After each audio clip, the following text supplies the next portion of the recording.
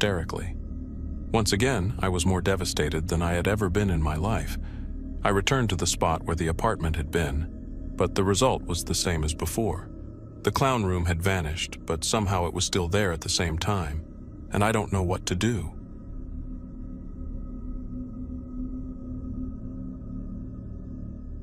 Good evening, everyone. I'm the storyteller, and I'm here to help you fall asleep with these horror stories about clowns.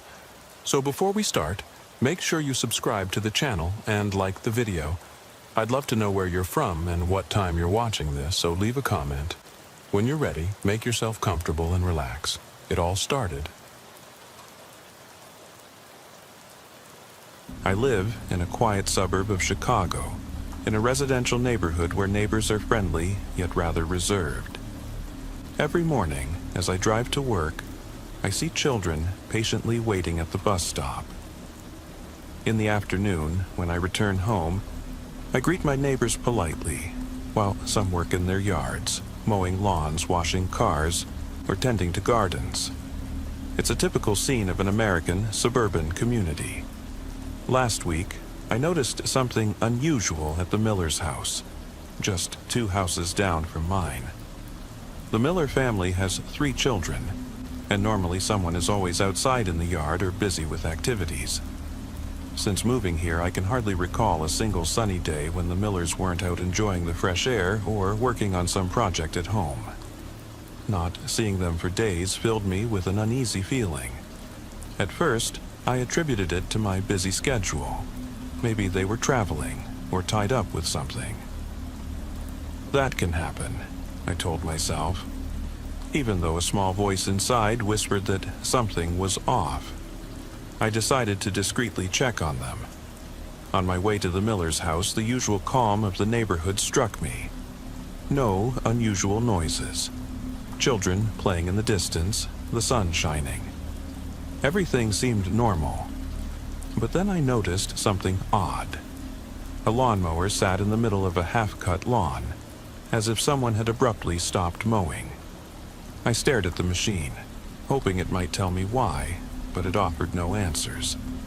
Cautiously, I approached the front porch. I hesitated for a moment before knocking on the door.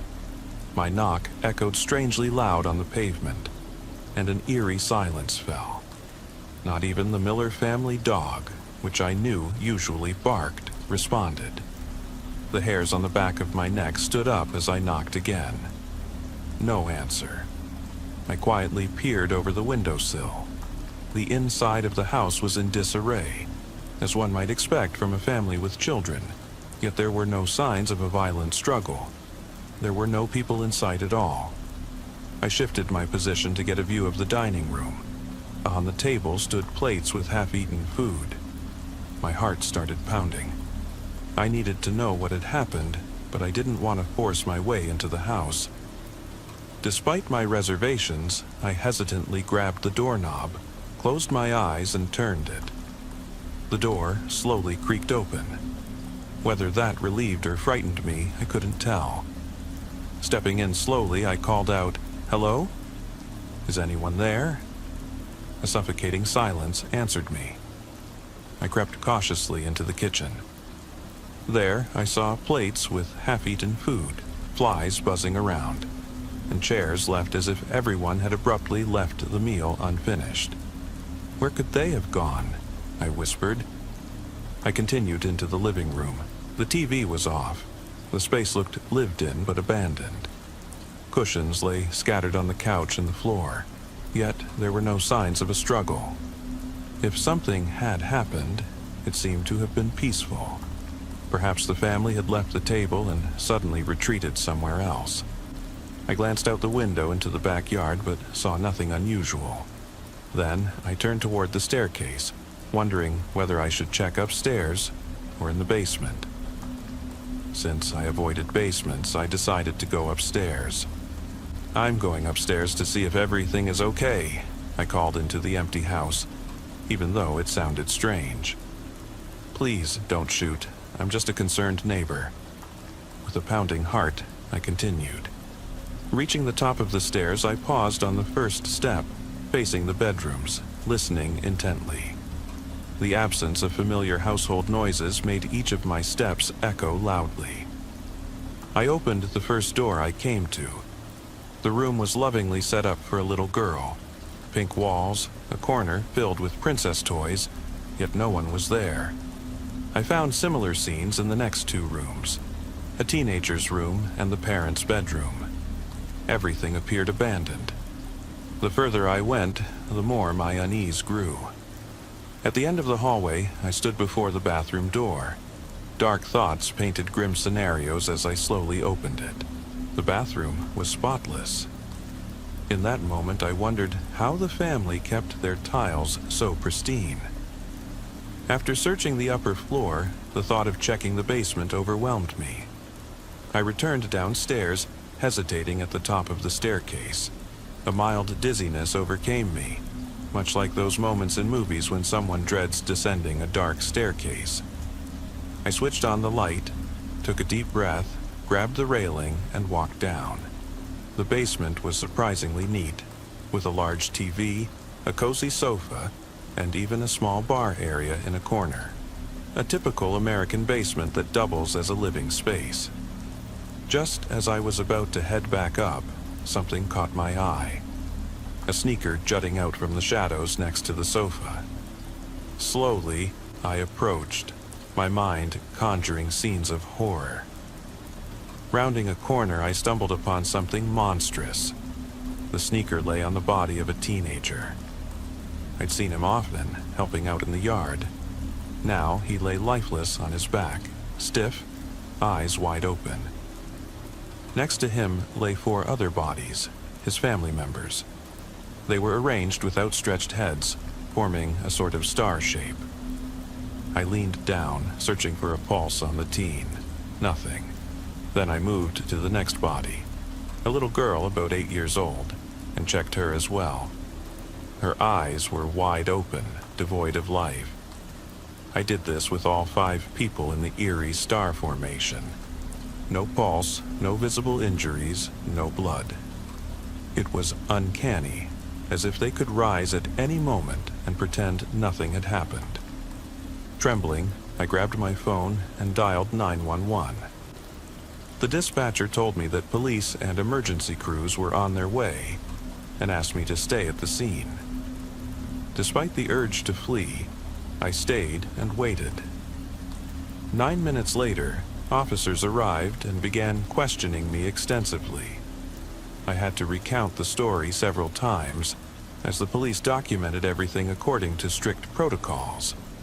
Once their immediate curiosity was satisfied, I asked an EMT about the cause of death. He shook his head. He was just as baffled. Eventually, they let me go but asked me to remain available for further questions. A standard practice, so witnesses can be re-interviewed later. I went home, but the wide, dead eyes of the victims haunted my thoughts. The next day, on my way to work, I flipped through the newspaper. There were no reports about the Miller family. Perhaps the media would wait for official statements before publishing anything. That evening, as I drove home, I couldn't take my eyes off the abandoned house. The oppressive silence was the same. Even though I didn't want to, my legs seemed to carry me there of their own accord. I stopped, parked in front of the house, and saw yellow police tape surrounding the yard. A police cruiser was parked next to the house. An officer stepped out and asked politely, "You're the neighbor who reported the incident yesterday?" "Yes," I replied. "What brings you here today?" "I've noticed that other houses in the neighborhood are unusually quiet as well. Have you heard of any more incidents?" The officer shook his head. "I'm here to secure this crime scene," he explained. "I can't comment on other neighborhood cases." I asked if he could join me in checking other houses, but he politely declined, saying he was only responsible for this area. We exchanged a few words, but he didn't reveal many details, just how these conversations go, formal and guarded. After saying goodbye, my inner urge drew me back to the Miller's house. I wanted to check on my own again, though I knew I needed to be cautious. I knocked on the door once more, but there was no answer. This time, I noticed the officer's stern gaze from the edge of the yard as I approached. I stepped up to the door again, opened it quietly, and called out, "Hello? Is anyone here?" Silence. I listened. Only the faint ticking of a mantel clock could be heard. A familiar voice suddenly whispered in my ear, "Maybe they're only away for a little while. Keep looking." Startled, I spun around quickly and saw the police officer standing behind me. "Please, don't come any closer," I stammered nervously. He raised his hands in a calming gesture. "I just wanted to make sure you weren't putting yourself in danger," he replied calmly. I took a deep breath, letting my eyes roam over the kitchen where plates with half-eaten food still sat, trying not to imagine anything terrible. But my gaze drifted to the basement door, which radiated an eerie aura. My stomach clenched. I felt that something was wrong down there. The officer noticed my tension. "Maybe we should check together, but carefully," he suggested. I hesitated, then nodded. Together we approached the basement door, opened it slowly, and descended. The scent of old brick and preserved fruits greeted us. In the dim light of the basement, we noticed two lifeless bodies lying in the middle of the room. An older couple, apparently victims of the same fate as the Millers. Their heads were stacked on top of each other, eyes wide open, without any signs of life. "Oh my God," the officer whispered, pulling out his notepad. A deep dread washed over me as I knelt beside him to take in the scene.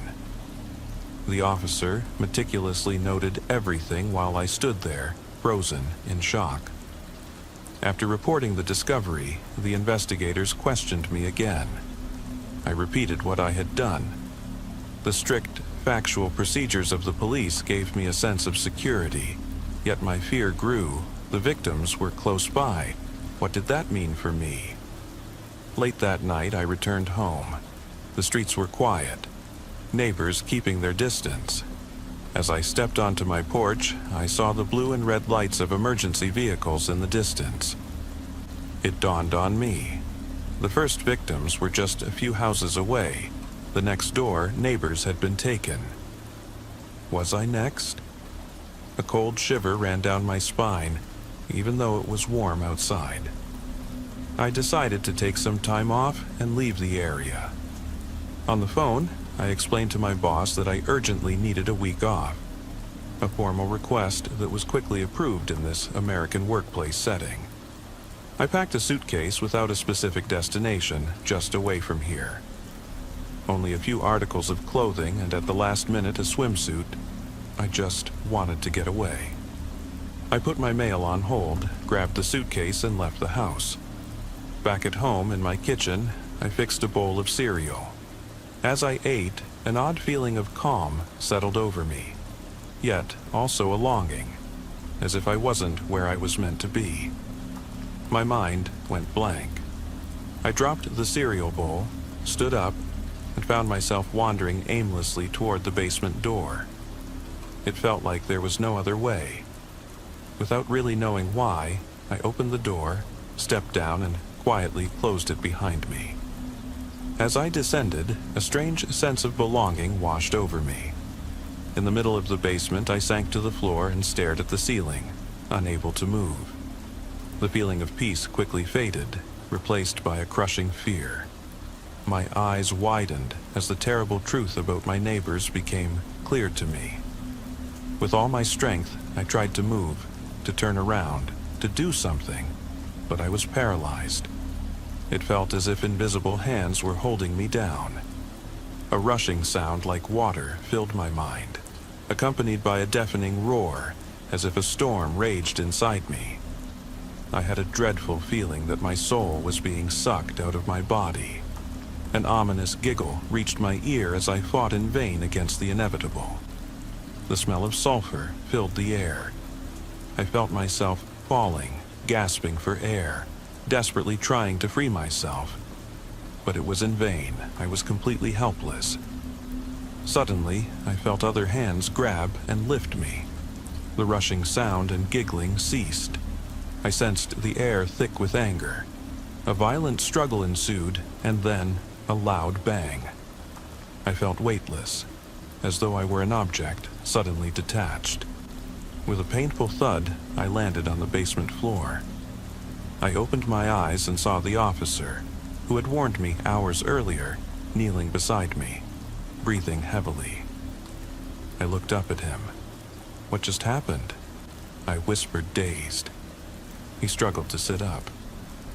I came back to check on you when I found you down here. You were motionless. I didn't know what to do, so I instinctively prayed for help. I nodded weakly. I'm glad you did. He looked at me seriously. I think we should get out of here now. I followed him, feeling as uncertain as if I were sinking in quicksand, but determined to leave this place. We left the basement. I ran out of the house and never looked back. I share this story as a warning. If you ever feel pulled by invisible forces against your will, whether you're in America or elsewhere, seek help immediately, pray for assistance, or contact the authorities. In such moments, instinctive action may be your only salvation. Sometimes I really hated the morgue. I just started my lunch break when Jessica came in to get me. My microwave meal was still in the microwave, and I was waiting impatiently as she knocked on the break room door. "Hey, Anna, Dr. Anderson needs you in the morgue," she said. "Can it wait a little?" I asked. I liked Jessica, but sometimes she was just too much of a yes person. "Sorry, can't. We have another case," she replied. "He says it's urgent." "Great. Just what I wanted to do before lunch. Look at human remains." I sighed and left my lunch in the microwave as I followed Jessica to the morgue. As expected, Dr. Anderson was inside, examining the newly arrived body, or more precisely, what was left of it. I had seen enough blood to be desensitized, but there was still something about these mutilations that made my stomach turn. I noticed that the team had used 2 body bags to wrap the corpse. I found that odd. I had never seen anything like it before. "Why did they double wrap him?" I asked. "No idea. Maybe to prevent a mess," Dr. Anderson replied. He was a bald, vulture-like man. Something unwholesome always lingered in his eyes, which bothered me. He had never taken a step beyond his role, but I didn't particularly trust him either. He looked like the kind of guy who could be arrested for trying to persuade someone into something strange.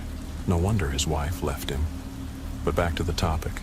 The mutilated collection of human remains in the 2 bags looked like they had been double wrapped for safety. From what was left of his face, I was pretty sure I recognized him, but I couldn't figure out where I knew him from. He was naked, but below the waist there wasn't much to see, mainly because all the flesh had been removed, leaving only the hip bones exposed. His arms were also mostly eaten away. I say eaten because the tears in the flesh looked like they were made with teeth. I had seen enough animal attacks to recognize that. The body was definitely not fresh. Rigor mortis and decomposition had set in. The wounds were fairly bloodless. "Where did they find him?" I asked. "Hiking accident?" "No, the neighbors complained about the smell. Mrs. Johnson, that's Mr. Chris Meyer." I stared at the dead man, focusing more on his wounds than on who he had been, while Dr. Anderson continued his explanations. "No pets and lived on the 8th floor alone. They found him like that in his bed." "Are there any signs of what did this?" I asked. Dr. Anderson shook his head. No signs of forced entry or animal activity. Somehow reminds me of that boy the other day. What was his name again? "Jeremy," I murmured, and memories flooded me. Jeremy had been one of our patients a few weeks ago. Dr. Anderson had ruled his death a suicide, and he was probably right. The boy had jumped out of a hospital window, but I remember being curious why he was even there. Allegedly, some kind of animal had come through his 6th floor apartment window and killed him, had ripped off his arm. I hadn't seen the wound clearly. It wasn't relevant to the job at the time, but I had gone to the funeral. Sometimes I did that just out of respect for the dead. In my work, it's easy to forget that the corpses we handle were people who were loved and mourned their deaths. I wasn't planning to ask about the attack, but I have to admit part of me hoped to learn something. Instead, a sweaty, unkempt guy in a fedora and trench coat approached me and tried to flirt.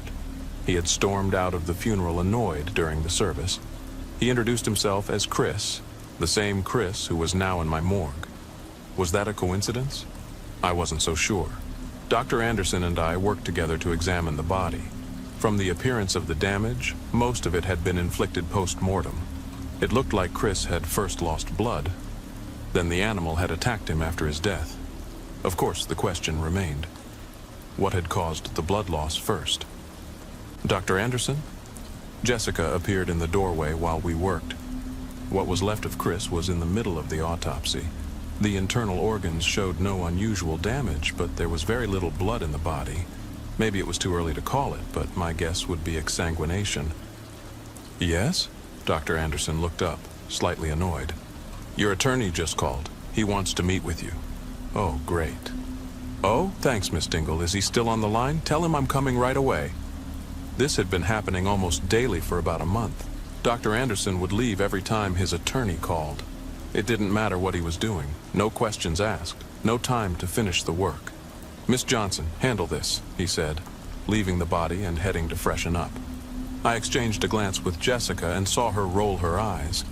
Within 10 minutes, Dr. Anderson was gone, and our double-wrapped body remained on the table, attended only by me. Not that there was much to attend to. So, was it his actual attorney or the legal assistant? I asked. The legal assistant, Jessica replied. I'm pretty sure his attorney has no idea that this meeting even took place. Oh, how right she probably was. I began the process of resealing the body. I had seen enough to draw a definitive conclusion and didn't need to complete the full autopsy. It was pretty obvious what had killed this man, and I didn't want to waste time. Since Dr. Anderson isn't coming back, I'm heading back to my break as soon as this is done. Are you coming? I've already eaten, Jessica said. Have fun. She turned around and left me to my work. Once Chris was resealed, I went to freshen up. A clean coat, threw away the gloves, and washed my hands thoroughly. When I returned to the break room, I hoped my lunch hadn't gotten too cold. I opened the microwave door and paused. No microwave meal. I looked around but couldn't find it anywhere. No tray in the trash either. Jessica had probably taken it to her desk. She had said she'd already eaten. Whatever, no reason to blame her for it. She would just deny it, and there was no way to prove it. So I sat down at the table and decided to order something to go. The break room had only a small table with 4 chairs, but as I sat, something caught my attention. There was only one extra chair. I looked at it for just a second before completely forgetting. The significance of it only came to me much, much later. After lunch, I went back to Chris's body to finish my reports and wrap him up. As I resealed the body bag, I paused and noticed that there was only one left. Had Jessica taken it out? I opened the bag further to see if the other one was still there, but there was no sign of it. Had I imagined it? Maybe I had stayed up too late. I sealed the bag and placed the body in one of the open refrigerators. Then I finished my paperwork and went home for the night. I went to bed early. The next morning, I came in and saw that Dr. Anderson was already there. His face was redder than ever, and he stormed toward me, visibly angry. Mrs. Johnson, he growled. Where was yesterday's patient placed? Saliva hung from his lips, and he almost reminded me of an angry dog. I placed him in one of the refrigerators, I said. The paperwork is on your... I saw the paperwork, but what I didn't see was the body. Dr. Anderson grabbed the door behind which I knew Chris's body stood. He pulled it open and found it empty. I stared dazedly at the empty room before panic set in. No, I know I placed him, I murmured. I know it. I checked the nearby and the upper and lower sections. Moving a body is not something you easily forget, and I knew I had placed Chris. Dr. Anderson watched me, still visibly angry. Do you have any idea how this looks to us? He asked, staring at me. Do you? I had no answer. Just helpless stammering as I stared at the empty refrigerators. All the other bodies were still there, but not Chris. I didn't understand. I saw her lock it last night, I heard Jessica say. Good old Jessica Dingle coming to my rescue. Anna also locked the body. Dr. Anderson's anger now turned toward her. Where is he then? He demanded. Dead bodies don't just stand up and walk away, Mrs. Dingle. If Mrs. Johnson placed him correctly, he should be in one of those refrigerators, which isn't the case. I'm just saying, if she didn't do it, where else could he be? Jessica asked. Dr. Anderson paused. There really was no other place to store a body unless you wanted to play a very macabre prank. Chris should have either been on the table or in his refrigerator. I understand, was all Dr. Anderson could say. Then let's contact the police. Something's obviously going on here. Maybe they can sort it out. I met his cold gaze, but he said nothing. We didn't get much work done that day. I answered the police officer's questions, and Dr. Anderson left shortly after their departure when he received a call from his attorney. I watched him meet a pretty blonde at the door and lead her outside, already complaining about his day. What an asshole, Jessica muttered as soon as he was gone. Yeah, was all I could reply.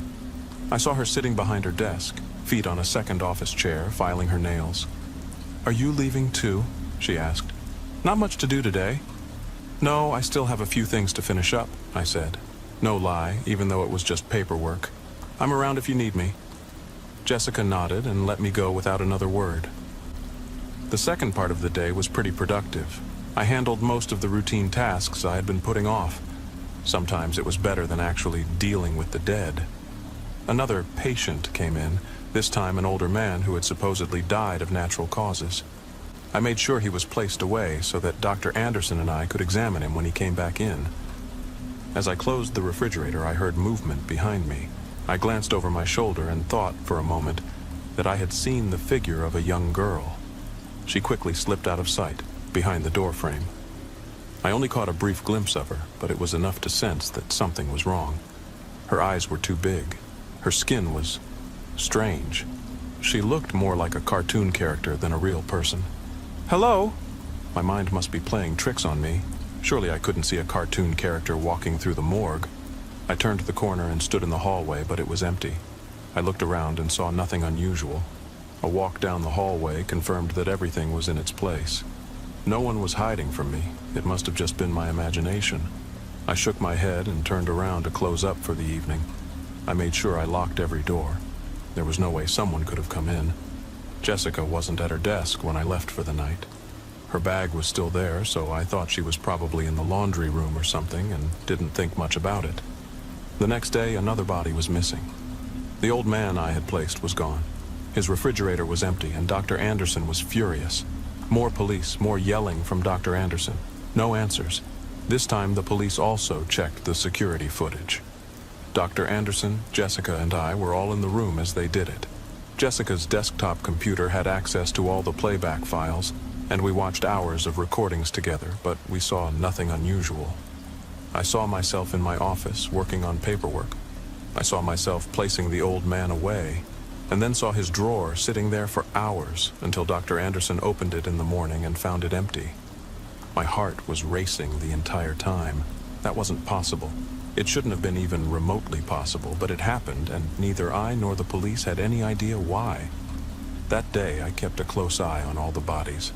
Dr. Anderson went as usual, but I damn sure made sure to lock every refrigerator at the end of the day. Jessica watched me do it. I asked her to, so I had a witness. "Don't you think that's over the top?" she asked. "Maybe," I said.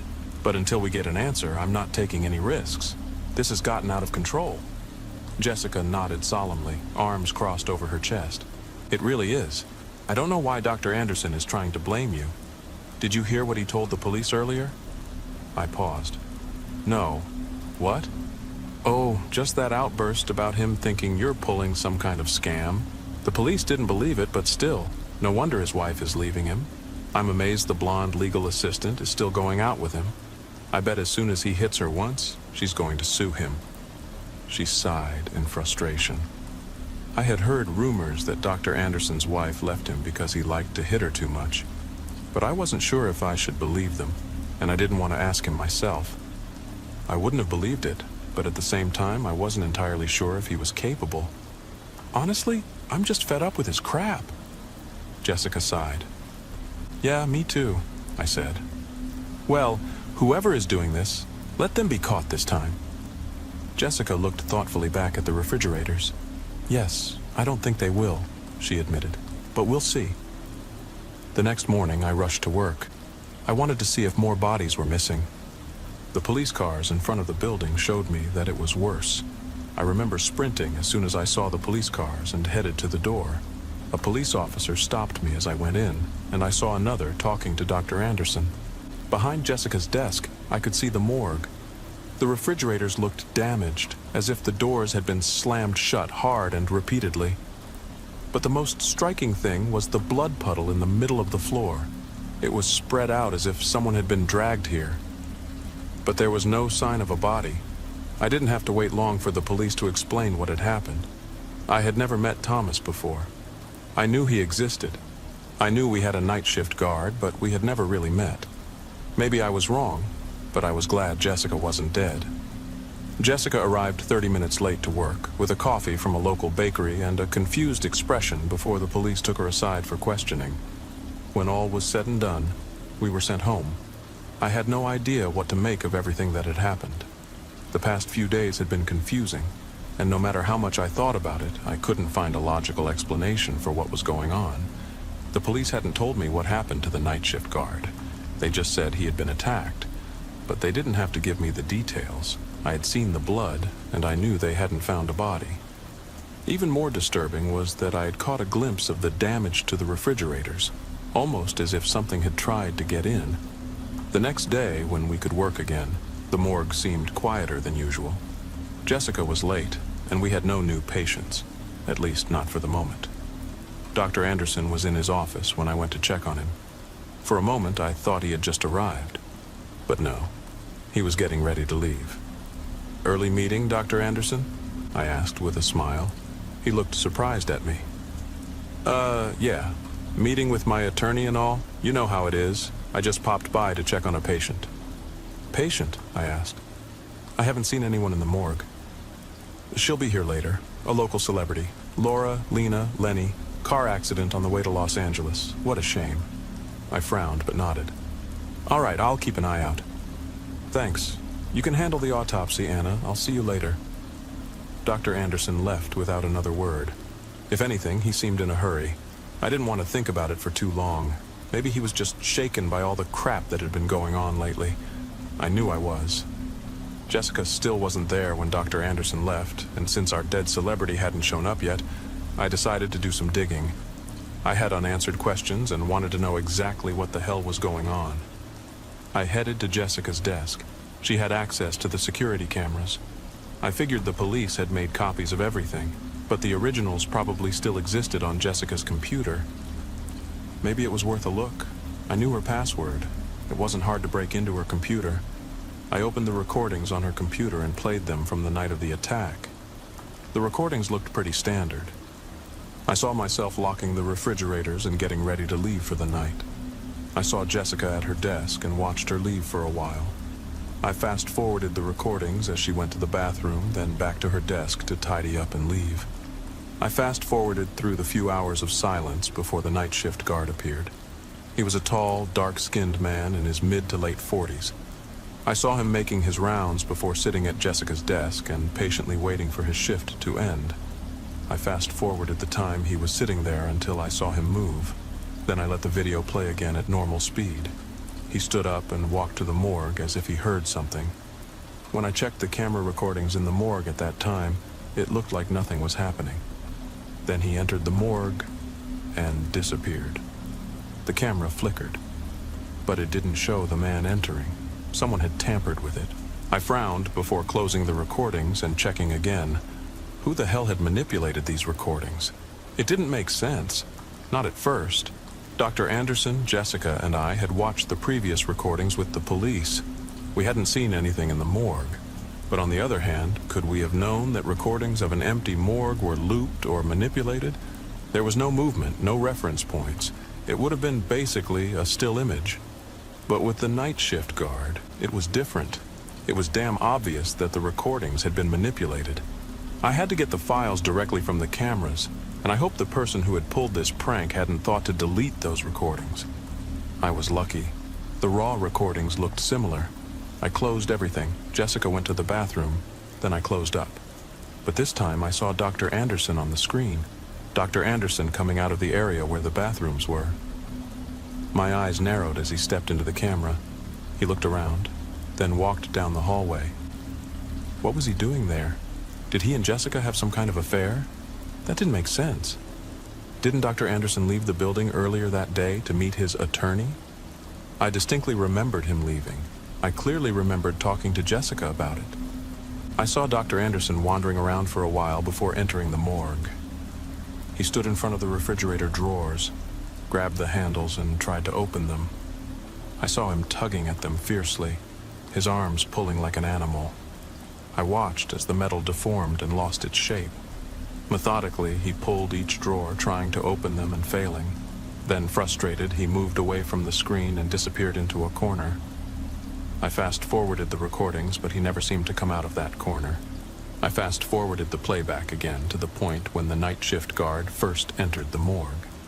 He didn't behave as if he had seen anything unusual. If he had seen Dr. Anderson in the corner, he would have had to say something. But his lack of reaction told me he hadn't seen anything. I saw the night shift guard walk over to Jessica's desk to relax. I sat there quietly and fast-forwarded the recordings one last time to the point when he returned to the morgue. In the morgue, I saw Dr. Anderson step out of his corner. He was now lumbering like something inhuman. He scratched at the doors again and looked aside as the night shift guard went to check. Dr. Anderson fell backward to the ground, and as he did, I saw his body morph. I had to rewind the recordings to understand what I was seeing, but after a few viewings, it became clear. Dr. Anderson had fallen backward, and his body had changed. His skin had taken on a metallic sheen and had become smoother. All his facial features had disappeared. In a few seconds, he had become an exact replica of our examination table. The night shift guard walked in and looked around to find where the noise was coming from. He looked at the refrigerators as if noticing the damage for the first time, and as he did, he turned to the table that was only in front of Dr. Anderson. I watched as the table split in half, revealing rows of huge, shark-like teeth. Before the man could react, they closed around him and pulled him back. I saw arms reaching out for the man, holding him tightly as the table crushed him in its massive jaws. My hand went to my mouth in horror as it completely swallowed him, leaving only a blood puddle behind. Then the table changed. It stood up and took the form of a cartoon character. It looked like an anime character. The creature transformed again, this time into a well-known American pop star before shifting into the form of Dr. Anderson. He looked down at the blood puddle, then casually turned around and walked away. My heart raced. This thing was in the building with me. As far as I knew, it knew I was watching. Jesus Christ, it could transform into random furniture. It could literally be anything, and I had no idea. Shit. I glanced over my shoulder and saw Jessica standing in the morgue door. She was holding a laundry bag in one hand, but through the plastic I could see a blood-stained lab coat. I could see blood oozing from the corner, steadily dripping out. I looked at her, mouth open, and then back at Jessica. "Whoa, whoa, whoa, let me explain," she said, dropping the laundry bag as I pulled away from her. "You knew?" was all I could get out. You hid it." Jessica pursed her lips. Yeah, basically, exactly," she admitted. "You caught me. I'm sorry." "Sorry?" I stood up. Jessica's chair toppled over. "Jessica, there's no excuse for what the hell is this thing?" I don't know. Really don't," she stammered. "It came in with one of the bodies, the one it ate. I found it in the break room. It's like a baby, Anna. It didn't know any better. I didn't think it would cause harm to leave it here and practice. Better here, where it couldn't hurt anyone." "Yes, well, it ate a man alive," I snapped back. My eyes drilled into hers. I looked around, searching for a sign of the creature. "Where is it now?" I asked. "Do you know?" Jessica nodded slowly, and my eyes wandered to the lab coat. "Yes, I know roughly where it is," Jessica replied. I stared at the bloody coat in the bag and understood what she meant. Dr. Anderson had called me Anna when he left. He had never called me Anna before. "Practiced," I murmured. "You said practiced. What do you mean by that?" She couldn't really mimic people, at least not convincingly. It was all cartoons and objects, but it learns quickly, you know. I admit I helped it figure it out. No one really watches me, so it was pretty easy. As for Dr. Anderson, well, does anyone really miss him? I bet his ex-wife doesn't. I don't know if knowing the creature was gone was better or worse. If it were still in the morgue, maybe I could have stopped it. Maybe I could have done something. But no, whatever it was, it went straight out of the morgue, and in my arrogance, I had allowed it. Do you have any idea what you've let loose here? I asked Jessica. She just smiled at me. I wouldn't worry too much. I trust that it will find the right people to satisfy its hunger. There was confidence in her voice, and I prayed to God that she was right. When I was growing up, New Year's Eve was never a big holiday for me. My family never really threw parties or anything like that, so my New Year's Eve nights were mostly spent watching TV until the clock struck midnight, and then it was straight to bed. This continued all the way through high school. By then, I was tired of doing nothing on New Year's, but I didn't have many friends, so there weren't many options available. It was my senior year of high school when I was finally invited to a New Year's Eve party. The invitation came from Jake, one of my teammates on the cross-country team. We talked a lot during practice and stuff, but we never hung out outside of school, so I was surprised when he sent me the invite. I tried to play it cool, even though I was genuinely excited to finally do something on New Year's. He told me it would just be a house party at the Brookside Community Center with lots of students from our school and a few people from other neighborhoods. I replied that it sounded good and that I'd see him in a few days. New Year's Eve arrived, and Jake picked me up around 9 p.m. at the downtown bus station. There were a few other guys in the car that I recognized, but I had never really talked to them. We made small talk on the way to the party, and one of the guys asked me if I was planning to try to find a girl at the party to kiss at midnight. I joked that we'd see what happened. When we finally arrived at our destination, the first thing I noticed was that the party was pretty big, with lots of cars parked in the driveway and along the street. I had always been an introvert, so being surrounded by so many people wasn't really my thing, but I kept reminding myself that it was much better than sitting at home doing nothing. At first, I felt pretty uncomfortable in the large crowd, but eventually I calmed my nerves and started to have some fun. I danced to the music with everyone else when I noticed a girl looking at me. Eventually, Jake noticed her too. "Hey, that girl keeps staring at you. You should go talk to her," he said. "I don't know. Maybe she's looking at someone else," I replied. "Come on, she's definitely looking at you. Just talk to her. What do you have to lose?" Jake insisted. "All right, I'll do it," I said. I walked over to her, but she was no longer there. I turned to Jake. "Hey, the girl is gone. Did you see where she went?" I asked. "No, sorry. I'm sure she'll probably be back soon. Maybe she went to the bathroom or something," he replied. I decided to grab a drink while waiting for her to return. 20 minutes passed with no sign of her. Feeling a bit disappointed, I went to another room to escape the noise. I glanced at my phone. It was almost 11 p.m. Looks like I'm not getting that New Year's kiss, I chuckled to myself quietly. I was about to head back to the party when I noticed someone else entering the room. I looked up from my phone and was surprised to see the girl who had been looking at me earlier. "What are you doing here all alone?" she asked. "I just needed to step away from all the craziness for a bit," I replied. "Yeah, I totally get that. Big parties aren't really my thing either," she said.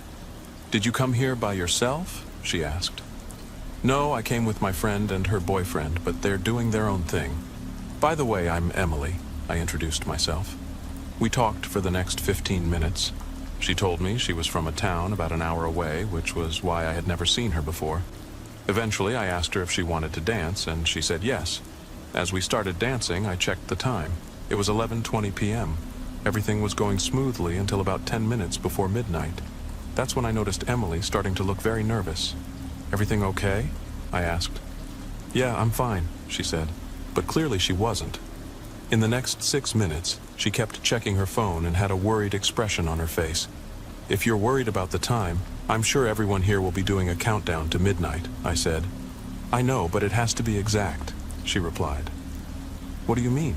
I asked. "Forget it, I didn't mean to say anything," she said. I looked at my phone. 2 minutes until midnight. By now, Emily could barely concentrate. She was looking around everywhere, but not at me. The countdown began. People around me were shouting, but I could only focus on Emily. She looked terrified. "Hey, are you sure everything's okay? If you don't want to stay here anymore, I don't mind," I said. I heard the countdown reach 10.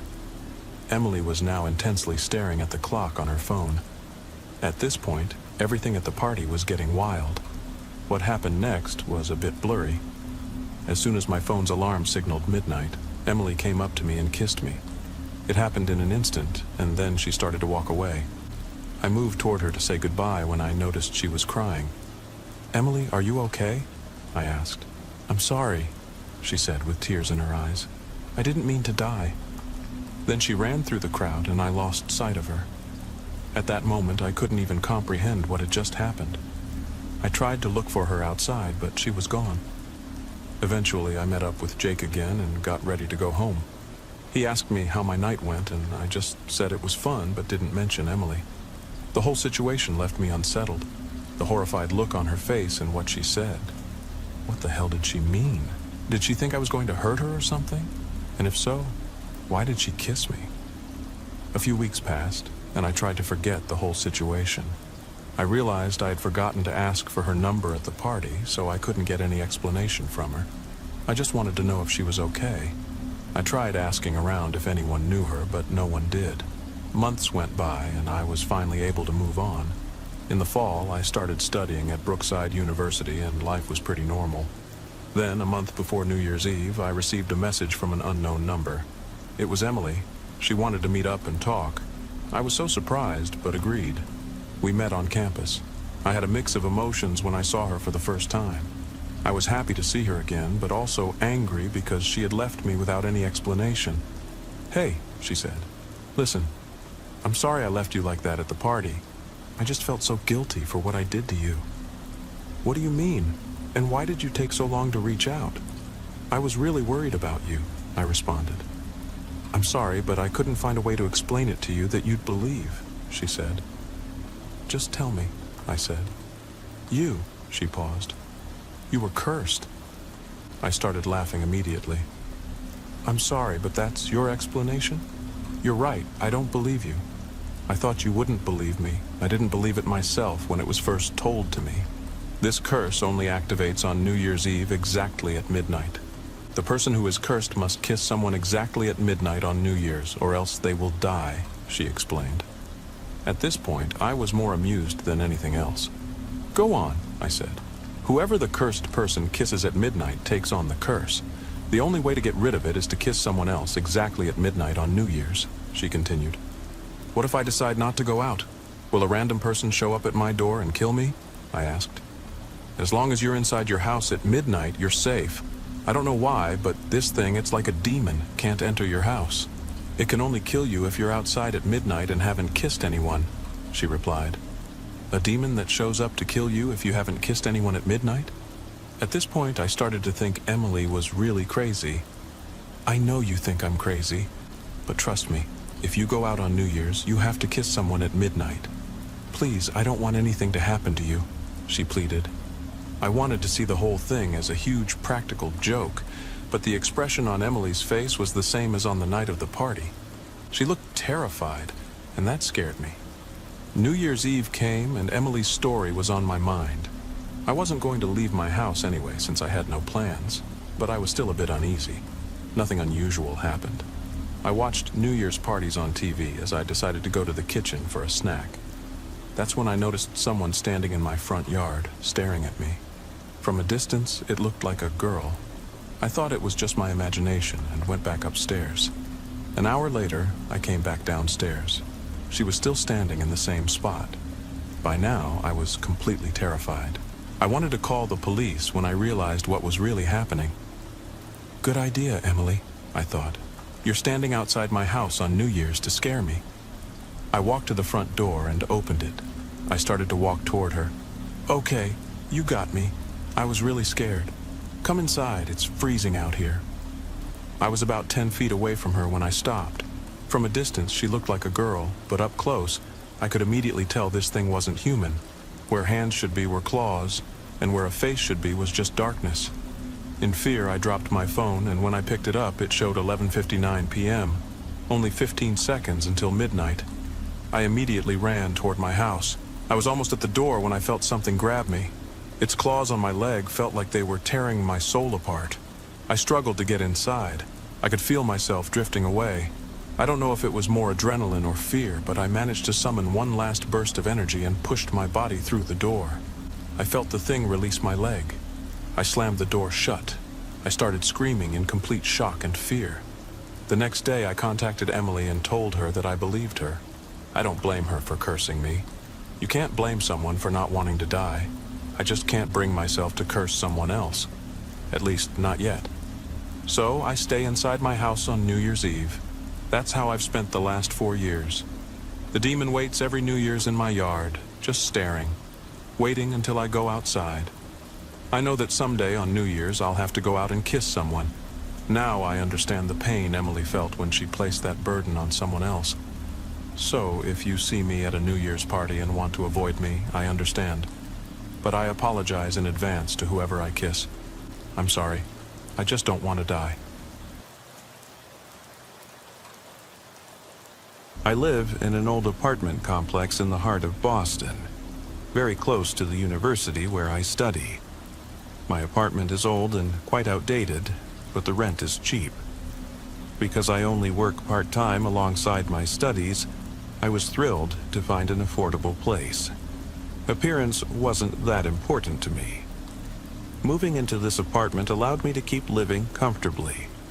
I live alone, with no roommates, and initially I felt very comfortable in my apartment, with nothing strange happening during my first year there.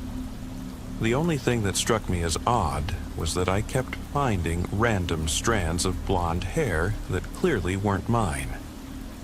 The first few times I didn't think much of it, but it started happening more frequently. One time, I settled into my armchair, only to spot a long blonde hair woven into the fabric.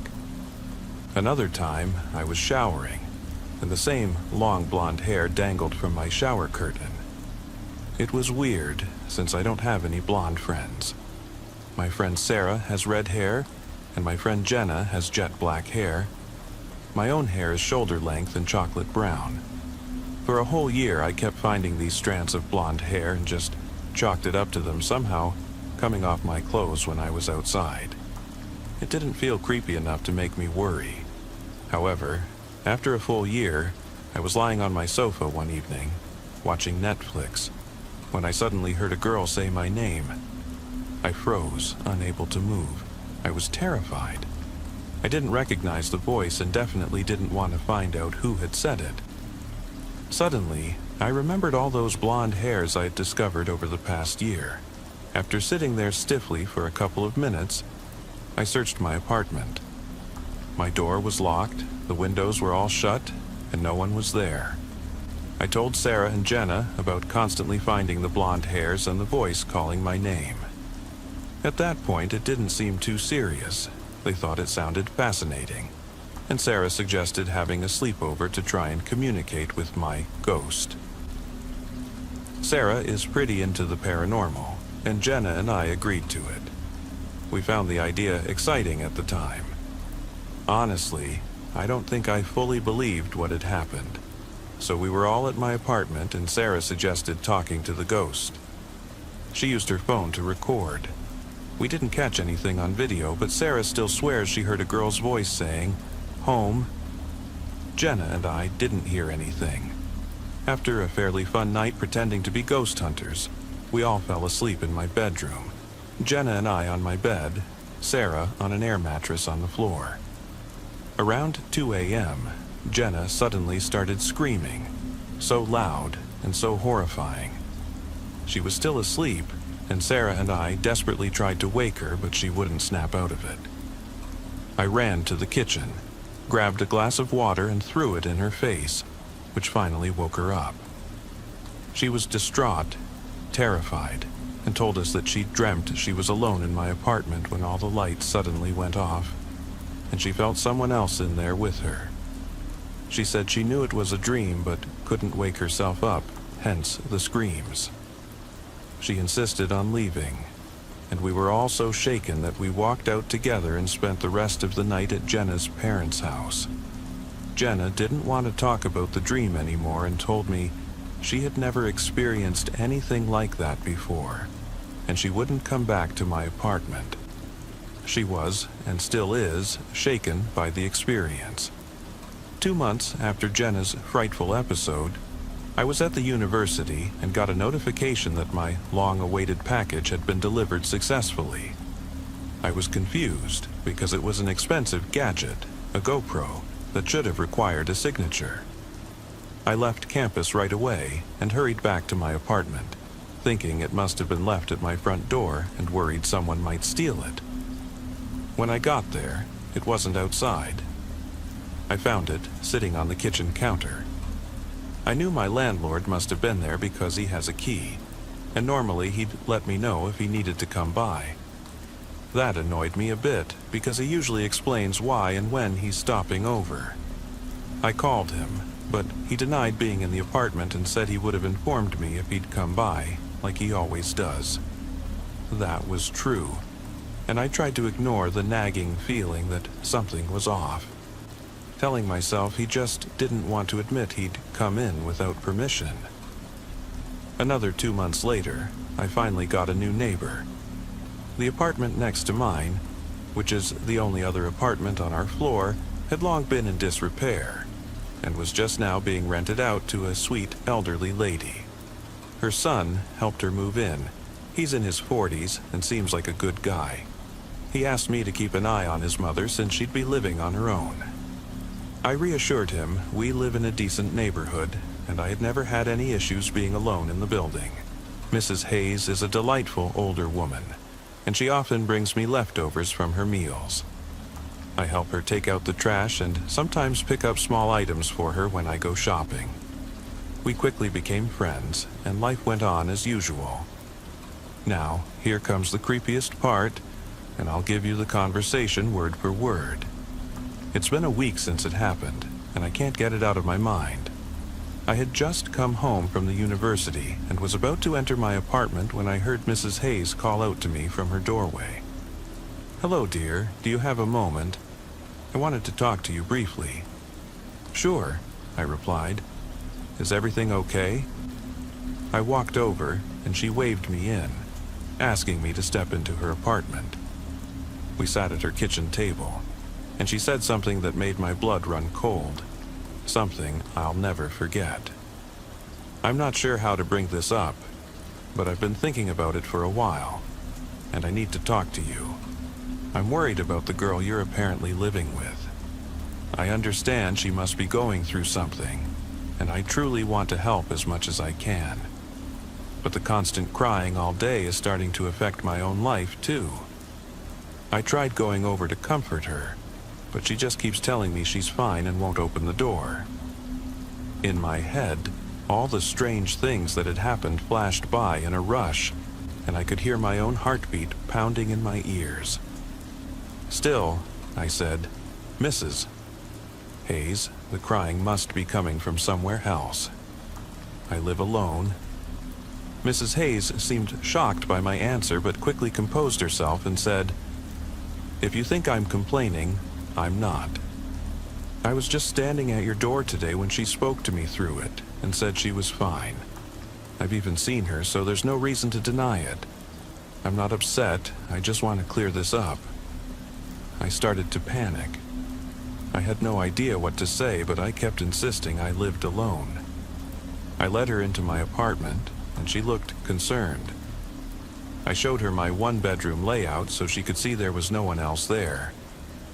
Then she insisted on making me a cup of coffee back in her apartment, and I was more than happy to accept. She made me a coffee and told me how many times she's heard the crying and how she stood outside my door offering her help. She said the girl always replies in the same monotone voice, "I'm fine," and then the crying stops. At this point, I was practically trembling, and Mrs. Hayes noticed. One detail she mentioned stuck with me, and I summoned the courage to ask, even though I really didn't want to know. "You said you saw her. What does she look like?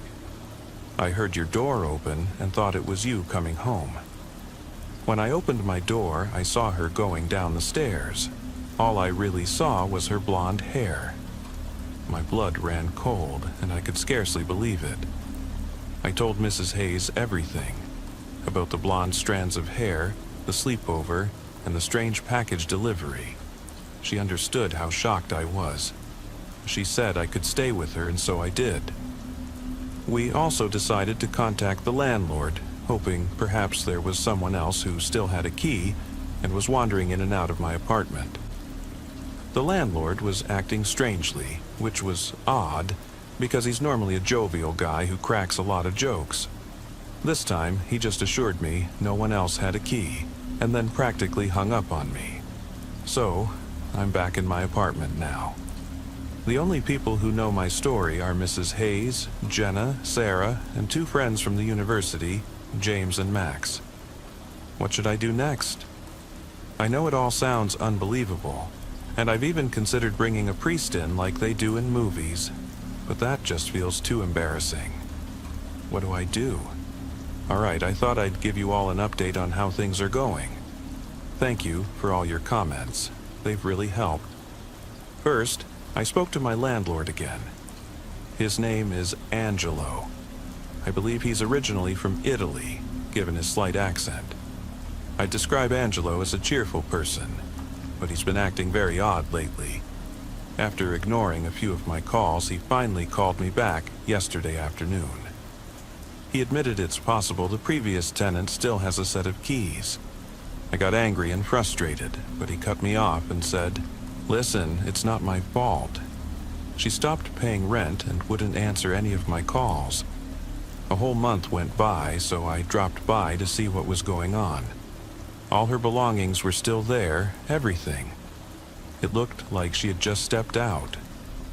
All the food in the fridge was spoiled, and it smelled awful, but it seemed like someone was still living in the place. I waited another month, tried calling her, and came by day and night, but nothing in the apartment changed. Eventually, I realized she wasn't coming back. Her purse was gone, so I assumed she ran out of money and took off. I reported her as missing to the police, but they asked for photos and a bunch of information, and I had nothing except her name, which they suspected was fake. They basically said it was obvious she'd just run away, and that they'd investigate, but nothing ever came of it. So, I brought in a cleaning crew and put the apartment back on the market. One particular phrase he used kept echoing in my head. I had rented the place partially furnished, but I never realized the furniture wasn't Angelo's. It was hers. Angelo confirmed this, and I immediately felt sick. Of course, I got her name, first and last. Though the police believed the name was fake, I decided to do some digging on my own. She said her name was Lucy. I searched across all social media platforms, trying to find her rare surname, maybe locate her family. After sending out several messages to possible relatives, I came up empty. Angelo passed me her phone number and told me she had no emergency contacts, which I found odd. He rents out his units privately, and apparently now asks for a lot more info than he did when he rented to Lucy. It seems he learned from the experience. Last night, James came by, and we thoroughly searched the apartment again. There's nowhere someone could be hiding. Nowhere at all. Then, the weirdest thing happened, and I'm still struggling to make sense of it as I write this. I was lying in bed, nearly asleep, on the side facing the bathroom door, which was slightly ajar. I keep the bathroom light on because I can't stand sleeping in complete darkness. The door moved a little, which immediately drew my attention.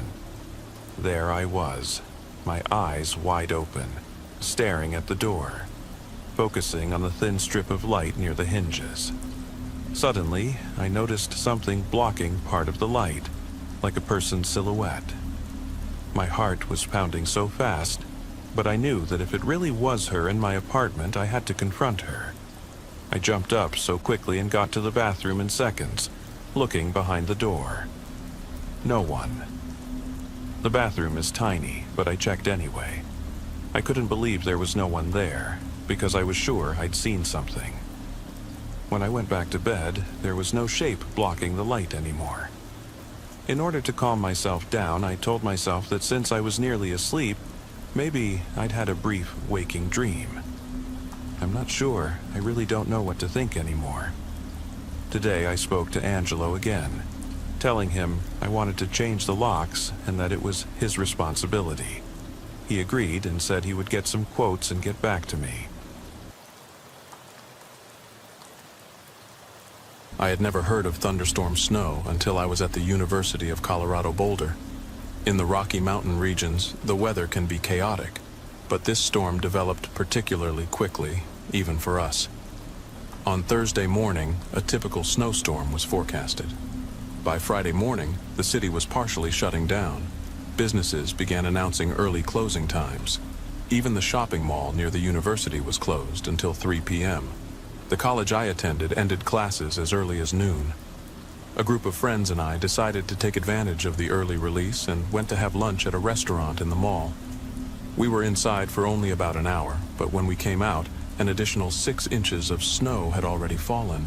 On the way home, every time we stopped, my friends had to get out and push the car until it could move again, including pushing so I could continue driving after dropping them off.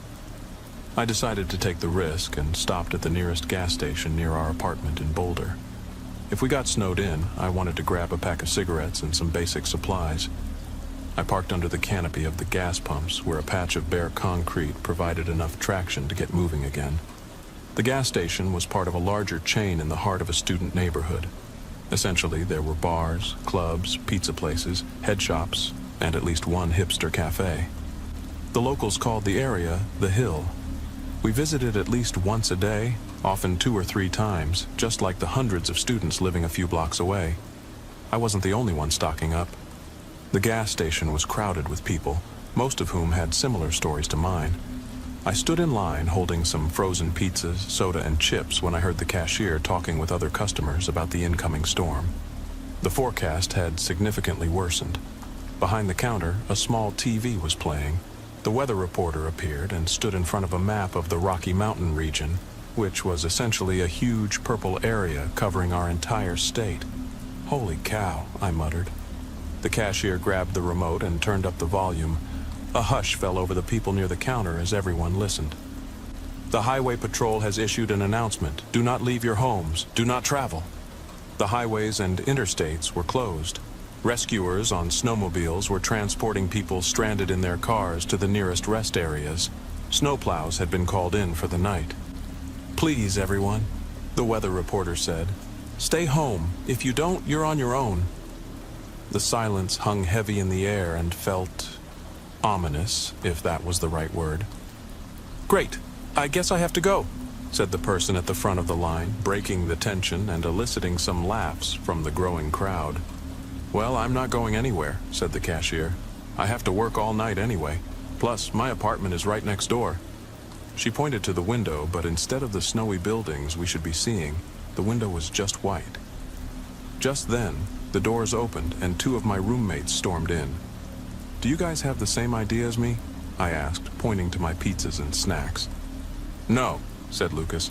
"Blazer is stuck in the bookstore parking lot." "I thought Blazer had all-wheel drive," I replied. "He does," chimed in Lucas's girlfriend Anna. She had been sharing his room for months and was usually pretty cool. "Damn, that's bad. Let's grab our stuff and I'll drive us home," I said.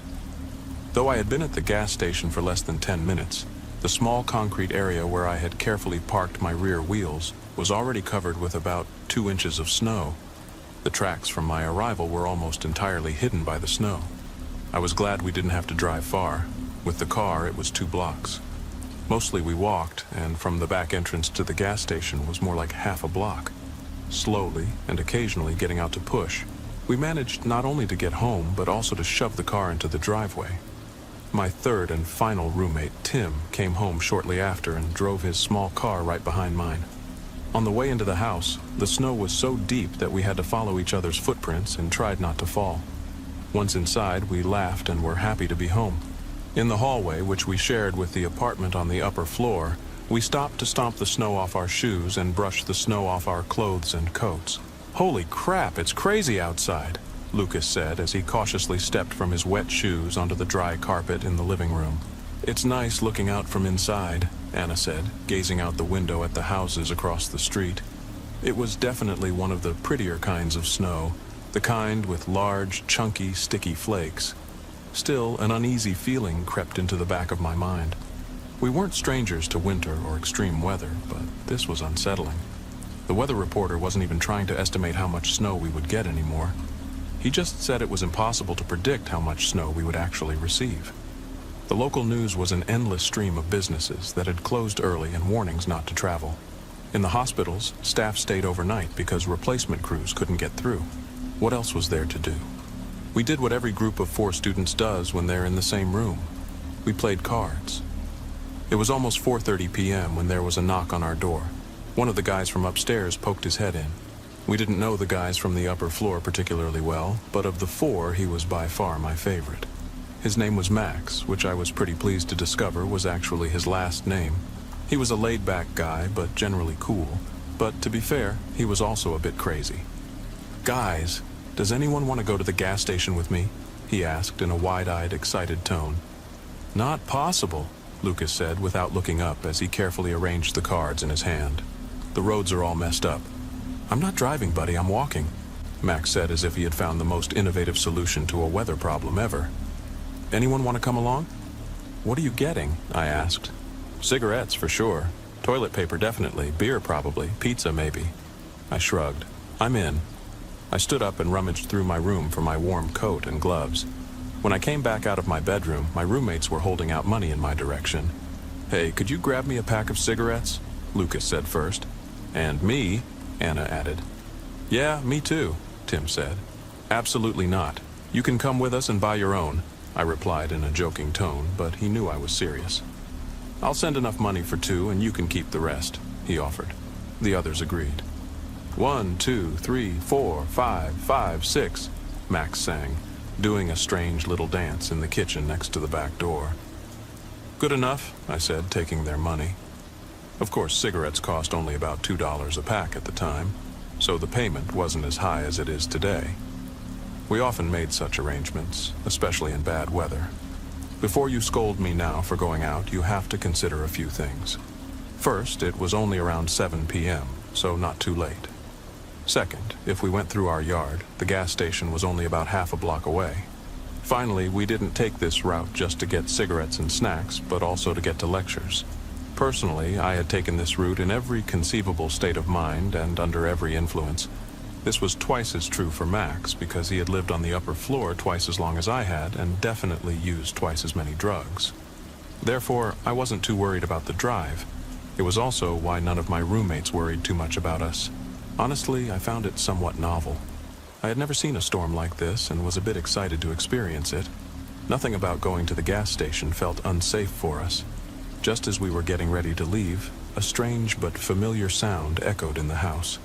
My brain couldn't immediately recognize what it was because it sounded so out of place. "Was that thunder?" Anna asked. "I think so. I heard it too," Lucas confirmed. "This is crazy," I said. I didn't think much about it then. I remember looking out the window where Anna was marking the rising snowdrift by scratching lines in the frost on the window. They were low to the house, so it wasn't alarming to see snow at window height. But I was a bit surprised that the snow was now about an inch above the line she had drawn 5 minutes earlier. Being 20 years old and in college feels almost invincible, or at least that's what you believe. So we got ready and went to the back door. "If we're not back in 30 minutes, I'm sending Bruno," Max said, laughing, referring to our landlord's dog, Bruno, a notoriously aggressive Chihuahua. The back steps were a hill of snow, so we just trudged blindly through until we were at street level. The snow wasn't too bad. It reached just above our knees, requiring us to lift each leg out of the snow to take a step forward, but it was manageable. We stopped when we reached the alley at the end of our backyard. The snow had become noticeably denser. I looked at the security light above us. The light was visible through the snow, but I couldn't make out any details of the fixture. Across from the alley was the chain-link fence bordering one of the houses we were walking between. It would have been helpful to hold on to while moving through the snow. Only about 18 inches protruded from the snowdrift, but we could keep moving. As we walked, Max kept chatting away, generously sharing stories and observations, interspersed with strong curses, as we navigated through the deep snow with the help of the fence. Our visibility decreased, but we could still see individual streetlights along the hill, like glowing orbs in the night. Suddenly, the snow around us filled with a series of blinking lights, followed by the unmistakable sound of a thunderclap. The glow of the streetlight faded as a massive amount of snow hit us out of nowhere. "Damn wind!" Max shouted at the sky as we shook the snow off our shoulders and hats. Something had blown nearby and fallen directly on us, or at least that's what we thought. Why else would we think otherwise at that moment? Step by step, we followed the chain-link fence until we reached the front yard of the house. From here, we only had to cross a small street to bypass the next building, and the gas station would be right across. I said nothing to Max, but I began to get a little nervous. He didn't seem to notice, continuing to talk about all the things he always talked about. Music, drugs, pulp fiction, music and drugs, drugs and music, drugs and music and pulp fiction. All we could do was keep walking and get back as quickly as possible. I began to regret the trip, but we were already halfway there. It would have been stupid to turn back now. From here, I could just make out the upper glow of the streetlights on the other side of the street. The snow on the street was as deep as the snow at the chain-link fence, but there was nothing to hold on to. We just had to walk towards the street. I could see that Max was also feeling uneasy as he fell silent and moved closer to me. That didn't bother me. It was getting harder to see, and that was unsettling enough. The thought of being out here alone was more than just uncomfortable. We began to cross the small street. Halfway across, another lightning flash illuminated the scene, followed by a thunderclap that brought another blanket of snow crashing down on our heads and shoulders. We couldn't do anything but stand there until it subsided. This time, it took longer for the snow to let up. When the streetlights became visible again, they seemed softer and farther away. We didn't hesitate, but just kept moving towards the street, trying to recognize its shape ahead somewhere. Although it was dark outside, the snow seemed to have its own light. It swirled with the snowflakes and dazzled the eyes, almost hypnotic, but if it were actually as bright as it seemed, we could have seen more. Just when I was pretty sure we were almost at the street, the wind began to howl. I had heard the expression before, but I had never really understood how real it could be. It was a terrifying scream that seemed to be right next to me, making me tremble not from the cold, but from a deep, penetrating fear. "What the hell?" Max shouted, starting to push harder towards the street. I had to fight to keep up with him, but I knew he couldn't get much further. The street had no parking. It was a small building with just enough space for a car to drive around the drive-thru. It primarily served students who were almost always on foot. Max was further ahead, and I could barely make out his black parka. "Max!" I shouted, but the words seemed muffled by the snow and blown away by the wind. I kept moving in the direction he was going, even though I couldn't see his coat anymore. He wanted to get to the street, and I couldn't be mad at him. I knew I would feel much better if I could touch that wall. Another lightning flash and another screech. This time it sounded like it was right in front of me. I screamed in fear. The thunderclap struck me, and the following snow hurled me to the ground. I got up gasping and tried to wipe the snow from my mouth and nose. "Max!" I yelled again, and this time I thought I heard him in front of me. I kept moving towards the street, and after about a dozen laborious steps, I was grabbed by an arm that reached out from the swirling white desolation, grabbed my shoulder and yanked me forcefully in its direction. It was Max.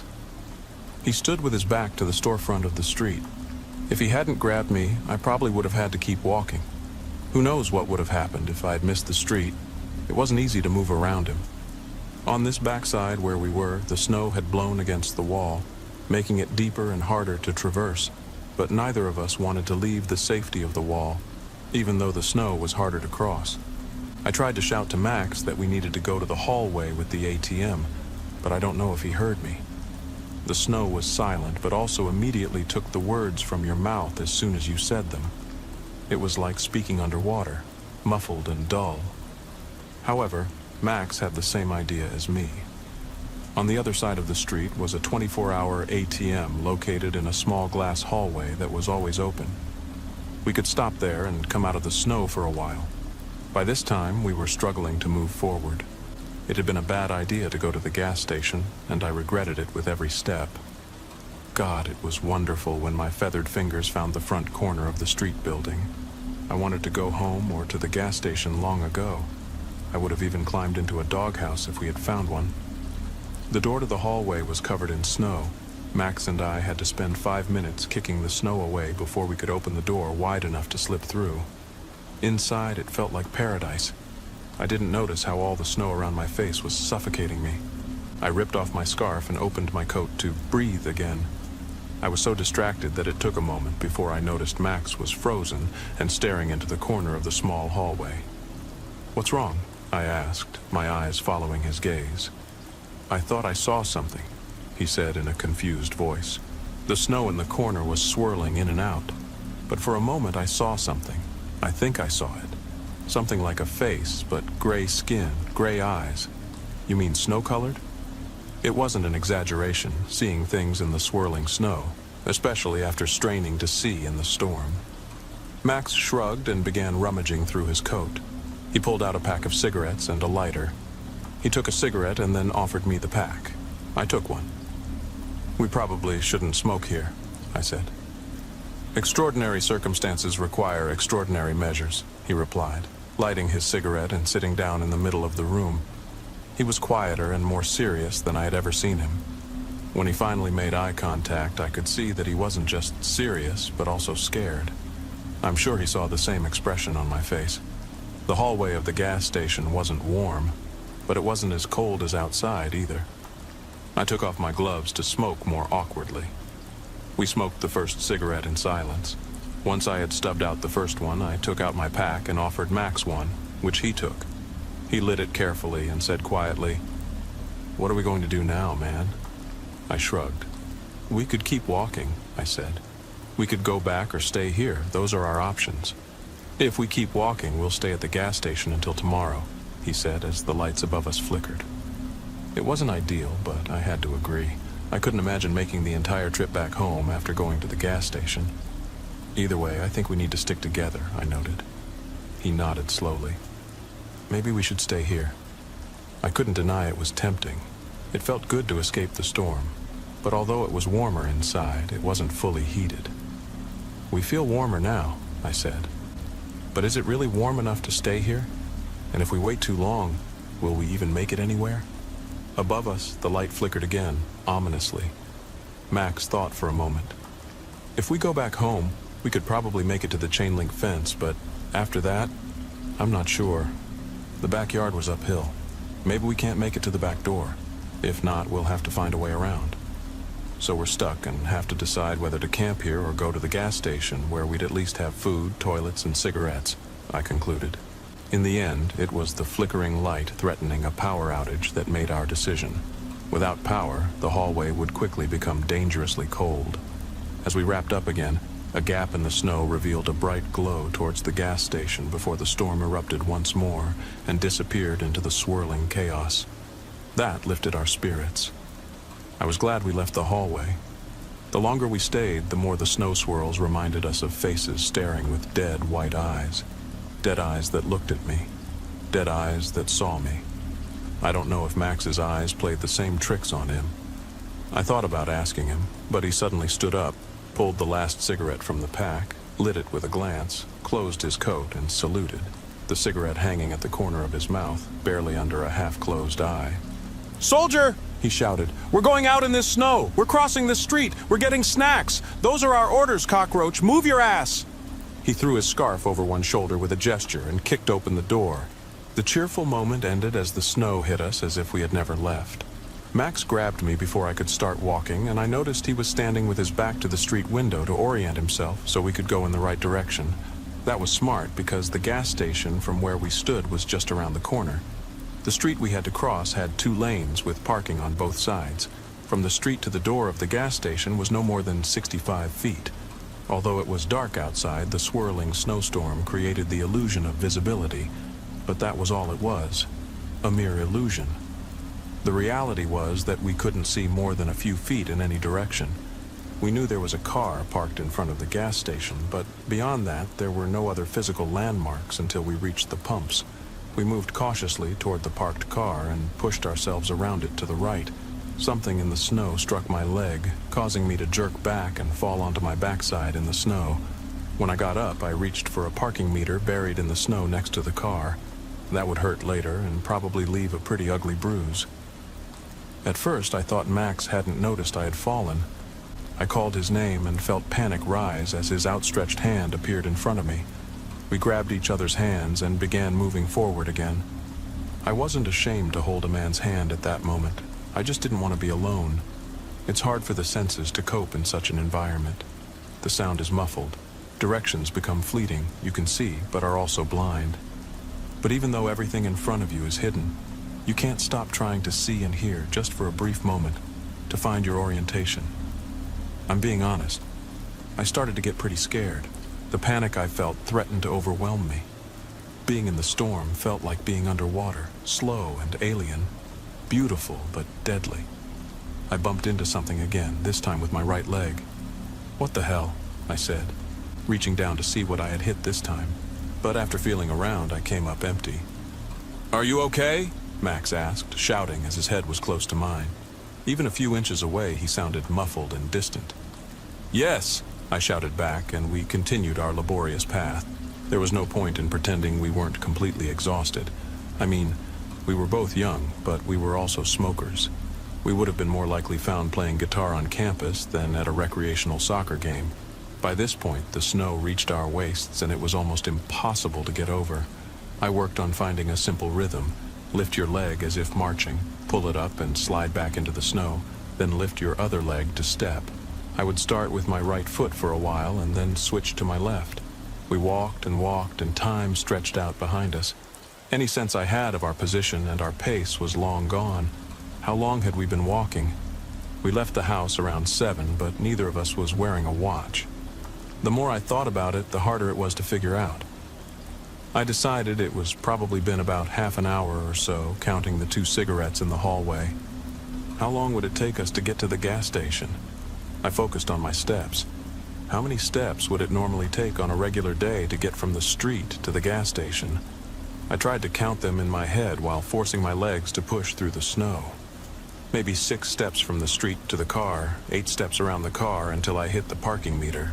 Probably about 15 steps if we crossed the street directly. So across the intersection would be, let's say, 30, maybe even 35 steps. From the curb to the pumps would be another 15 steps. If I counted 2 snow steps for every normal step, that would be about 130 snow steps to reach the pumps. But I honestly thought my snow steps were bigger than normal steps based on how I had to place my foot. But I tried to be as conservative as possible. Was Max the same? I hoped so, because by this point, every bit of energy I had left was being used to prevent myself from freaking out. I kept counting in my head, 1, and 2, and 3, and when I reached 150, I knew something was very, very wrong. I wanted to ask Max what he thought as lightning surrounded us, and swirling blue and white tones revealed thick patches like clouds, but without a visible boundary between the falling snow and the snow on the ground. Thunder cracked loudly above us and seemed to echo around us. Like the thunder before, the following snow fell on us like a blanket. It now reached to our waists. We struggled to shake the snow off our arms and shoulders, but we could both feel the storm catching up to us. I stepped in front of Max and took temporary leadership. He had paved the way long enough. He must have been exhausted. I leaned forward and shouted in his ear, "We should have been there by now." I caught a brief glimpse in his eyes, a few inches away from mine. He only gave a slight nod. There was nothing we could do but keep going. 157, and 158, and... Just then, I tripped over something and fell forward, face first, into the snow. I panicked and flailed.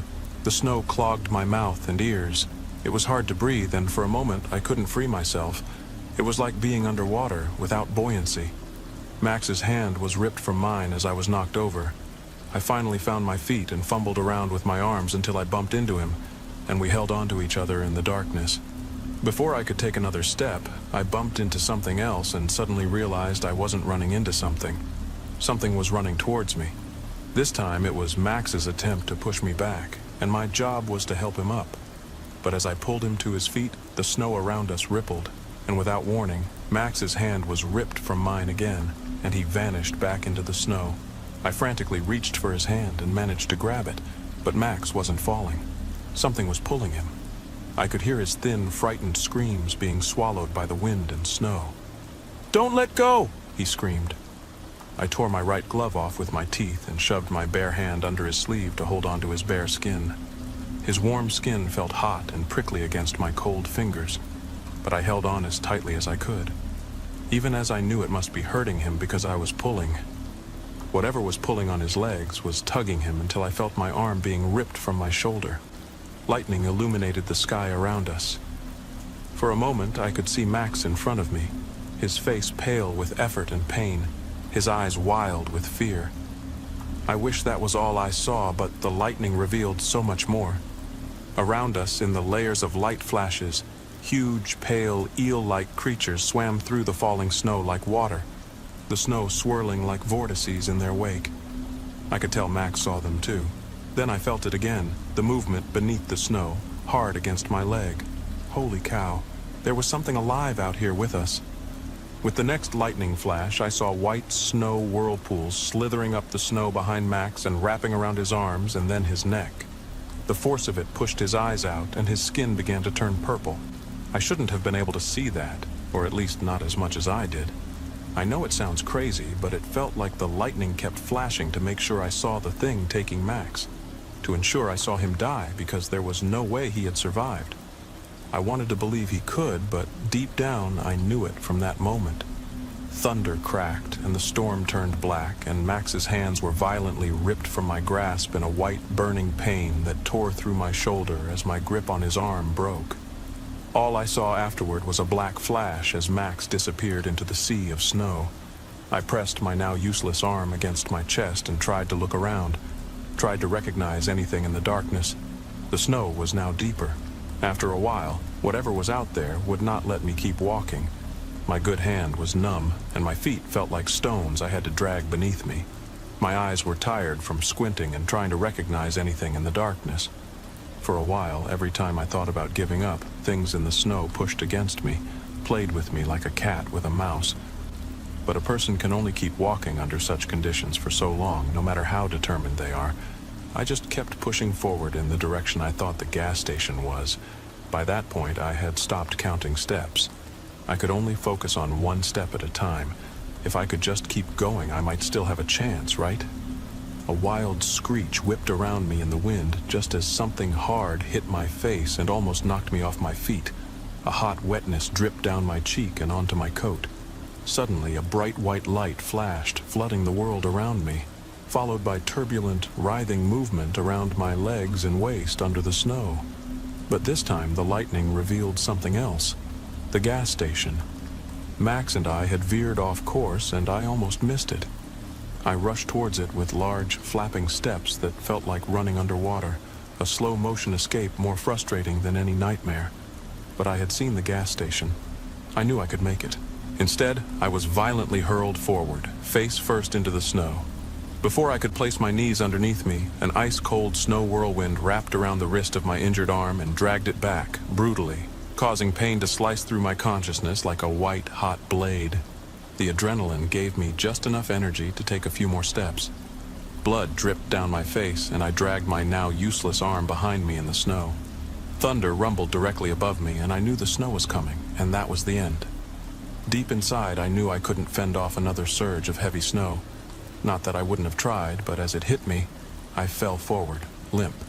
Things swirled around me in the snow, rubbed against my legs, and then disappeared, only to be replaced by another. Then a stabbing pain pierced the fog I was in. Something had sliced the back of my leg.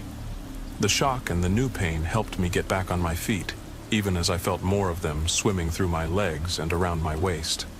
The lightning flashed one last time, and there, in front of me, were hands and arms reaching out to pull me out of the snow.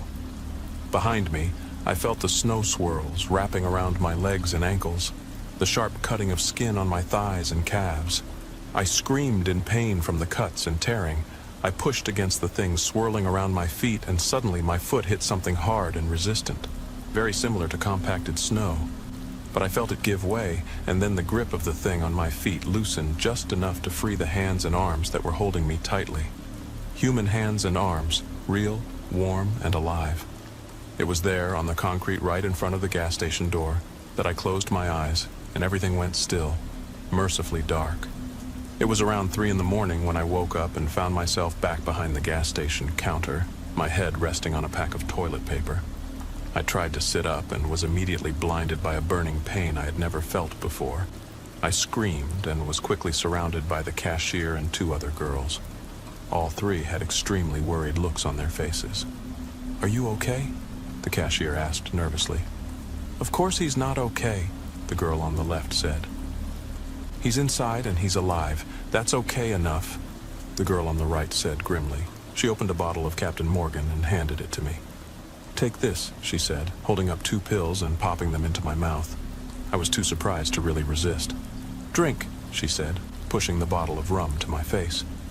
I swallowed the mysterious pills with the rum, and though it burned, it was warm, and everything warm is good. "My friend, he was with me. Have you seen him? Did he make it here?" The 2 girls shook their heads. "You're the first one to arrive since we got here. Our car is stuck. It wasn't bad back then, but we tried to free it, only we couldn't get to the car." The girls looked at each other and were silent. "There are things in the snow," I said. It made no sense to pretend it wasn't true. Tears rolled down one of the girls' cheeks. "I need to call my roommates," I said. "The phones are dead," the cashier replied, frowning and then shrugging. The 4 of us sat behind the counter on the floor for the rest of the night. The girls were named Sarah and Brigitte. The cashier was Julia. I told them some of what had happened, but not everything. It turned out the pills Brigitte gave me were strong painkillers she took for monster cramps. The cuts on my legs were wide, but not dangerously deep. I could move once the pain subsided a bit.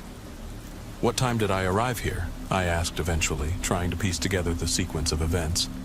Julia brought 3 hot chocolates from the machine that my roommate called Crappuccino. Bridget filled all 3 with rum. 7:15 p.m., she said. "That can't be right," I said.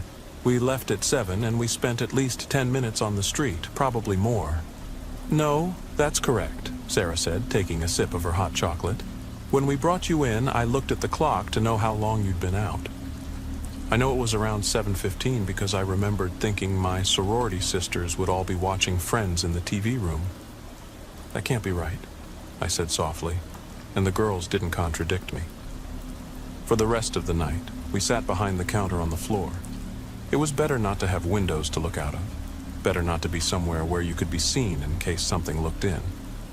Sarah and Brigitte eventually fell asleep. Julia and I smoked and endured the lightning and thunder sounds in the snow. I tried not to think about what was out there, but I never succeeded. I guess we all had to eventually fall asleep. When I opened my eyes, the light outside was bright and clear. The snow had piled up to halfway up the window, but above the snow line I could see the bars and pizza places, half buried in fine, powdery snow that was perfectly smooth and flat, glittering like diamonds. We still couldn't go anywhere, but eventually we had cell phone reception again. When we did, I called my roommates to tell them I was okay and to ask if Max was there, but he hadn't returned to the house. I even got them to look upstairs. In the following days, there were many questions and a lot of heartache. I tried telling people what had happened, but no one took me seriously. They nodded and looked at me sympathetically. To them, it was just my traumatized mind inventing a story to cope with the terrible event I had experienced. And who knows, maybe it was. But there is one thing that makes me think I remember things as they actually happened. They eventually found Max. Found his body, at least. The day after the storm, the owner of the bar across the street went to the bank to drop off his bail. The drop box is in the hallway by the ATM. As he turned around, he noticed a pale face staring into nothingness in the window in the corner, near the ground. It was Max. He was found lying next to the window, face pressed against the glass, completely frozen. Authorities declared it a death by hypothermia, but I bet they found much more in the autopsy than anyone was ever told. After the storm had passed, 4 people had gone missing in the storm and met the same fate as Max. I wonder how many of them suffered the same fate.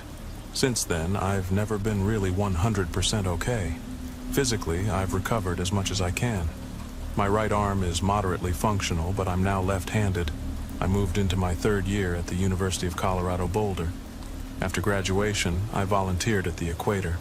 I no longer go to places where it snows, and that's okay with me.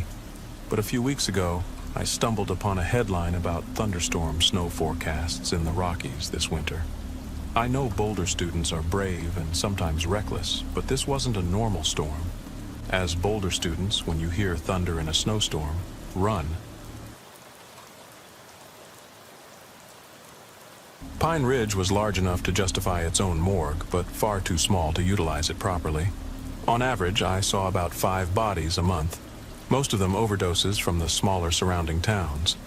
My work at the morgue was swift and impersonal.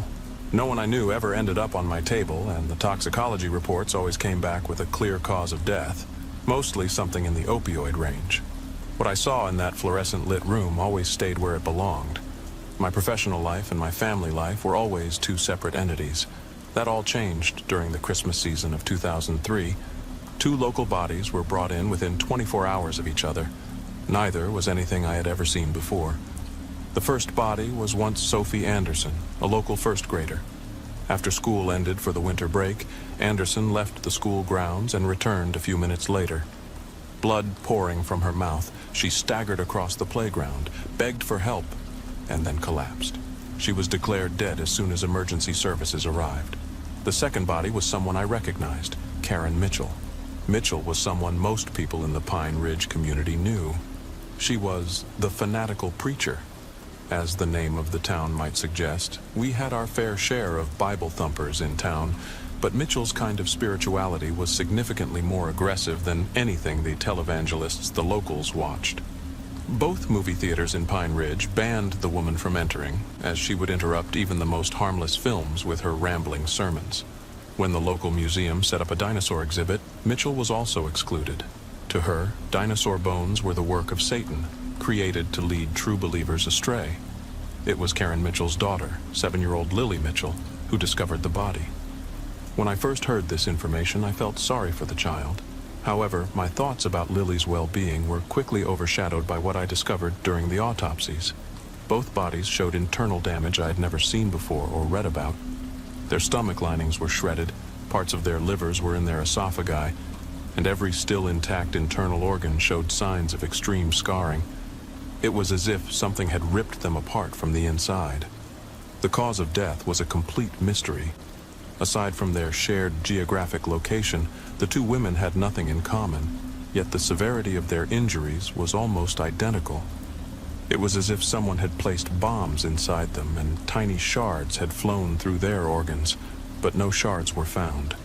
There were no clear traces of the instrument that had killed these women. Upon closer inspection, however, I found something else that connected the 2 bodies. Amidst the confusing mess of entrails, I discovered something that made their cause of death seem relatively harmless. Though bloodied and covered with loose bits of flesh and membranes, I immediately knew what I was holding. I held 2 tiny gingerbread men. They were small, both fitting in the palm of my gloved hand, yet they inspired fear. Unlike the wide-eyed, smiling gingerbread men sold in local bakeries, the creations I held had tiny slits for eyes, and their mouths were distorted into long, desperate screams that stretched deep into their bodies. The baked goods in my hand were the product of a disturbed mind. I called almost everyone I went to school with. Of the few colleagues who answered, I couldn't find anyone willing to drive over and look at my findings. Everyone was either too caught up in the personal aspects of the holiday season or overwhelmed by the rise in suicides that Christmas brings. Even beyond their work, no one believed me. When I described the 2 strange objects I had found in the bodies, a few of my old classmates even asked if I was sober. Since I couldn't find an explanation through my informal channels, I called my supervisor at the precinct. His irritation at my call was crystal clear. Pine Ridge wasn't on his radar, and in his opinion, mysteries not directly related to criminal investigations should remain unexplored. After a long back and forth, he agreed to drive down and examine the gingerbread men once his schedule allowed. He suggested that I omit details from my report if I didn't want to undergo a psychological evaluation. I filled out the report as best as I could, but the cause of death remained unknown. After a few more calls to old colleagues who didn't answer the first time, I gave up. The mystery of the gingerbread men would have to wait until after the holidays. I placed the cookie figures face down in a glass jar, put on my coat, and drove home. My wife didn't like it when I talked about work at home. In fact, she didn't like it at all. Whenever the question came up about what I did for a living, she would quickly say I worked with the police, or call me a forensic pathologist, then swiftly change the subject. That evening I mentioned nothing about the gingerbread men, but all night long those slit eyes haunted me. I dreamed that my son came into our bedroom in the middle of the night, clutching his stomach. I dreamed that my wife got up to comfort him, but soon kneeled in pain herself.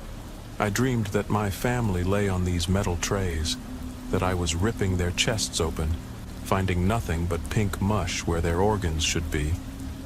When I woke up that morning, I was overjoyed to see my wife sleeping beside me, unharmed by the baked monsters that had torn through my sleep. But the joy didn't last long. My family was alive, but those two gingerbread men still were. They were still waiting for me in the examination room.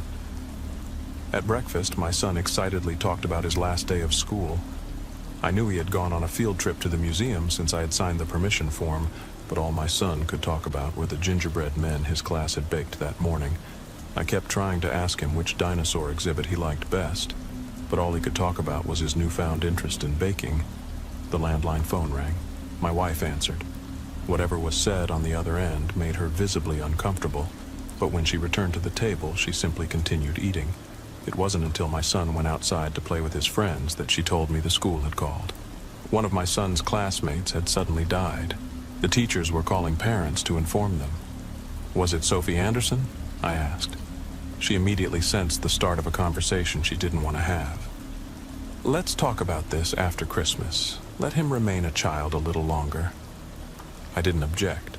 I didn't share the details I had found in Sophie's body with my wife. Instead, I told her I had a few last papers to finish up in the examination room before I could fully sign off for the holidays.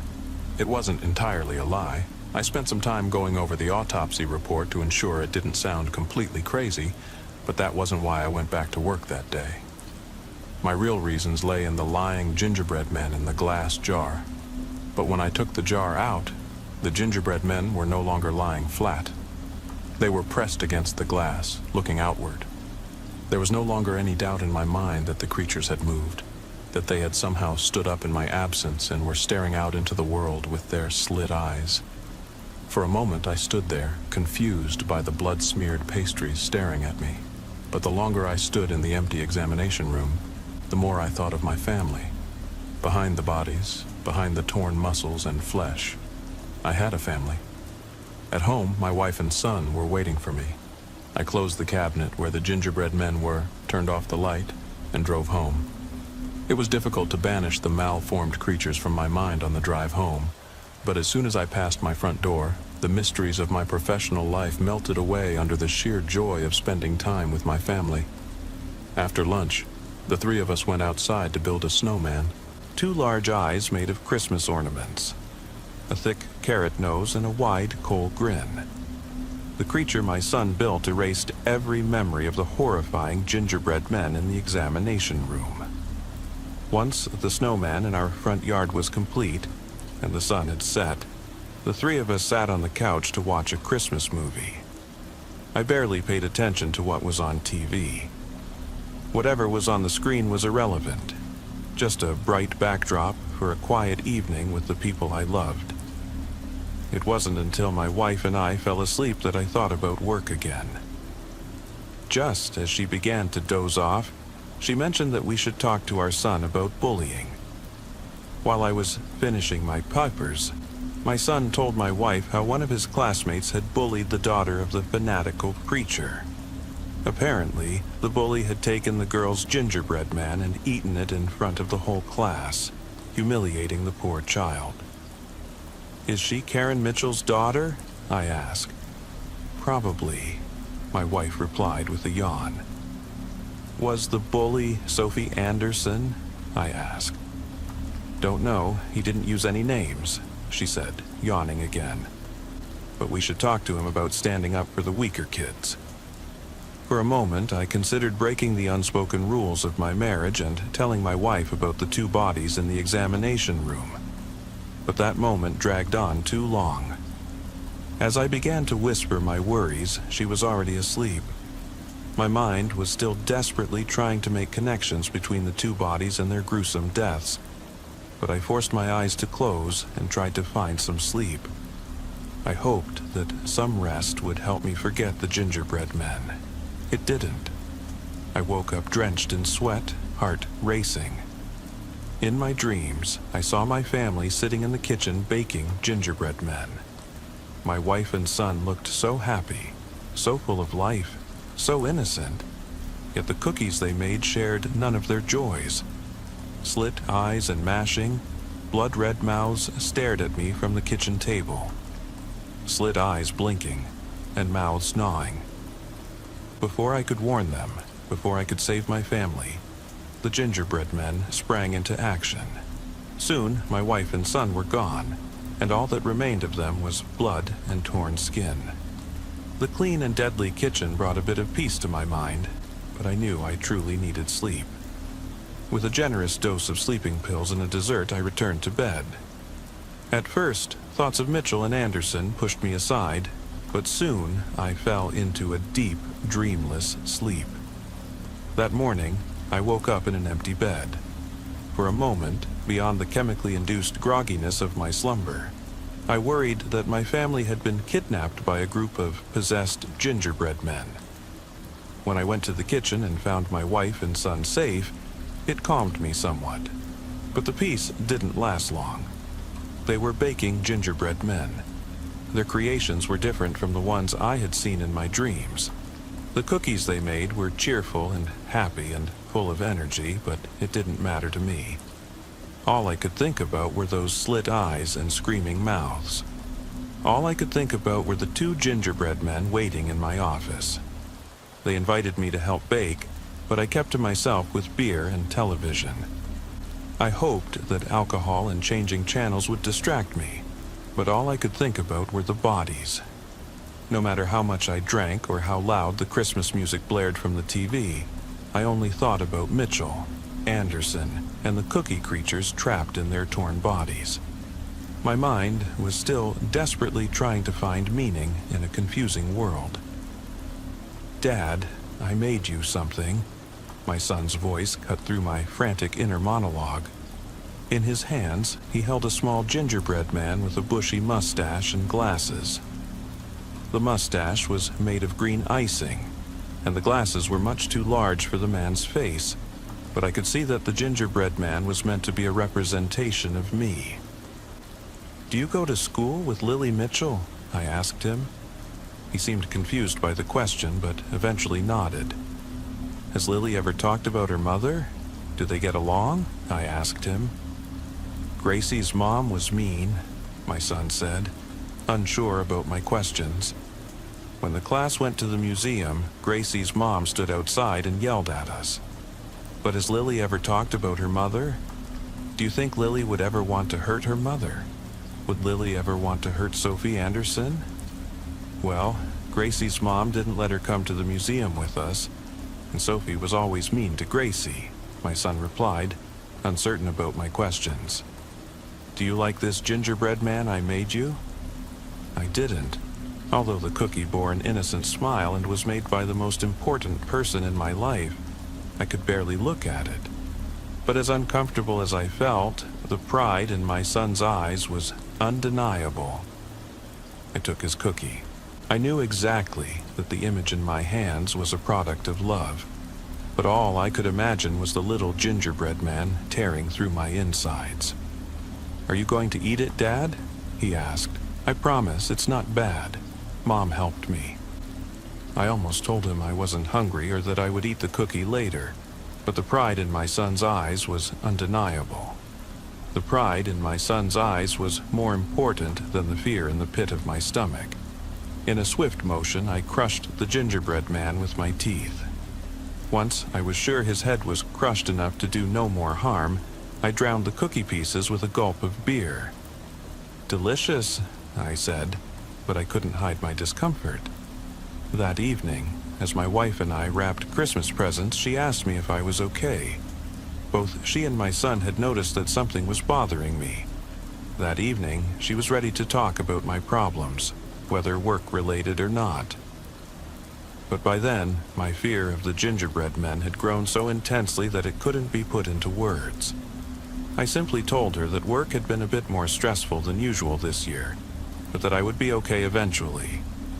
She asked if I wanted to talk about it. I didn't. I couldn't.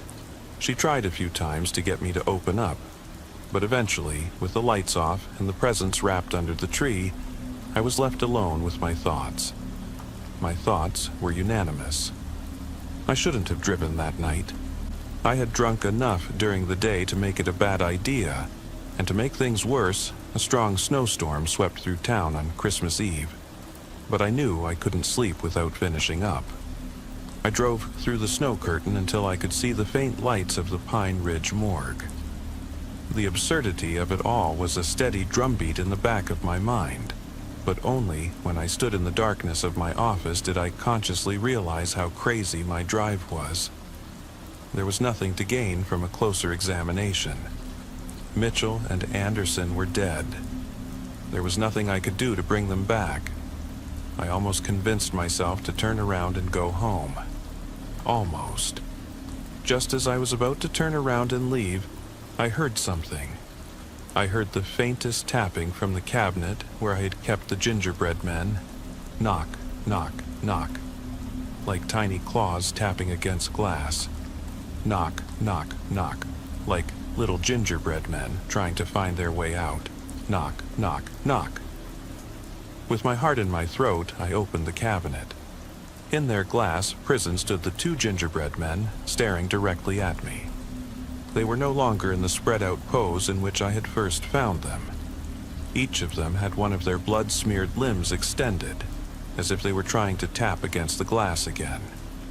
I stared at them, waiting for them to move again, waiting for something to convince me I hadn't gone insane. In the dim light of my office, I thought I saw their eyes twitch. I thought I could see the slightest movement in their mouths. But before I could gather myself to look properly, my phone rang. It was my wife. She had woken up in the middle of the night to find her husband missing. The car gone. She asked two questions: if I was safe and if I was having an affair. The implication that I could even be unfaithful hurt me. But as I assured her that I would never break our marriage vows, I realized how much my mind had wandered. I closed the cabinet, sank to the floor of the examination room, and told her everything. I told her about the unimaginable internal damage in Mitchell and Anderson. I told her about the gingerbread men. I told her how scared I was. She listened patiently, and with every word that left my lips, with every part of my crazy story that I described, I felt less and less frightened. The cause of death was still a mystery, but the mere act of explaining the gingerbread theory made it seem unimaginable. The murderous gingerbread men weren't real. What was real was my concerned wife waiting for me at home. Once I had told her everything, she asked me to come home. I did. However, as I turned off the lights and left the examination room, a small doubt crept into my mind. Knock, knock, knock. I ignored it and drove home. The steadily rotating roster of extended family members passing through our house kept me busy for the next few days.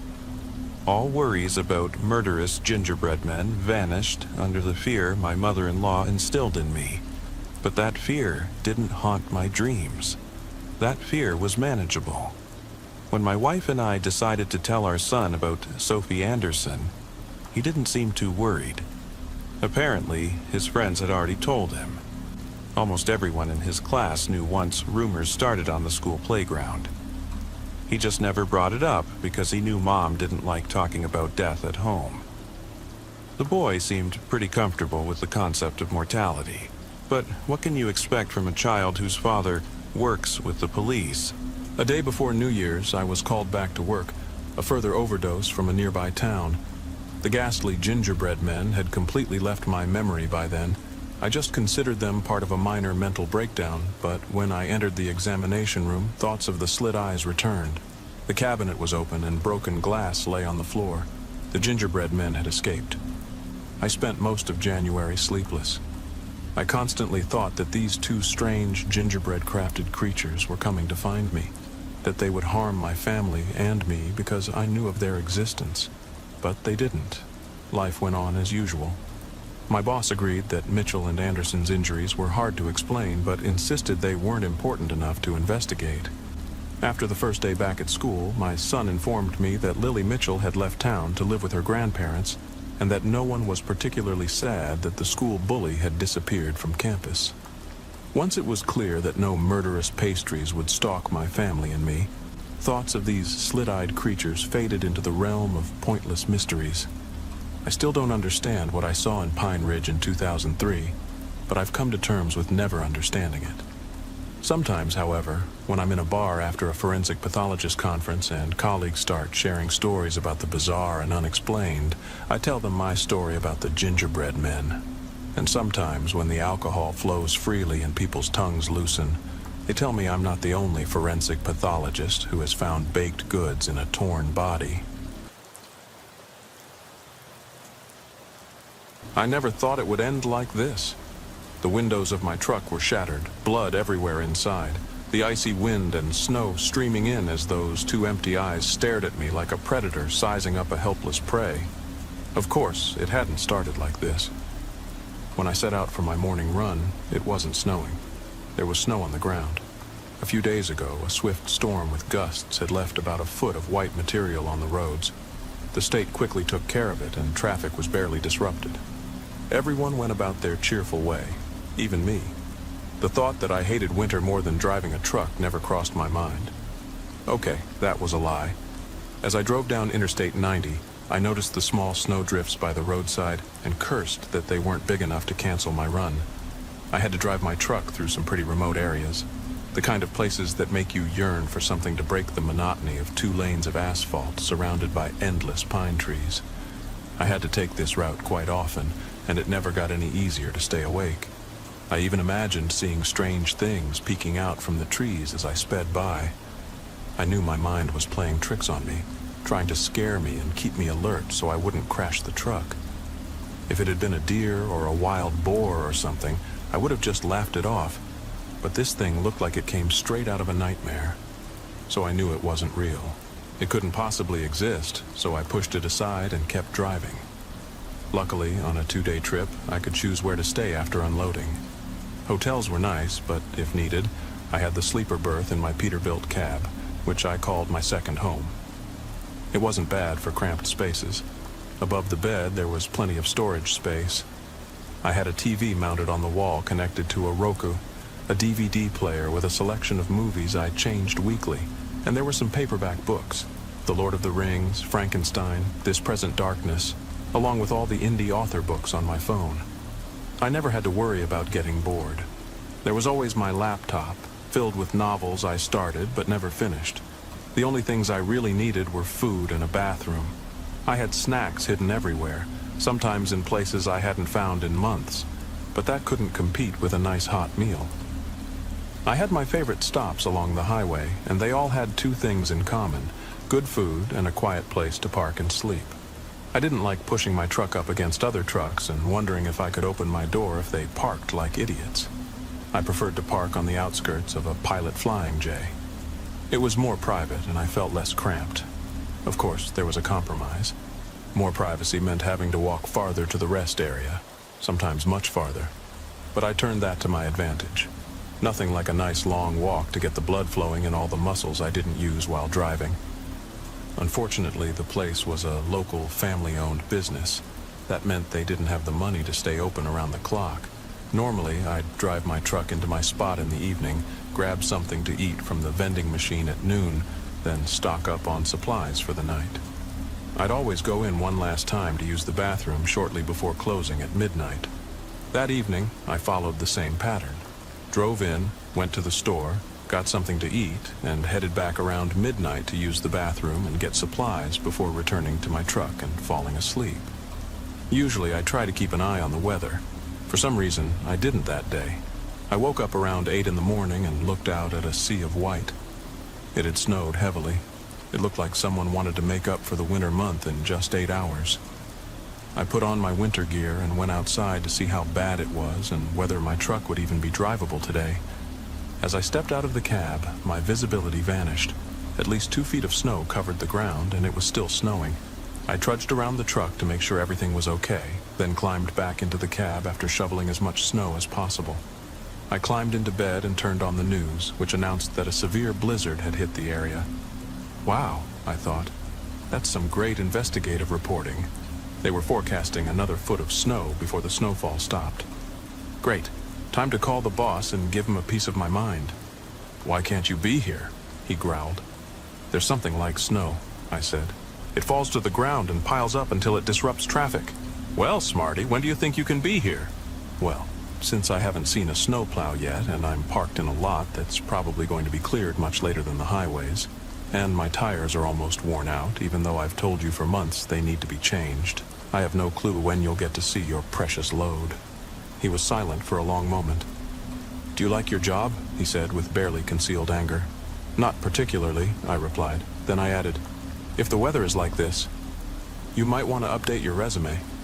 With that, the line went dead.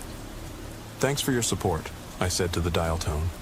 I leaned back, turned off the TV, and fell back asleep. When I started working in the truck, a colleague gave me a tip I never forgot. Every time you get the chance to find some peace, take it. That little piece of advice has helped me enormously over the years.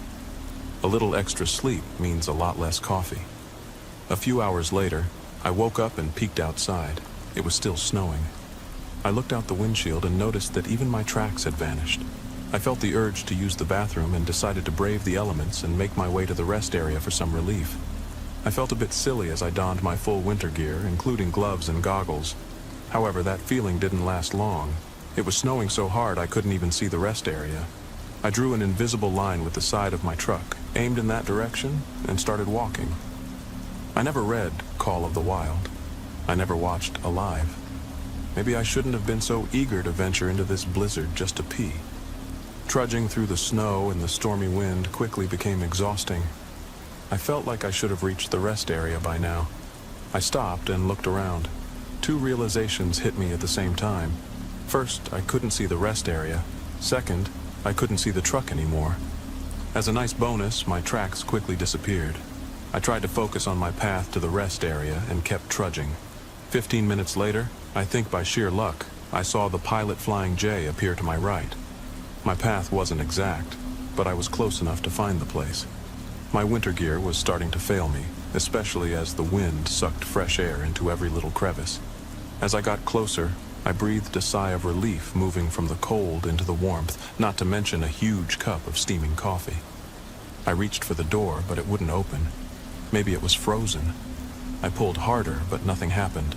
I looked through the glass and noticed no lights. I realized the sidewalk wasn't cleared either. Oh no, I thought. The storm has trapped them inside. My hopes for a nice warm bathroom and a steaming hot cup of coffee crumbled. I took one last desperate look at the dark store and turned back to my truck. My disappointment grew as I realized my tracks had vanished. I was now snowblind and navigating without a compass or any means of orientation. I tried to draw an invisible line with the outside wall of the store, hoping it would lead me back to the truck. My cold, wet feet protested as I made my way back to the truck. I pulled my jacket tighter to block the wind. The snow was now up to my knees and felt like I was trudging through mud. In hindsight, it would have been better to wait in the truck until I saw a snowplow on the lot. I had enough empty soda bottles for bathroom emergencies, but there was no point in beating myself up now. I had to get back to the truck to prevent this mistake from becoming fatal. If I got lost and couldn't find the truck, no one would come looking for me. They might only find my frozen body in the spring. That was a cheerful thought. As if my journey hadn't been tough enough already, something got caught in my foot after a while and I tumbled headfirst into the snow. I struggled to get up and quickly wiped the snow from my face, grateful I had worn the goggles. I tried again to orient myself, but curiosity gnawed at me. What had I stumbled upon in the middle of a parking lot? I dug through the snow and discovered the disturbing object. It was a parking barrier. I laughed for a moment until I, horrified, realized I should never have come near such things in the middle of the lot. In fact, a straight line from the store to the truck over the barrier where I had tripped would run about a dozen meters to the right. I scraped off the rest and saw it was running almost parallel to my path. I was completely off course. The positive aspect was that I now had a landmark and could hopefully correct my course. I looked around and found myself in a sea of white. The store was gone and the truck was nowhere to be seen. I took a deep breath and used the barrier to aim toward the truck. Remembering an important fact, these barriers lined the edge of the parking lot and directly behind them was a slope. In hindsight, it was lucky I stumbled upon it instead of stepping over and rolling down the hill, from which I might never climb again. I turned around and aimed for the spot where I thought my truck was when I caught a glimpse out of the corner of my eye of the shadow of a figure passing by. I couldn't be sure because the snowfall limited visibility to a few meters. It could have just been my imagination. I had been out in the cold much longer than I had planned, and it was time to return to the truck. Suddenly I remembered why I had even gotten out of the truck. I needed to pee so badly. I quickly looked around and saw nothing but snow, so I pulled it out and let go. I think pulling it out was an oversimplification. I struggled to unzip my frozen zipper while my bladder sent a full red signal that it would open the sluice gates whether I was ready or not. I finally managed and started the yellow stream when the wind changed direction and sprayed over my pants. I quickly turned so the stream faced the wind. When I was done, I looked down at the front of my now wet pants and swore to myself, another reason to find the truck quickly. Wet pants would turn to frozen pants and then to dangerous pants. I glanced at the barrier, now covered in yellow snow, and began my new course. The snow wasn't letting up, and my energy was starting to dwindle, even though I had only been standing around the last 10 minutes. Trudging through almost knee-high snow made me more tired than I had been in a long time. The wind howling in my ears robbed me of my hearing. There was nothing out here to hear, and yet I thought I heard something. I looked around but saw only white. Was that my mind playing tricks on me, like it did while driving when I thought I saw that non-existent creature peeking out from the trees? I turned back to my imagined target and wondered if hallucinations were the first step to freezing. As an answer, the wind hit me with a strong gust and threw me to the ground. If I didn't know better, I would have sworn I felt a huge hand in the middle of my back before I fell. I looked up and saw nothing but snow swirling and forming small tornadoes. I laughed at the irony that they were called snow devils. I guess my own personal snow devil was pushing me around. I stood up and set off toward the truck again. Every step felt like my feet were cemented in place. I stumbled on, trying with whatever reserves of energy I had left to keep going. I couldn't die in the middle of a parking lot just meters away from my nice, warm truck. That would be the ultimate irony. I kept walking, barely conscious, just wanting to reach my 18-wheeler's safe haven from this relentless storm. My head was down. I wasn't even looking anymore. It made no difference. I knew I would never find it. It was like searching for a needle in a haystack. There was no way I would ever. I crashed into something and fell back. The snow was so deep that I just lay there like a turtle, unable to get up from my back. I looked up and saw that the thing that hit me was the rear corner of the truck. 2 meters to the right, I would have missed it. I smiled, but it took a lot of energy. I focused all I had on getting up. Adrenaline took care of the rest. I marched to the driver's door and reached into my pocket for the key to unlock it. I couldn't find the key. I tore off my glove and searched again. Still no key. Desperation flooded my mind. If I had lost it during one of the times I had fallen in the snow, it was gone forever. And so was I. I leaned against the truck's driver's door, so close yet so far. I could almost feel the warmth through the door. I punched my leg in frustration, but felt more pain than I should. I tapped the other pocket and felt a lump. I tore off the other glove and reached into the pocket, pulling out the most sacred item, the key. Tears streamed down my face, and I quickly froze as I shoved the key into the lock and opened the door. It took every ounce of energy I had left to climb into the cab and collapse onto the driver's seat. A wave of warmth washed over me. I just sat there for a while until I could muster the strength to take off my winter gear. Piece by piece, I threw it onto the passenger seat until I was only wearing my underwear. I reclined my seat and enjoyed the warmth flowing over me like a tidal wave. I imagined sitting on the beach, letting the sun shine on me and the water luring me in. That's how I fell asleep. I woke up with a sore back and stretched as best I could in the seat, then looked out the windshield. The snow had eased a bit and the wind wasn't as fierce as before. There was still no sign of a snowplow, and there was no way I'd make progress without one. In the distance, I could almost see the outline of the store. I wouldn't go back there until the parking lot was cleared. But looking around, I couldn't imagine how long that might take. Already 3 feet of snow were on the ground, and it was still snowing. I crawled into bed and covered myself for a serious nap. Hours later, I began to feel refreshed. I turned around and turned on the TV to see how bad the situation was. I couldn't even receive the local channel, so I popped in a movie. After it was over, I decided to check my supplies, since I might have to stay here for a while. I had enough snacks, chips, pretzels, beef jerky, among other things. As long as I didn't eat too much, I should be okay. I also had drinks in the mini fridge, but water wasn't a problem. All I had to do was bring in some snow and melt it. I just had one last thing to check to make sure I could survive this storm. I looked at the fuel gauge. I rubbed my eyes and looked again at the fuel gauge. I only had a quarter tank left.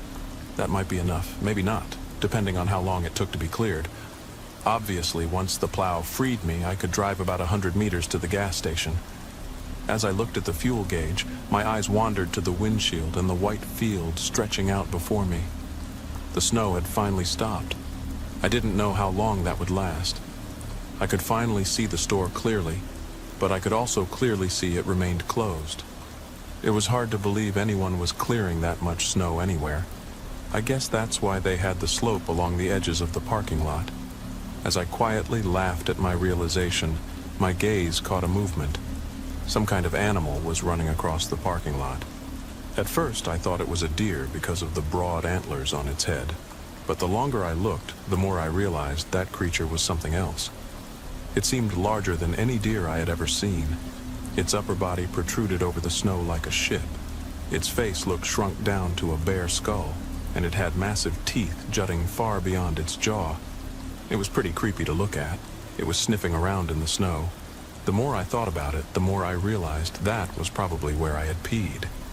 I was simultaneously fascinated and horrified by this thing. I was almost convinced my mind was playing tricks on me when it looked directly at me and my blood ran cold. Its gaze pierced my soul, making me wish I had never come to this place. As it took its first step toward me, I dove back into the sleeper berth and pulled the curtain closed. I trembled for reasons unrelated to the temperature and breathed panically. What was that thing? Did I really see what I thought I saw? How could such a creature exist? I tried to calm down and normalize my breathing, but my mind refused to let go of the image of that thing. It's just my imagination, I told myself. It's just a deer roaming out there. I kept telling myself the same thing until my mind finally believed it. However, I didn't look through the curtain to confirm it.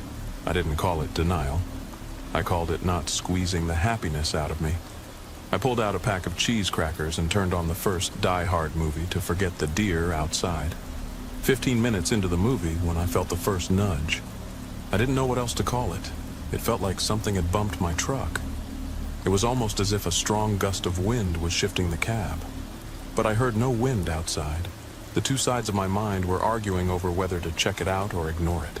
Fear threw its 2 cents in, and ignore prevailed, until the second nudge. In fact, it was like the 5th or 6th nudge until curiosity took over and made me check it out. I peeked through the curtain and saw nothing but snow through the windshield. I stepped out and looked through the passenger window, but saw nothing. I berated myself for my nervousness as I looked through the driver's window and saw antlers. I rubbed my eyes and looked again, but they were gone. There were tracks in the snow that looked like deer tracks, only bigger. Or was that just my imagination again? I looked in the rearview mirror and saw the creature nudging my tire with its antlers. I was pretty sure it couldn't flatten a tire with just antlers, but I didn't want to take any chances. I grabbed my flashlight and opened the door to shoo it away, but it was gone again. I started to doubt my sanity. Was this thing real? Was my mind playing tricks on me? Or was the creature toying with me, trying to lure me out of the truck? I closed the door and went back to my movie, but just couldn't get the creature out of my head. I was on edge, waiting for the next nudge to come. Before the movie ended, I fell into a restless sleep. I found myself in a tall building surrounded by villains. I had a machine gun, but it would have been better used by hiding and taking them out one by one. I crept up to one guarding an isolated floor as I turned the corner, and there stood the deer creature. It was huge, standing on its hind legs with its antlers scraping the ceiling. It stared at me with those empty eye sockets from its bare skull face. It made a sound that was half grunt, half growl, and started charging toward me. I ducked around the corner and tried to get back to my hiding spot, but as I was about to start running, the creature suddenly stood in front of me. I raised my machine gun and started firing short bursts. I hit it in the chest, but it kept coming. As I backed away, I fired several shots at its head. I watched bone fragments fly, but it kept coming as if it didn't care. I shot at its legs, hoping to trip it up, but it had no effect. As if it had had enough, it lunged at me and pressed me against the wall with its antlers. I looked down as blood began to seep from my abdomen around its antlers.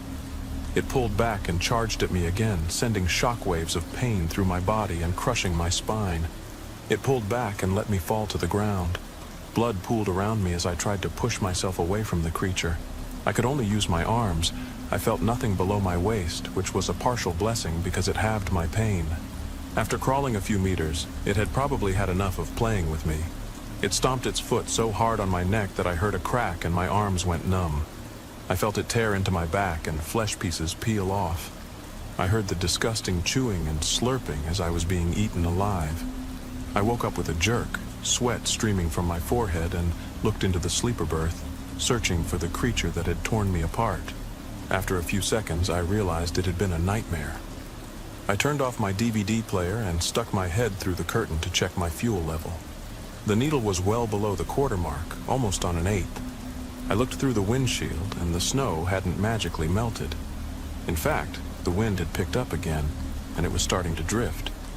Where there had once been an even blanket of snow, now there were peaks and valleys like dunes in the desert. The store was still dark, and no traffic was moving on the road. The sun was low in the sky, and I hadn't seen another living soul. I wondered if my fuel would last until a snowplow arrived. Soon, I'd have to seriously consider conserving it. It wasn't ideal. The thought of wrapping myself in blankets in the dark with no heating and no TV wasn't exciting, but it was better than waiting until my fuel ran out and I froze to death. As I turned off the engine, I berated myself for not devising this plan sooner. I could have saved fuel when the sun was shining and temperatures were higher. Now I would pay for my lack of foresight. I pulled out every blanket I kept in my cabinets and laid them over the bed, then cuddled up for a long nap. When I woke up, I was drowning in complete darkness. I panicked for a moment before remembering where I was. I looked at my watch. It was 4 a.m. I immediately pulled the blanket off and was instantly assaulted by cold air. I grabbed a flashlight and found my way back into the cab. I turned the key and waited with held breath, which escaped as clouds from the cab until the engine started. As it roared to life, I felt even colder. I looked to the left and froze. My driver's side window was in pieces on the seat and the ground. Slowly, I turned around to look at the passenger window as fear gripped me. A face was staring at me. But it wasn't a human face. It was the unholy face of the deer creature that had stomped me to death in my dream. A stream ran down my leg, forming a yellow puddle on the ground as I stared into the dark, hollow eyes of this creature sent from hell. It threw its head back and then slammed against my passenger window, shattering it. It stretched back again, and this time broke the window, grabbing me with its long, terrifying teeth. I jumped back and landed on the driver's seat, covered in glass shards. I knew I was dead. There was nothing I could do. I sat there as it entered the cab to get me. Its head was half in the cab when it suddenly stopped. It moved a bit, then roared in frustration. Its antlers were too wide to fit through the window. It kept trying to get in, but there was no way it could get through with its antlers. As suddenly as it appeared, it vanished. I looked around to see where it had gone, but the darkness of the night cloaked it like a veil. As I watched, it reached quietly behind me and would have eaten me if it hadn't been shoved away to warn me of its approach. I dove into the center console as its deadly jaws snapped exactly where my spine had been. It continued its attack on that window and grew more intense as it frustrated itself for not being able to grasp me. I stood between the two windows, hoping to be safe from both directions. Then I decided to go back to my bed and close the curtain. I covered myself and reached under the bed to a secret compartment, pulling out my semi-automatic .40 caliber pistol. I took the magazine out and checked if it was loaded with all 10 rounds, then put it back, pulled back the slide, and turned on the safety switch. That made me feel a little better, but not much. I didn't know how true my dream was, or if bullets could do anything to this monster. I had no illusions that this was a deer. It was something much more dangerous and horrific, and it was after me. I covered myself again with my blankets, holding my weapon close. The heater did nothing against the 2 broken windows. I would try to deal with it in the morning when it was light. There was no way I could handle something with this thing lurking outside in the dark. I lay there for an hour, watching every second the clock ticked by with open eyes, listening to every sound. But there was none, just the wind howling between the 2 broken windows and making my curtains flutter. Eventually, I realized the futility of letting a truck run and just letting the warm air escape before it could even reach me. So I got out of my bed, held my new best friend tight, and slowly made my way back to the cab, shaking my head back and forth to see if the creature would shoot through one of the windows. I turned the key off, and before I could pull it out of the ignition, a set of antlers hit the window frame, and the deadly teeth sliced just centimeters from my face. I quickly turned around and pulled the trigger, but nothing happened. It snapped at me again, and I panicked until I noticed the safety switch was on. I turned it off and aimed, but the monster was gone. I didn't dare move toward the window, fearing it would crash back in. I stood still like a statue, staring at the window it had come through, then slowly turned to the other side. I kept looking back and forth, trying to keep my peripheral vision on both simultaneously. I trembled, not just from the cold, but also from the sheer fear of not knowing where or when this thing would appear. I decided that my winter gear was the best option, so I got back into bed and put on as many layers of clothing as I could find. When I stuck my head out again, I was confronted with the most horrifying sight I could imagine. The monster had climbed onto my truck's hood and was now banging its head against the windshield to get in. I knew the windshield was wide enough for its antlers to get through, and I was done for. I raised the gun, aimed at its head, and fired. The explosion was massive. I immediately lost my hearing, aside from the ringing in my ears. I staggered back, but the monster kept coming. Not only had my bullet done nothing to the monster, it had weakened the windshield and made it easier to get in. The monster shook its head in surprise as the bullet bounced off its bone, then continued its attack on the windshield. It hammered at the glass until it shattered into a million pieces. I was already aiming at its face and fired 2 shots before the glass hit the ground. Both bounced off its skull, causing it to only slightly retreat, allowing me to fire 2 more shots into its chest. It didn't collapse and didn't scream in agony like I wanted, but I could see it didn't like it either. It jumped off the hood and vanished. I stared into the pitch-black darkness, trying in vain to catch a glimpse of it. I turned from one side window to the other and back, waiting for it to show its terrible face. After an eternity, I saw antlers rising through the passenger window. I fired a shot into its face, and it disappeared. I threw myself back onto the passenger seat when I suddenly saw its head rise in the driver's side window. I fired a shot, and it disappeared again. I jumped up and threw myself onto the other seat, knowing it would soon be on the passenger side. Indeed, it appeared 10 seconds later, and I fired another shot. It was playing with me. It vanished, and I threw myself over onto the passenger seat, waiting and aiming at the empty driver's side window. Instead, I felt teeth clamp around my neck. It had tricked me. I shoved my gun under its skull and fired a shot. If I hadn't been deaf from the first shot, that one would have taken me out right next to my ear. And yet, I somehow heard it squeal in pain as it released me. I knew I was only centimeters away from death. I grabbed my neck wound and pulled out with a handful of blood. I went back to my bed, tore a piece of the bedsheet, and pressed it onto my wound. Then I tore more of the sheet and wrapped it around my neck to secure the bandage. I returned to the cab, only to see it crouching on the hood of my truck, waiting for me. I never thought it would end like this. The windows of my truck were shattered, blood everywhere inside, the icy wind and snow streaming in as those two empty eyes stared at me like a predator sizing up a helpless prey. It crawled through the remains of the windshield. I knew I was dead. In desperation, I shoved the gun into one of its eye sockets and pulled the trigger. The sound it made was something I had never heard before and never wanted to hear again. The scream was both a deep guttural noise and a high-pitched screech. It sounded like someone had unleashed a demon from the depths of hell. My mind screamed at me, "Get out of here!" I stumbled around with the driver's door and fell out as it opened. On a clear day without snow, I would have suffered a concussion or broken bones as I fell onto the bare asphalt. Landing on a meter of snow on the ground, I landed on a soft, cold pillow. It was the only time in the last 24 hours that the snow had helped me. I immediately sprang up and looked for a hiding spot, but there was none. Everything was covered in snow. I looked back at the trailer and noticed the snow was so high it reached the lower part of the trailer. I couldn't see anything underneath. I quickly dove underneath, then turned around and tried to shovel snow into the opening to hide where I had gone. I swept my flashlight around and saw the beautiful sight of bare asphalt. I lay there on my stomach, looking around in all directions to see which way the monster would attack. My breath escaped as desperate clouds of smoke while I failed to find any. There was nothing. The monster wasn't there. Not yet. I didn't dare hope that my bullet had killed it. If anything, it probably made it angrier. It was likely destroying the inside of my truck at that very moment. What I didn't trust was that the monster wouldn't find me under the trailer. I looked around for a better hiding spot. My eyes fell on the truck's wheels. It looked like there was just enough space between the tires and the differential. It would be a tight squeeze, but better than having this thing find me. I turned around and pushed my feet in first. The further I pushed, the tighter it became. Ironically, the grease and oil from the differential helped me shove through a bit easier. As I was almost through my shoulders, I suddenly felt it getting too tight. I was stuck. I couldn't move forward or backward.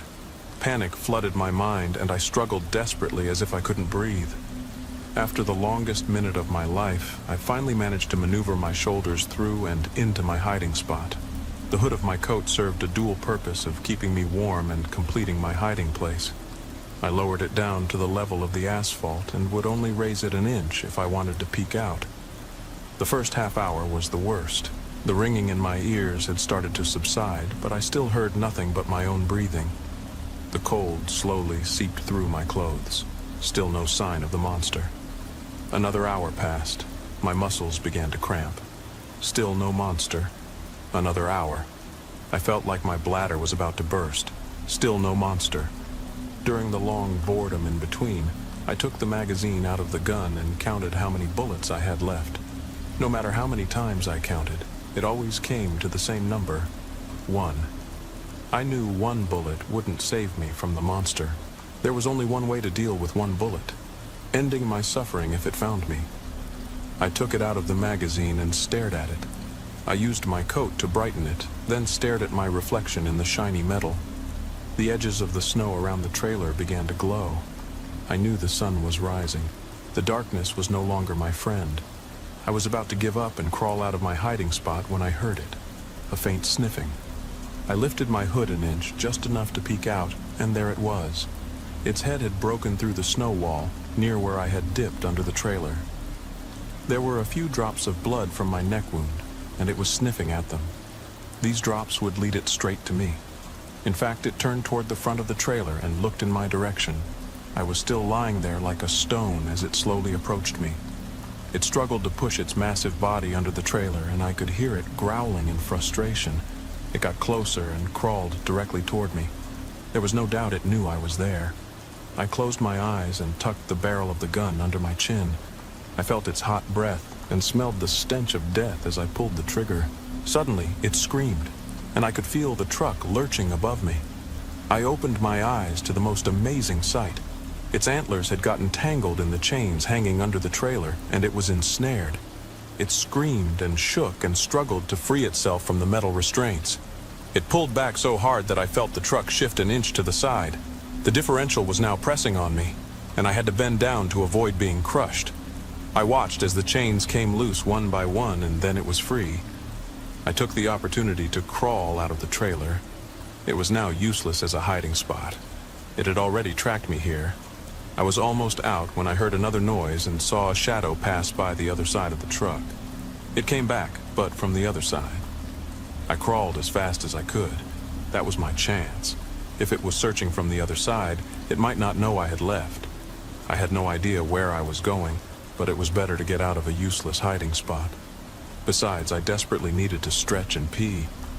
As I stood next to the truck, I saw a large red area in the snow. I guess it wasn't as useless to shoot as I thought. I took care of my business first and peed before ruining another pair of pants. I finished and thought about where I could hide. I looked at the destroyed cab of my truck as the nightmare crawled around the corner. I stood there, helpless. It had caught me red-handed.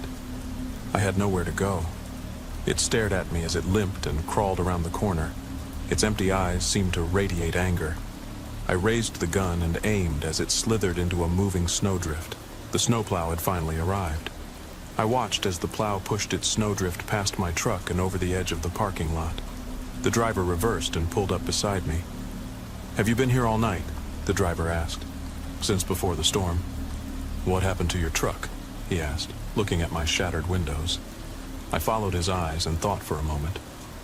"Someone tried to rob me," I lied, knowing the truth was unbelievable. "I see you've taken care of it," he said, looking at the gun in my hand. I looked at the gun and tucked it into my waistband.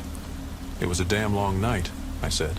"Well, don't worry. The roads are being cleared, and I'll tow you out of here." "Thanks," I replied. He nodded and continued to plow beside me.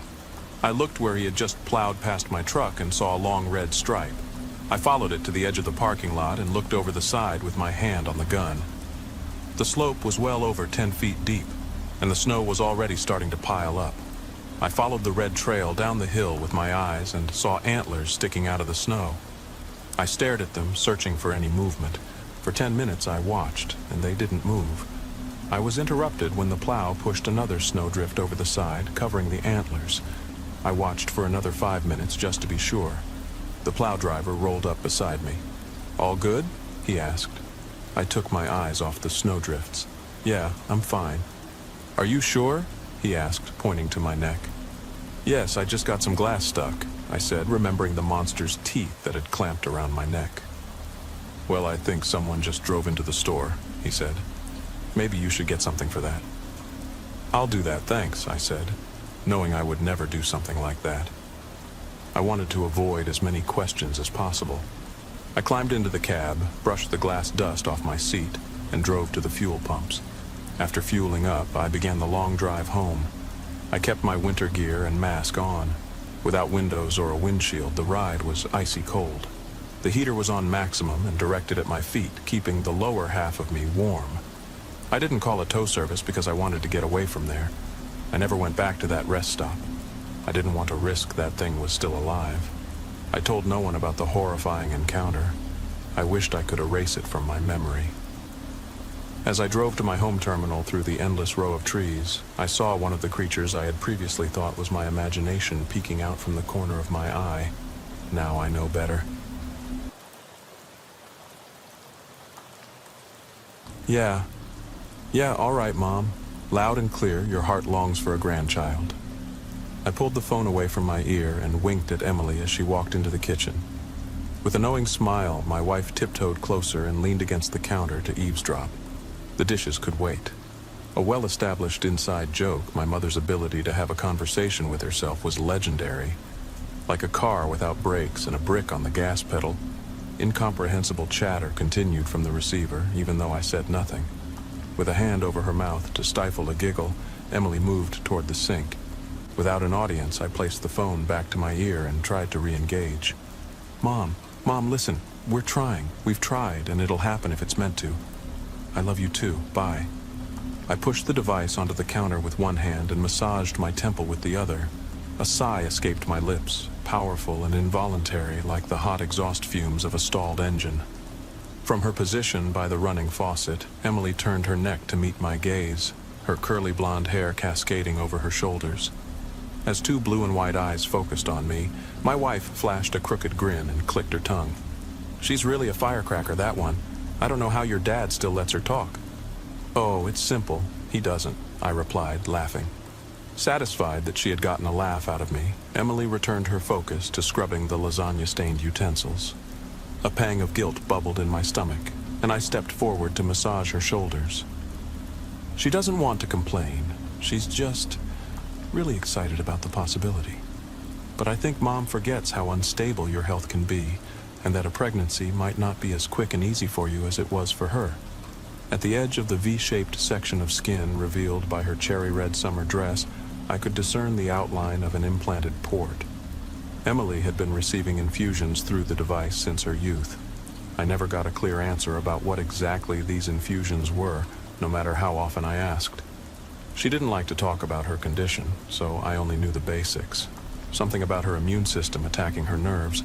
Overall, it caused me, her recently engaged husband, some nervous excitement, left in the dark about Emily's health. However, we had been married for only 2 months and had been together for just 5 months before that. Some might say our relationship was still in its infancy, despite the new legality. I thought if I showed interest while respecting her privacy, answers would reveal themselves over time. A glimmer of light reflected off something on her wrist, pulling me from my thoughts. "Oh, darling, you didn't take off your watch. Let me handle that for you. I don't want it to get wet." As my hand approached the watch, her left hand shot out from the soapy water, reaching for me. Startled by the sudden reaction, I pulled my hand back before she touched the accessory. Strangely, Emily's expression was even more peculiar. She looked as surprised by her own actions as I was, her brow furrowed in intense confusion. Slowly, she lifted her right arm from the sink. Emily rotated the wrist clockwise and then counterclockwise, her gaze fixed on the watch as if seeing it for the first time. After a moment, her expression shifted to one of cautious understanding. "Right. That makes sense." Instead of letting me remove the watch, she took it off herself and carefully wrapped it around the base of the faucet, clearly out of my reach. Never in my life had I met a woman so fascinated by a seemingly luxury wristwatch. I'm not a watch guy, so I assumed it was high-end. I mean, that damn thing stays on during sex. You'd think she had the Hope Diamond nailed to her wrist, based on how carefully she handled it. This made her casual attitude toward getting the watch wet even stranger. It was like her condition, I thought. I'd learn more over time. I just had to be patient. As I moved to grab my phone from the counter behind Emily, my hip accidentally bumped her elbow. She flinched. "Oh, Emily, I'm so sorry. My head's in the clouds. Need to watch where I'm going. Are you okay?" I looked into the half-filled sink and feared seeing a drop of blood rising like the beginning of an oil slick from the bottom. But there was no blood. Instead, I saw a stream of tiny bubbles pushing to the surface of the water, accompanied by a strange, high-pitched sound I couldn't explain. A muffled hissing emanated from the water, sharp and continuous. As Emily pulled her injured wrist from the depths, she didn't scream. As the hissing became crystal clear, no longer muffled by the density of the liquid, she seemed unaffected by the pain. What happened was obvious. When I nudged my wife from the side, a small kitchen knife had pierced the underside of her wrist. But the wound wasn't dripping blood and plasma. Pressurized gas was escaping through the cut. Her hand drooped limply downward, held in front of her like a latex glove worn at the collar. Inch by inch, more of her arm melted into a gelatinous form of its previous shape. The recoil escaping the opening resembled smoke more than air, viscous and thick instead of transparent. Paralyzed by the hallucinatory scene, I inhaled the fumes generously. They were hot and sharp, burning the inside of my mouth and nostrils. The pain hurled me backward to the refrigerator door, and I pounded against the mist around me as if attacked by a swarm of bees. By then, her entire arm was limp, held at her side, the flat fingers barely able to touch the tiled floor. Emily watched the progressive deflation of her limb, the dead snake now attached to her shoulder, with alarming indifference. She tilted her head upward, her blue and white irises gazing in my direction once more. There was no panic in her features. At most, Emily showed fleeting curiosity, a furrowed brow with a thoughtful gleam behind her eyes. The emotional contradiction was intensely eerie. Then her face began to retract. the nose the first feature to collapse into the developing crater. It was as if the front of her skull had been hit by an invisible cannonball, the advancing depression distorting her face into something entirely unrecognizable. Bile rose the back of my throat as her head disintegrated into a cluster of rubbery flesh sprouting from her collarbone. Her chest then folded into her abdomen. With a final crescendo of hissing, the rest of my wife vaporized into a chaotic heap of elastic tissue and empty clothing on the kitchen floor. I'm not sure what I did as the room went silent. Maybe I screamed, maybe I cried. Maybe I did nothing at all and waited patiently for this fever dream to end. What I remember next is the voice on the other end of my phone asking if I needed emergency services. I don't recall saying anything to the operator, but I must have because they informed me that the police were on their way. The phone vibrated abruptly, the sensation somehow reaching into the ether, seizing my soul and forcing it back into my body. I gasped loudly for air. With fear and adrenaline coursing through my veins, I examined the screen. It was Emily calling. Every cell in my body buzzed with angry fear. From where I stood, I could see her phone lying on the counter to the left of the sink. It read husband on the caller ID. Unsure of what other options I had, I answered the call. Emily, is that... Hey, darling, could you please pick me up off the floor and... The cheerful, singing voice emanating from the speaker was my breaking point. With all the strength I could muster, I threw my phone out of my hand. It crashed against the side of our oven, the screen immediately going black and dead. In the brief silence that followed, I noticed a bluish glow. Somewhere within Emily's scaly exoskeleton, a tiny silver firefly had started to light up. Carefully, I stepped forward to determine where the light was coming from in the molting process. With a spatula, I pushed aside a layer of folded abdominal skin to reveal the source. Her port. As I examined the implant, it blinked 3 times, followed by a small droplet of light rotating at the edge. Then Emily's phone activated again. It tried to reconnect with my newly destroyed handset. My spine straightened and my hand involuntarily released the spatula, causing it to clatter to the floor. I processed the nightmare event with icy slowness. Observations melting into insights only after a painfully long time. Whatever this implant was, it wasn't just a catheter, if it was even a catheter. A few knuckles tapped against the outside of our apartment door. "Police, we're here for a safety check. Is anyone there?" called a rough male voice. I felt my mind warp and break, almost atomized under the crushing weight of my current uncertainty and indecision. How was I supposed to explain this? Would he think I dismembered my wife? Am I going to jail? That was fast. Is he really the police? What if he's someone the port called? Through blinding dizziness, I responded, I'm okay. Just a moment. I'll be right there. Driven by fear, I finally stood over Emily. It was almost impossible to recognize where any parts of her were in the chaos. I wanted to avoid dragging her by the face, but the absurdity of that worry hit me like a freight train upon closer thought. It didn't matter where I grabbed her, I just had to start pulling. Centering myself with a breath, I leaned forward and grabbed a leathery piece in each hand.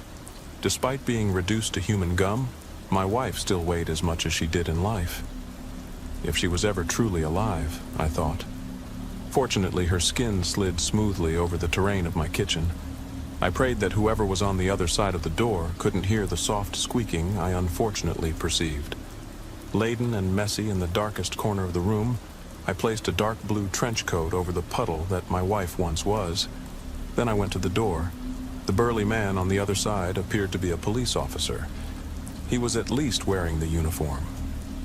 "We recently received a 911 dispatch from this address. Is everything all right in there, sir?" he called. I tried to muster a disarming smile, but my facial muscles didn't fully cooperate. The resulting expression did me no favors. A choppy, schizophrenic grin formed over my chin, the corners of my mouth turning into trembling thorns that refused to synchronize. "Yeah, I had some chest pains. They are gone now." He scrutinized me from head to toe, undoubtedly searching for a likely reason. I fought against visions of Emily appearing behind me, dragging herself into view with an emptied hand. After what felt like hours of silent inspection, he spoke again. "Next time, call us back if it turns out you're okay." The officer hesitated on how to finish his sentence. I was in a desperate situation, and he could tell just by my appearance. However, an emergency wasn't illegal. I gave him an incredulous nod, and he walked away. As I could no longer hear the jingle of his holster and the dull thud of his boots on the floor, I closed the door. I pressed my forehead against the wooden frame and briefly dissociated. But soon, fear began to boil at the back of my skull, forcing me to face reality. With every fiber of my being, I prayed to turn the corner and not find a dark blue trench coat covering something large and amorphous in my kitchen that would confirm my developing psychosis. Madness would be preferable to this nightmare. At least Emily could visit me in a sanatorium. Weakly, I could see the outline of that silver firefly beneath a pile of fabric and skin, and I accepted that I wouldn't be so lucky. About 30 minutes passed before I had dragged Emily into the walk-in closet. I primarily focused my energy on the task at hand instead of thinking about what it all meant. That would come later. For now, she needed to be hidden from sight. After locking her in, I couldn't help but examine Emily. The impossibly surreal nature of her transformation helped me cope with the circumstances and distance myself to some extent. That wasn't my wife, the woman I was hopelessly in love with. It was a cruel curiosity, an intense and extreme prank. It was Salvador Dali's horrible reinterpretation of Emily, not the fleshy, living woman herself. These thoughts helped, but only to a certain extent. The part I couldn't categorize was her face. From where she lay crusted in the back of the closet, only the right half of her face was visible. Her features were still taut, but slightly wilted, like a weathered Halloween mask. The crease at her nose concealed the rest of her face from me, somewhere deeper in the pile. Although it now looked like winter marble, sewn in high-quality latex, her right eye seemed to follow my movements, watching every step I took. I didn't believe she was actually watching me. Emily's hollow corpse hadn't moved an inch since her deflation. I thought I had killed her, yet I couldn't shake her gaze even if she was dead. Her glassy right eye inspired a shimmering, burning madness in my soul, threatening to dissolve me entirely if I let the flames rise unchecked. I covered her limp, empty half-face with a t-shirt and continued my examination. There were two, to say the least, sacks attached to the inside of Emily. Round outlines that clearly had their own internal space. One seemed to be under her chest, and the second under her upper abdominal area. A heart and a stomach, perhaps. Next, I ran my fingertips along her right arm. Her shell was sturdy and firm, like thick plastic, except for the underside of her wrist, which had a silkier texture. Maybe that area served a ventilatory purpose. But then what about the watch? Leaving the closet, I closed the doors behind me and checked the timepiece still hanging on the base of the faucet.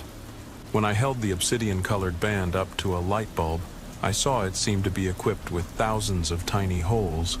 Protection. Porous metal, I guessed. As I stood by the sink, my detachment from the situation abruptly ceased. Standing where she had been just a few hours earlier made the destruction of the valve inevitable. I thought of her laughter, her smile, her empathy, and her kindness, which brought bitter tears gently falling into the basin. Then, in a flash, I reevaluated our entire relationship. Was she ever human? And then someone had replaced her with an almost perfect replica? Had she always been like this? What does she want from me? A thunderclap echoed somewhere deeper in the apartment. My heart swam, trying to stay afloat in a new flood of liquid terror. The closet door had slammed against the upper frame. At first, I couldn't determine the mechanics of what had happened or the sound that caused it. Then I saw it. Or rather, I saw her. Beneath the door frame, Emily, a sentient sea of skin, was pressing herself under the closet door. Whatever way she moved involved jarring motions, generating enough force to split the edges of the resilient wooden door while colliding with the frame. 3 more thunderclaps followed in quick succession, and then she was free. Her method of movement was beyond the uncanny. It was shockingly alien. Emily's gait began with hundreds of spikes materializing beneath her, their emergence pushing her flesh upward. Then she briefly hovered in the air, resembling a gigantic flesh-colored football shoe.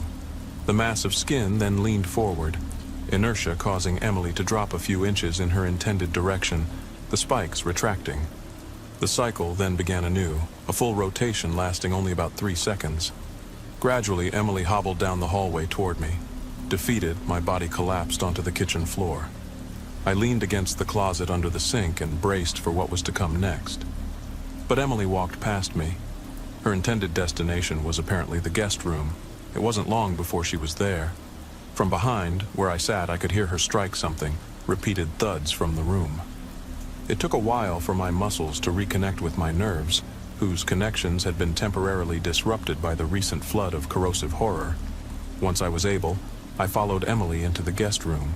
She struggled to open a drawer on the bed frame, unable to wrap her flesh around the handle to pull it. Emily's face wasn't visible from my perspective, instead submerged somewhere within herself. However, she could still sense me. Her attempts stopped as soon as I entered the room. She fell backward and stood still without words asking for help. I stepped forward, internally prepared for Emily to attack and devour me. But she never did. As I opened the drawer, I understood. Our air mattress was inside, including a detachable motor intended to inflate the bed. I hadn't managed to reform Emily yet, not yet. But I was getting closer. The motor could partially inflate her, but it wasn't strong enough to fully pressurize her. I was desperately seeking answers, but our communication had been limited so far. She couldn't speak when she was deflated. It seemed Emily could whisper when partially inflated, but only faintly, and I couldn't hear her over the motor. Her port, whatever that was, could use Emily's phone to call other lines, but it apparently couldn't function as a phone itself. And my phone, unfortunately, remained broken. Maybe I'd try lip-reading her later today.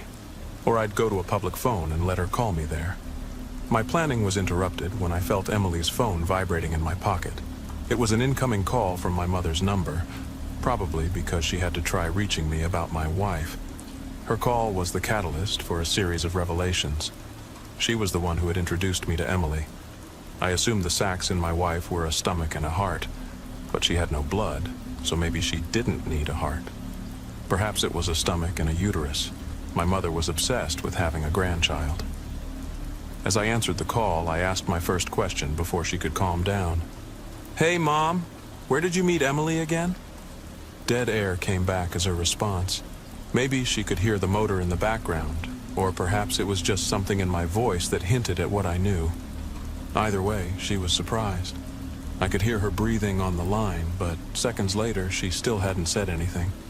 Mom might be a chatterbox, but she's a terrible poker player. She's only truly quiet when she's concocting a lie. I must first say that I'm not really a social person. When the pandemic hit the United States, it was probably the best thing that could have happened to me. I already spend most of my time online since I work in data entry for a test proctoring company. It wasn't exactly fun, especially considering how crazy 2020 turned out to be, but that has nothing to do with the problem that keeps me awake these days. I just thought most people start these kinds of stories with a personal anecdote, so here you are. Long story short, I'd rather be left alone. In our small town in Vermont, my neighbors almost overdo it every year. The Miller family has 4 boys, all in elementary school, and of course, they want to celebrate the holidays in grand style. Why should 2020 be any different? Their house is right next to mine, so it's the first thing I see whenever I step outside. And now, thanks to their elaborate Halloween decorations, I'd be seeing even more of it. Day by day, the Millers added more. Here, they hung paper bats. There, they draped intricate cobwebs over the windows. I really tried to ignore it. I know how that sounds, like I'm the grumpy neighbor who hates Halloween, so I kept my irritation to myself. But a few nights ago, everything changed when I suddenly heard screams.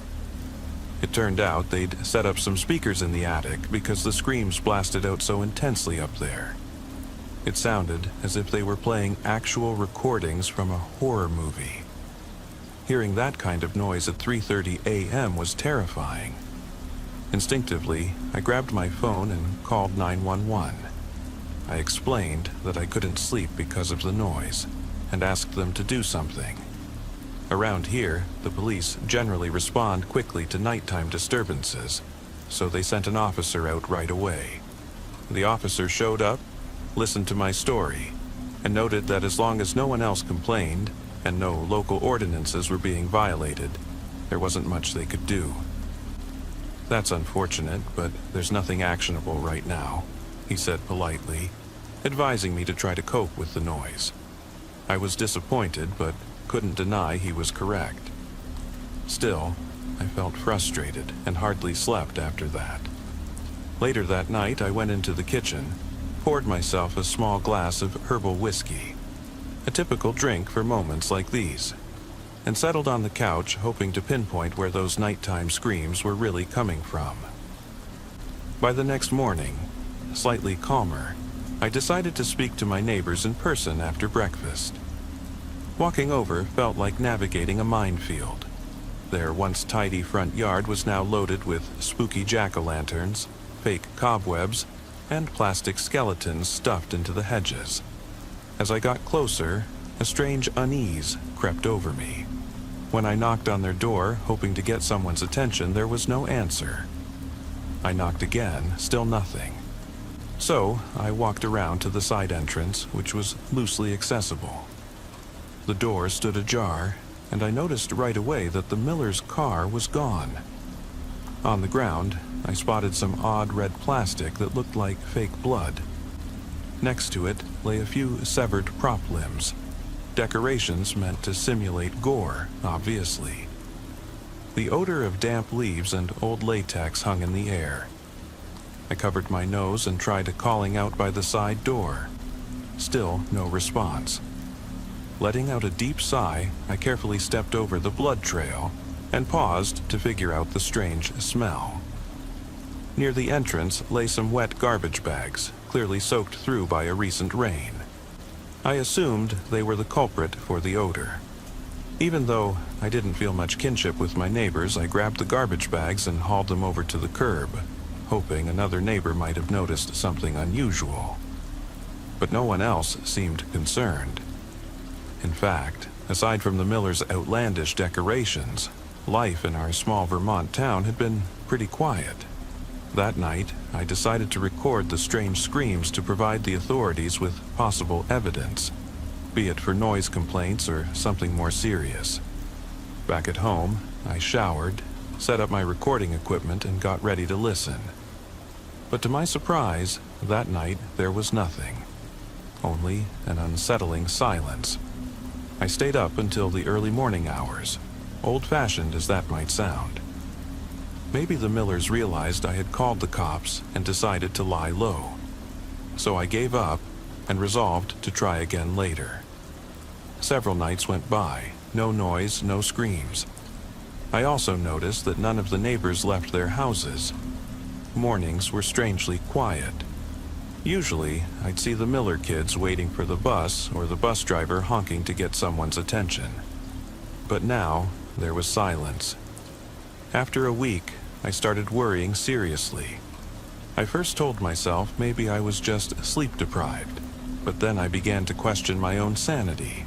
What if the scream I heard wasn't just a sound effect? That thought circled in my mind, refusing to leave. Had something horrible happened to the Millers? What if Joanna Miller, the wife, was attacked? A robbery? The images of severed heads and fake blood I'd seen suddenly seemed eerily plausible as an actual crime scene. My paranoia whispered, "Oh my God, how could you have missed the real danger?" I pulled on my bathrobe and headed out in the middle of the night toward the Miller's house. Clutching my phone tightly, I moved through our dark streets, adrenaline making my heart thump.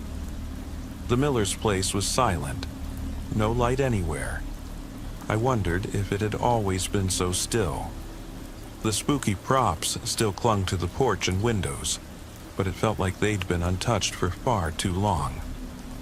Glancing into their garage, I saw no sign of blood.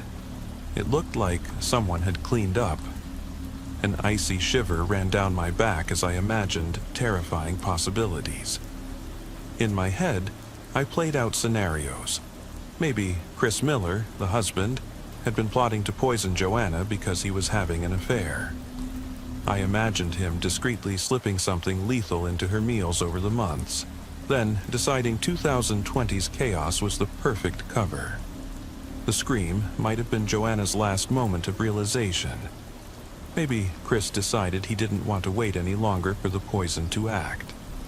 I recalled vaguely seeing Chris talking quietly with a younger woman in a nearby diner. Could that have been his mistress? If so, it would make sense he'd grown distant from Joanna. But murder? That was an unspeakable leap. These thoughts swarmed in my mind, each one more horrifying than the last, as I stood near the garage trying to keep my composure. I had to enter the house, look for any clues. What if there was still evidence inside? I ran back to my own place, heart pounding, rummaged through my shed, and grabbed a crowbar I'd used for minor repairs. It was enough to pry open a door. My hands shook as I forced the miller's side door after a couple of tries, finally stepping into a dim, musty utility room.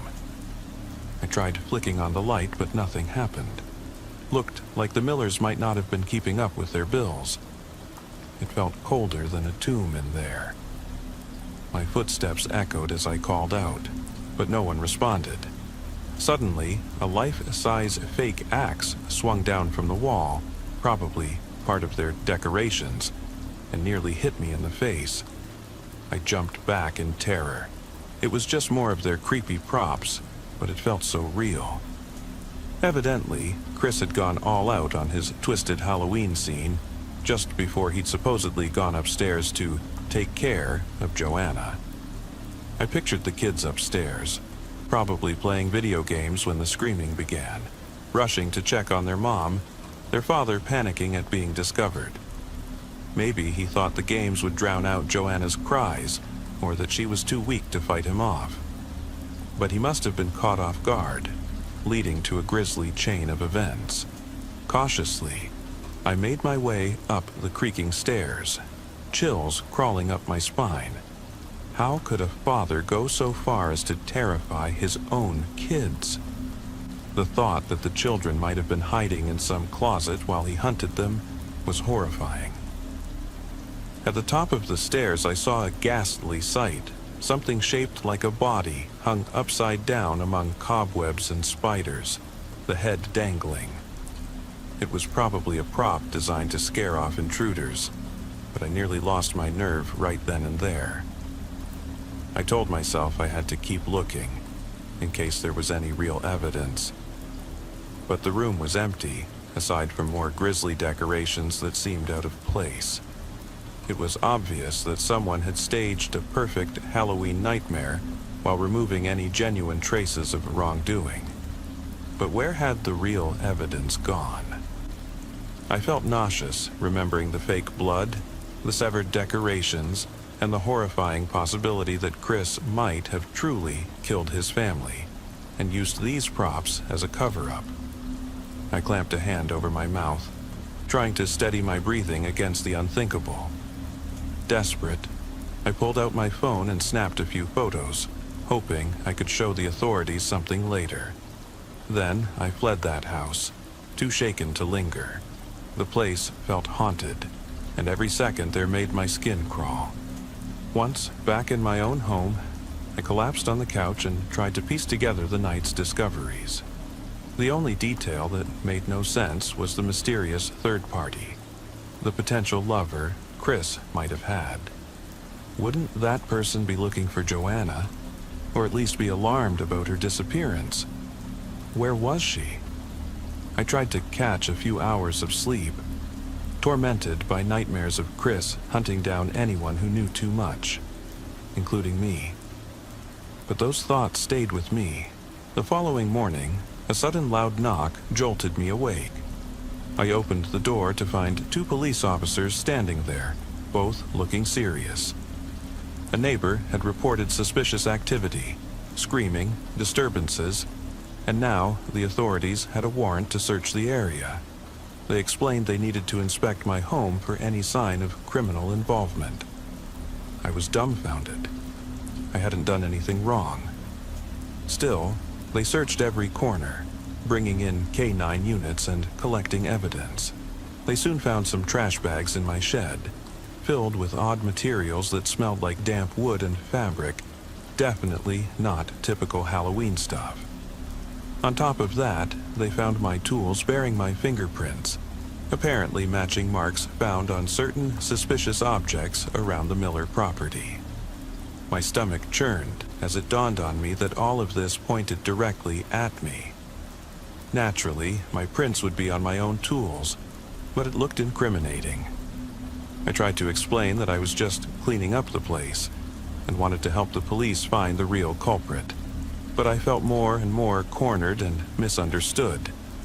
The officers questioned me for hours, and I was certain I'd end up in prison for a crime I didn't commit.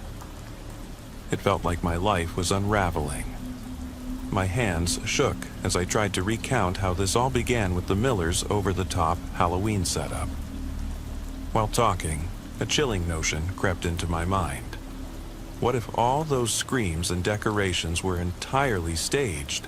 What if there was never a real crime, and the entire show had tricked my senses?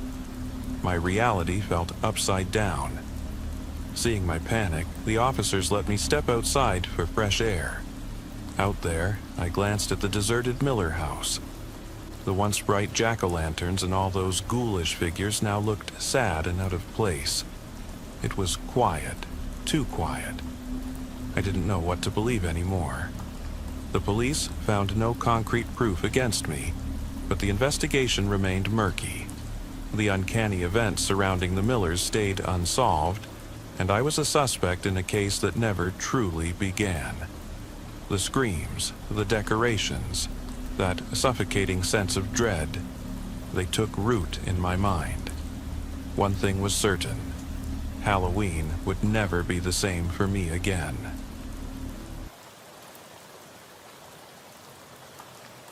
A loud horn blared as the car in front of me suddenly came to a halt. Something had barreled across the road, something big. I slammed on the brakes and prayed that the icy highway would prevent another rear-end collision.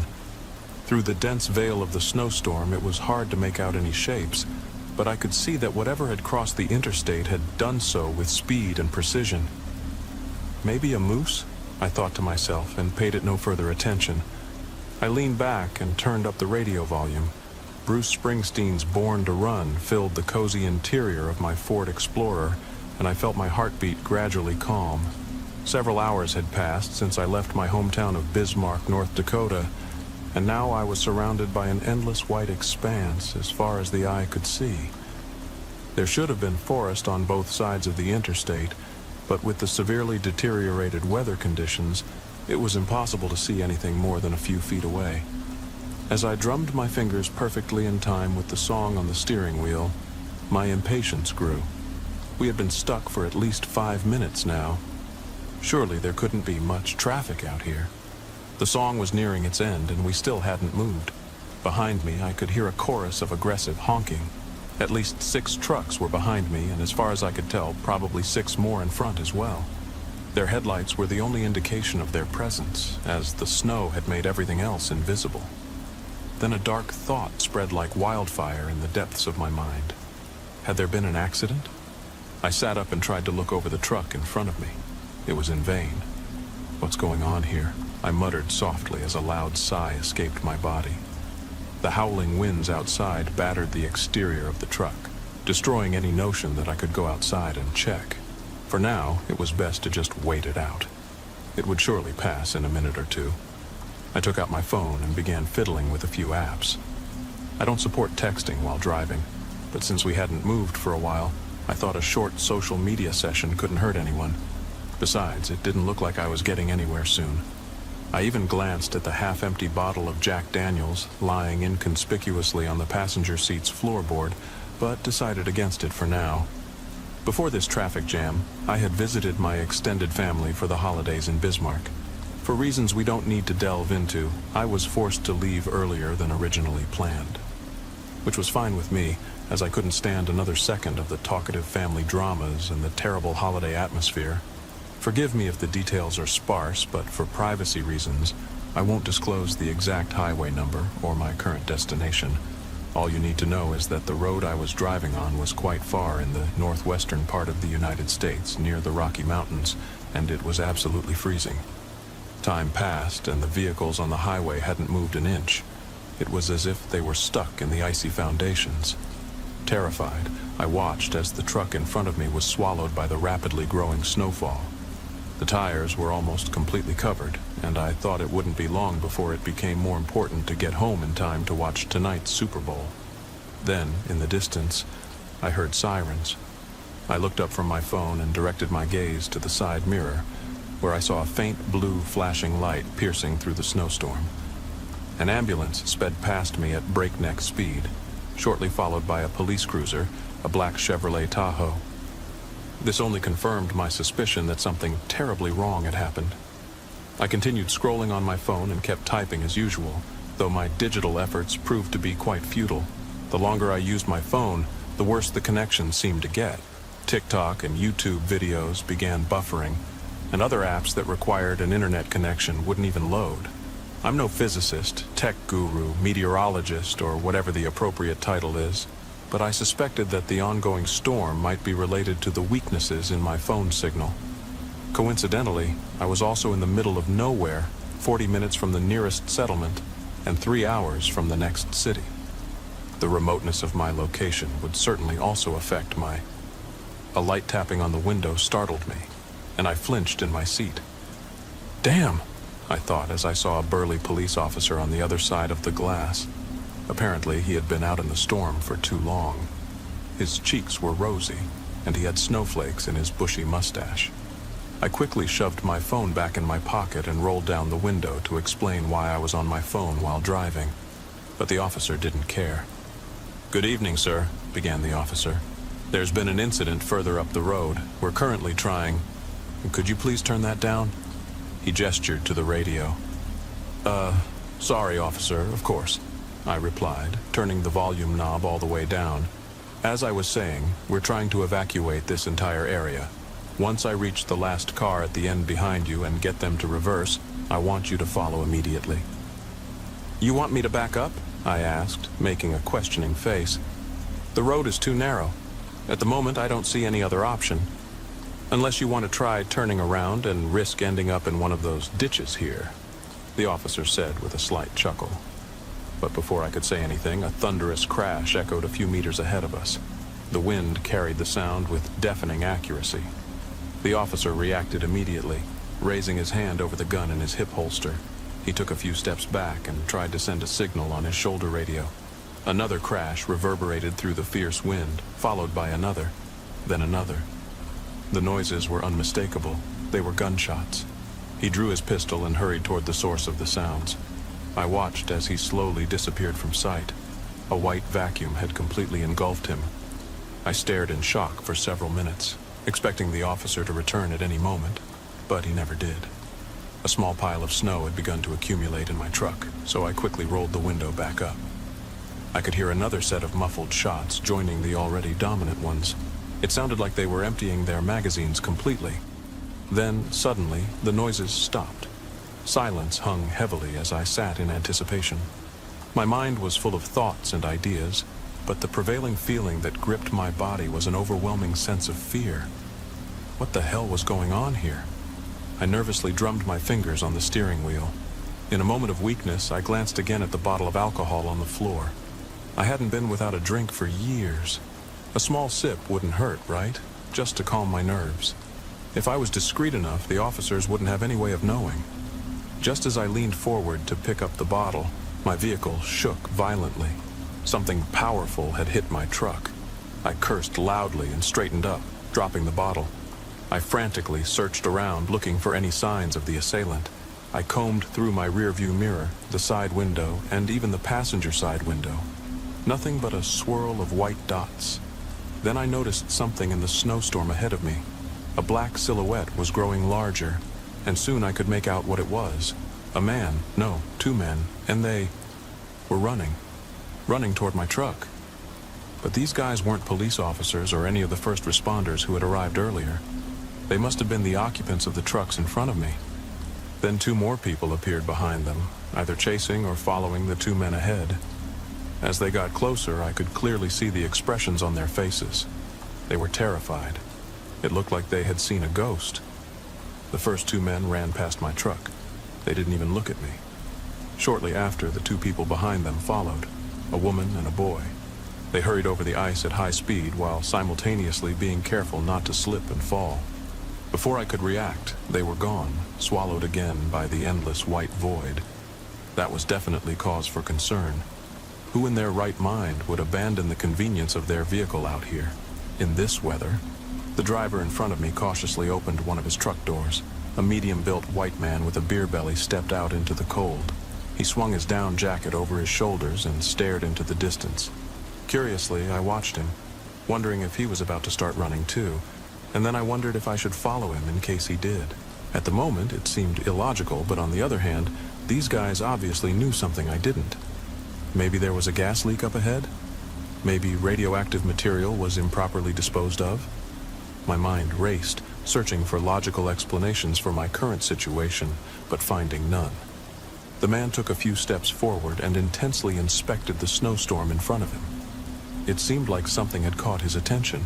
He took more steps forward, positioning himself in front of his truck, partially blocking my view of him, his left side still visible. But there was something else. In the depths of the snowstorm, something was moving. I squinted, leaned forward in my seat, and stared through the snow-covered windshield. From the left side of the road, approaching oncoming traffic, a large silhouette moved back and forth as it slowly approached the man. Although it was far away, it seemed almost twice his size, but he hadn't noticed it. The man was too busy investigating what had caught his attention right in front of him. An overwhelming feeling of fear coursed through my veins. The way the silhouette moved, I couldn't quite explain, but it felt predatory, like a lion stalking its prey through the dense underbrush of the African savanna just before it pounces to secure a fresh meal. Was it a moose? It didn't look like it. The proportions were all wrong, and it almost looked bipedal, but I couldn't think of any other large animals out here that the silhouette could belong to. I doubted that brown bears ever roamed this area, and even if they did, could they reach that size? It was as if my primal instincts were staring at me, telling me to do something. I felt my fight-or-flight response kick in, but managed to suppress it. I was safe in my warm Ford Explorer. But the man, on the other hand, I had to warn him somehow. If I honked, whatever was chasing him might react immediately. It was too risky. Before I could think of anything, the man screamed in fear. His cries echoed through the thick exterior of my truck, muffled by the layers. I focused ahead, trying to catch a glimpse of what had scared him so much. He turned to flee. He was almost back to his truck's driver door when he buried his face into the cold, hard ground. He must have slipped. The predatory silhouette to his left was now nowhere to be seen.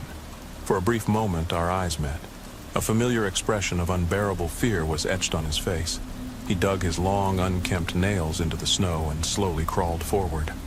And then he screamed again, but this time not out of fear, but out of pain. He was violently pulled back. I watched in horror as the man tried to fight back, his powdery hands pressed firmly into the snow as if he had a solid grip. He was dragged away from his truck and disappeared from my sight. Just before he rounded the left corner, I could see his blood-soaked hands desperately clutching a tire, and then he was pulled away. I couldn't believe it. It was like a scene from a horror movie, only this was real. It was actually happening. The man's wailing abruptly stopped, and apart from the harsh winds of the snowstorm, no other sounds could be heard. I took out my phone and tried to suppress the trembling in my hands as I dialed 911.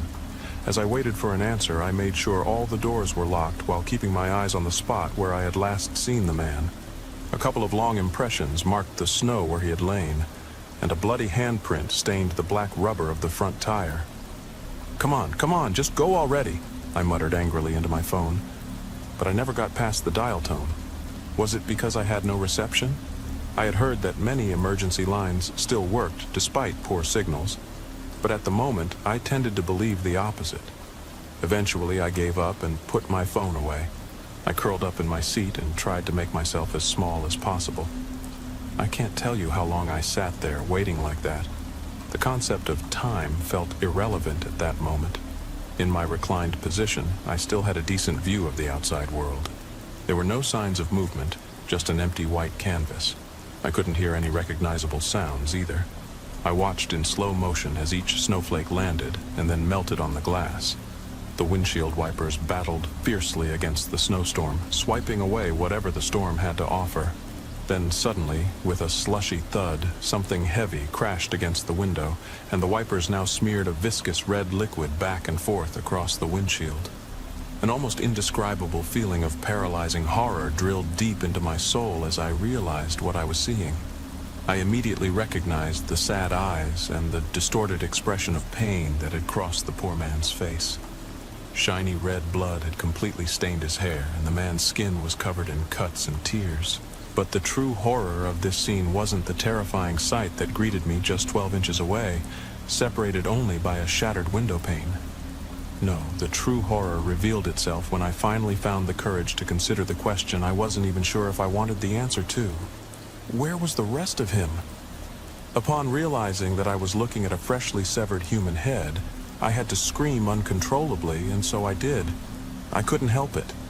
I felt sick and was on the verge of throwing up. It took all my strength to gather a spark of composure that hadn't left my body yet, and I quickly sat up in my seat, frantically searching my surroundings. Still, I saw nothing but a heavy snowfall. I tried to calm myself, knowing that panic would only make the situation worse. I steadied my breathing and sat still, slowly counting down from 10. But the grotesque sight that greeted me every time I looked through the windshield didn't help. So I closed my eyes and kept counting, focusing on controlling my breath. Inhale, exhale, inhale, exhale. But even as I closed my eyes, I still saw his face. The gruesome image had etched itself deeply into my mind, and I felt anxious at the thought that I might never sleep peacefully again. In my distracted trance, I didn't notice that something foreign was filling the air, something ominous. It was a deep sound, barely audible, a stark contrast to the howling winds outside. It was the kind of noise you felt more than heard, if that makes sense. It was low and rumbling, and I swore I could feel my chest vibrate slightly, like being at a concert or a nightclub with a really loud bass. Carefully, I rolled my window down a quarter to better hear the strange sound. It was much clearer now, and the best description would be to call it a sort of low-frequency growl. Its tone fluctuated slightly, as if in sync with short, rapid breaths. It would be quite a powerful display of vocal cords if the sound were organically produced. I did my best to pinpoint the direction the noise was coming from, but I found the task nearly impossible. Perhaps the wind distorted and shifted the sound, but it sounded like it was coming from every direction. I didn't know what to do. Obviously, I didn't want to get out of the truck and run away like the previous drivers before me, but I felt that staying in the truck would only make me a sitting duck. I also had no weapons to defend myself, not even a pocket knife in the glove compartment. The only thing I had was an old Zippo lighter, which I doubted could cause any real damage in a fight. The deep growl subsided and was instead replaced by a howling noise reminiscent of an owl, only much deeper, like someone blowing air into a hollow tree trunk. But this sound was easy to locate, and I could tell it was coming from behind the truck in front of me, where I had last seen the man before his unfortunate end. I directed my gaze toward the source of the noise, expecting to see its owner peek around the corner at any moment, when suddenly I heard another identical set of deep howls from my left side. I wondered how the animal, the creature, or whatever was making those sounds, had somehow managed to sneak past my line of sight and position itself to my left without me noticing. But my pondering was interrupted as the original howl roared through the winter air again, as if responding to the others. And to my complete horror, I began to slowly realize that whatever was making those noises, whatever had killed that man, wasn't alone out here. And then I saw it for the first time. As if on cue, I noticed the dominant silhouette standing in the middle of the road, standing out against the rapid snowfall. It slowly emerged from the devastating snowstorm just a few meters from the truck in front of me, and the creature revealed itself. It was unlike anything I had ever seen before, a grotesque affront to all of God's creations on this earth. Its skull resembled that of a crocodile, standing well over 10 feet above the ground. It also had a large crest directly above its eyes, reminiscent of a bull's horns. Its razor-sharp teeth were stained red, and blood dripped from its mouth onto the snow-covered asphalt. The entire creature was covered in dense white fur like that of a brown bear. No wonder I hadn't noticed it until now. It was perfectly camouflaged in the powdery white snow. The rest of its body was hard to make out due to the storm, but I could see that it was enormous, slightly taller than the vehicle it was slowly approaching. It drew nearer, trotting irregularly toward me. Blood still dripped from its deformed mouth.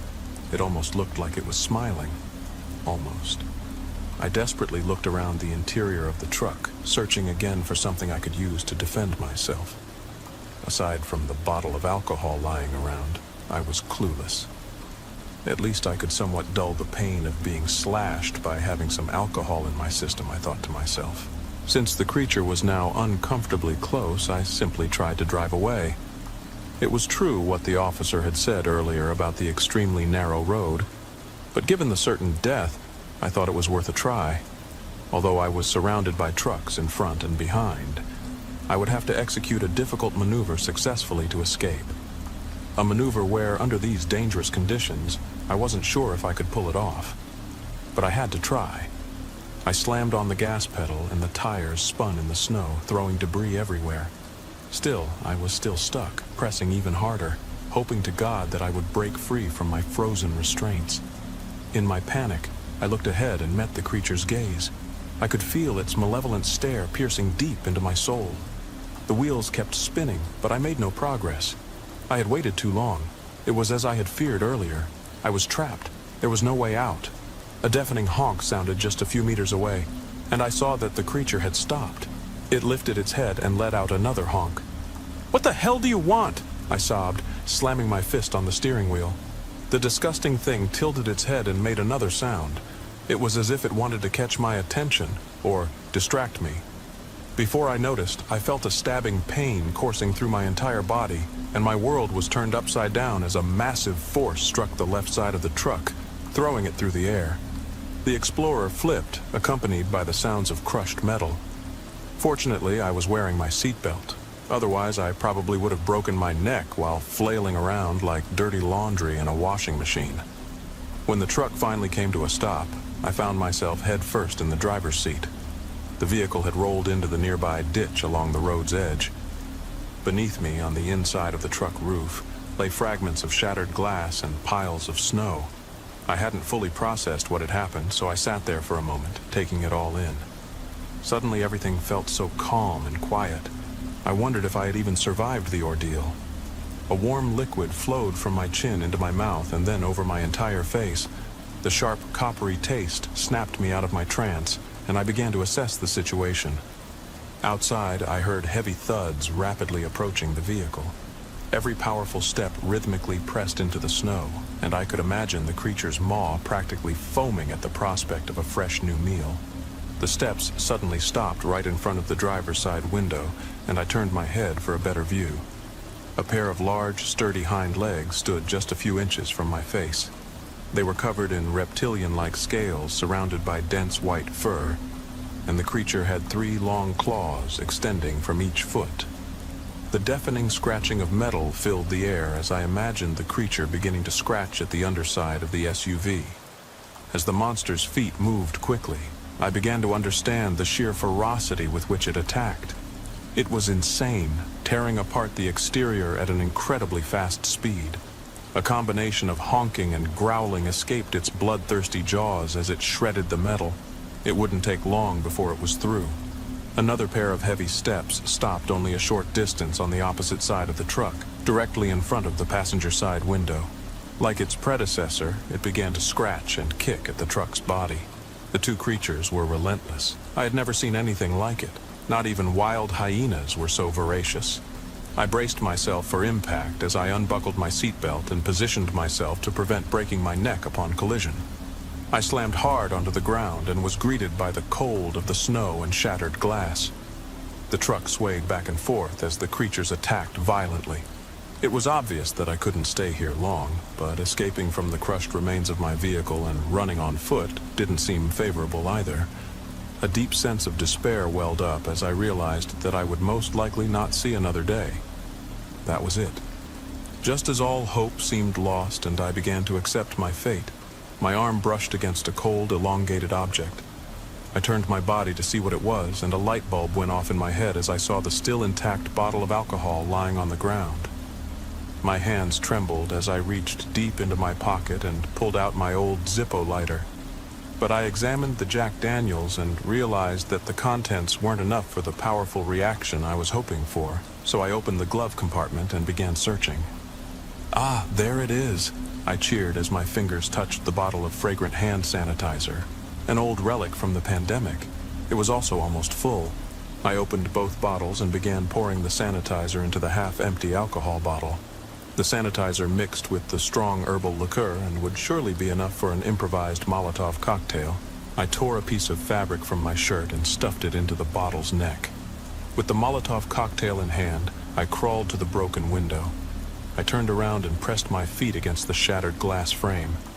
In an adrenaline-fueled state, I pressed my legs down and exerted pressure on the windshield. I tensed my body and pushed my legs harder than ever before in my life, wishing I had spent more time at the gym beforehand. Due to its severely damaged state, it didn't take long for the windshield to shatter, and the harsh winds of the outside world filled the cabin of the head-first turned truck. Above me, the creatures growled and roared, tearing and shredding the frame. I could see narrow beams of light piercing through the underside of the truck, indicating that they were almost through. I crawled through the new opening and out into the relentless snowstorm. I feared that as soon as I went outside, one of the creatures would promptly place my head in their jaws, and I'd be done for. But that didn't happen. It seemed they were too busy breaking through the hard exterior of the SUV, and they hadn't noticed that my clever escape had succeeded. I continued crawling through the snow, praying to God that the beasts wouldn't turn their hideous heads and notice the easy prey slipping right beside them. I didn't dare look back either. I couldn't bring myself to face the abominable creatures. Once I reached a satisfactory distance from the truck, I finally turned around and stood up. I lit my lighter and ignited the Molotov cocktail. Don't try this at home, by the way. With all my remaining strength, I threw the burning bottle onto the pile of scrap that once was my truck, and watched happily as the fire rose. I even think I hit one of the creatures, as I heard an astonished howl. The flames weren't large enough to cause a massive explosion or anything, but they were enough to distract the creatures, allowing me to flee. I ran back to the road and drove past all the abandoned trucks that were further up. The ice was stained red, and a few human bodies, or at least their remains, hung from the various deserted vehicles. Eventually, I passed the ambulance and the police cruiser that had arrived about an hour earlier. There were no signs of the officer I had spoken to, but deep down, I knew what fate had befallen him.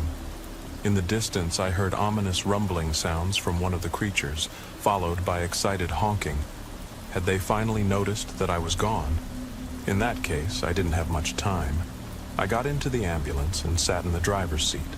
A frozen and severed human hand was attached to the steering wheel. I gagged as I tore it off and threw it out the open window. The shrill screams of the creature echoed through the snowstorm, and it sounded like they were getting closer. Desperately, I turned the ignition key of the ambulance, and to my relief, it started without any issues. I pressed the gas pedal and sped away. Fortunately, ambulances in this part of the United States are well equipped to handle dangerous terrain and snowy roads. As I drove, I kept a close watch on the rear-view mirror, hoping to catch one last glimpse of one of the monsters. But the only things I saw were swirling snowflakes effortlessly dancing with the icy winds that carried them. About 30 minutes later, I arrived in a small town. The snowstorm had subsided, and the sun was beginning to set on the horizon. I parked in front of the first roadside motel I found and probably looked like a zombie as I desperately begged the receptionist to alert the authorities. She seemed extremely nervous, but did as I told her. After a while of conversation, the friendly receptionist informed me that the police would be the first to arrive the next morning. Apparently, the nearest police station was an hour away, and the raging storm had caused significant issues throughout the state's infrastructure. Since no one was in immediate danger, they would wait until the roads were cleared and passage was safe again. I wasn't satisfied with this answer, but I was too tired to really care. I checked into one of the motel rooms and began typing everything on my phone. There are still so many unanswered questions, but I imagine more news about the situation will come tomorrow. I just hope that the other drivers along this highway made it out safely, but I have my doubts. The snowstorm had now passed, and outside my window on the second floor, I could see the clear night sky and the endless expanse of the tundra. I have to admit, this landscape is beautiful. It's a shame that I will now forever associate the calmness of the snowfall with the abominable horror of the previous events. But that's not all. As it got warm in my room, I decided to slightly crack open my window. For an hour, I heard the breeze sweeping over the frozen landscape. Strangely, there were no sounds of wild animals here, but something else was there. Occasionally, the silence in the distance was broken by the ever-familiar and ominous sound of a faint howl, screaming out into the night. I don't know when this message will be sent. I'm using my phone, which only receives a signal for a few seconds every few hours, so I could just send this message into the void. And that's a problem. A problem because our town, Frostburg, where I've lived my entire life, is in such dire straits that I don't believe we'll survive much longer. The only light beside my phone is a candle that threatens to go out with every gust of rattling wind. The cold wind I can't shake off from the library where I've taken refuge keeps me restless. I don't dare to start anything. The small diesel generator in the basement is only managing the basics, and fuel is running scarce day by day. At least I have my tea and a heavy blanket draped over my shoulders. But the cold of this storm has seeped into my bones. It has infected every part of this town, and if these are Frostburg's last days, at least others should know what hell we've been fighting in vain. It all began with rolling gray clouds that rose on the horizon and swept over the distant Rockies like a thick layer of sludge. They spread across the entire town, blocking the sun and leaving us in a twilight that everyone found strange and became the talk of the town. The television went out after a few hours, and the radio reported nothing of what we were experiencing. I'm starting to believe it will never report it. The storm brought snow, the kind of snow that weaves a thread of worry just by watching it fall. The weather had been unusually mild before the storm rolled in, and much of our tourist appeal comes from the snow that typically blankets the entire town until mid-January. Many went out to greet the storm and the snow, knowing what was coming. I stood on my porch, watching the snow fall into the night, the streetlights glowing behind it, unable to shake my concern. The streets were covered within a few hours. The whole town knelt to await the storm. We were resilient. A bit of snow was nothing to worry about, even though we all felt an uneasy restlessness. This feeling proved prophetic, as we all could have guessed. The next morning, the snow fell even harder. The world outside my window looked static, and with every blink, another inch added to the already insurmountable snowdrift. It wasn't long before the roar of engines and the scraping of shovels echoed up and down the street.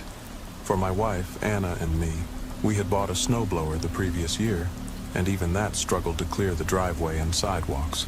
We added to the already piling snowdrift, and when we were done, another layer settled where we had just cleared. By evening, it looked as if nothing had happened all day, although many determined townsfolk didn't give up until even the snowplows stopped working. The next day, I was one of the few who dared to venture into the snow to go to work. In such a storm, the power would go out, and those dependent on Netflix and YouTube would seek some form of entertainment. Besides, the town hall was old, and I wanted to check the heaters. Walking was a plague, and I had brought my shovel to help me through the snowdrifts. On my way into town, I saw many children enjoying their day off from school in the snow, laughing with joy as they sledded or built snow sculptures. Some even offered to clear the way for me, and I was more than grateful, as these old bones of mine simply weren't suited for shoveling. Main Street had been cleared more than the other streets. Tire tracks were still visible, but a common sight was cars stuck in the snow. Most had been abandoned by their owners and became part of the snowy landscape. It was strange to see a town usually only alive with those who had things to do that couldn't wait. The grocery store, a small Kroger at the end of the street, looked like it had been looted. Even from the outside, I could see the shelves through the large windows, and they had never been so empty.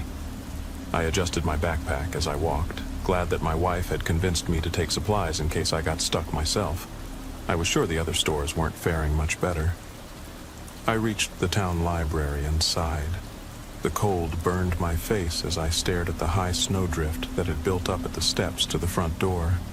The side entrance would have been a better choice, so I began shoveling the path to that door, wondering if I should just stay put. When I reached the door, I was half dead and breathing so heavily you might mistake me for a steam locomotive. The door was swollen, and after a brief struggle, I opened it to find the large main room dark and cold. The weak light from outside seeped gray through the windows, just enough to turn on the lights and check the building. Luck was on my side. The old oil heater was struggling, but not in danger of exploding or giving out. I spent most of the day clearing another path to the sidewalk, but when I was done, it was clear I would spend the night, and all my work had been in vain. Evening came, and the store lights stayed on long after closing time. I became restless and made my way to the small corner cafe, the Warm Heart, and was surprised to find it still open and serving.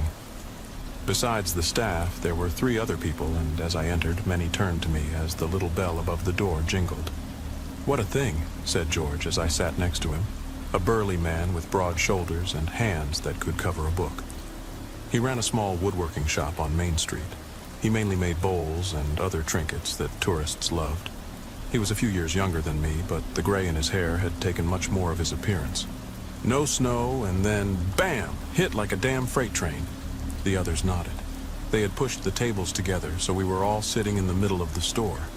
Jenna was still behind the counter, a woman in her early 30s with brown hair always tied up in a bun at the back of her head. She had a stern look, but her kindness was legendary among the townsfolk.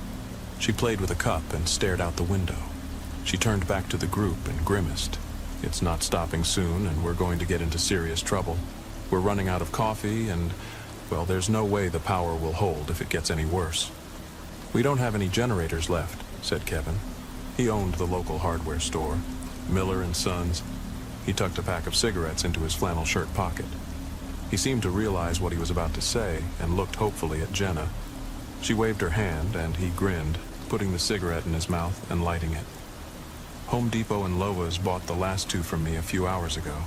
If I had more supplies, I'd have made a bundle."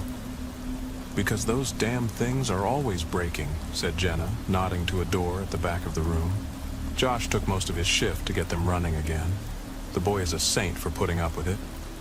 Kevin shrugged and scratched his beard. "It has a warranty."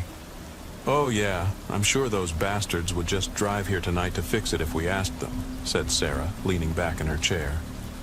She was a petite woman, still wearing her apron, stained with flour and dye. Her bakery, Sarah's Oven, was one of the busiest spots in town during tourist season. While Jenna seemed like she was having a tough time, Sarah was rather plump with a cheerful demeanor. If there was ever misleading advertising, this would be the first impression you'd get of her. "Damn it, to fix a mixer took almost a month for someone with a clue to come here. I almost had to use a melon squeezer to rip that idiot's eyes out when he told me we had to wait for a part," Sarah said. "Has anyone tried calling someone?"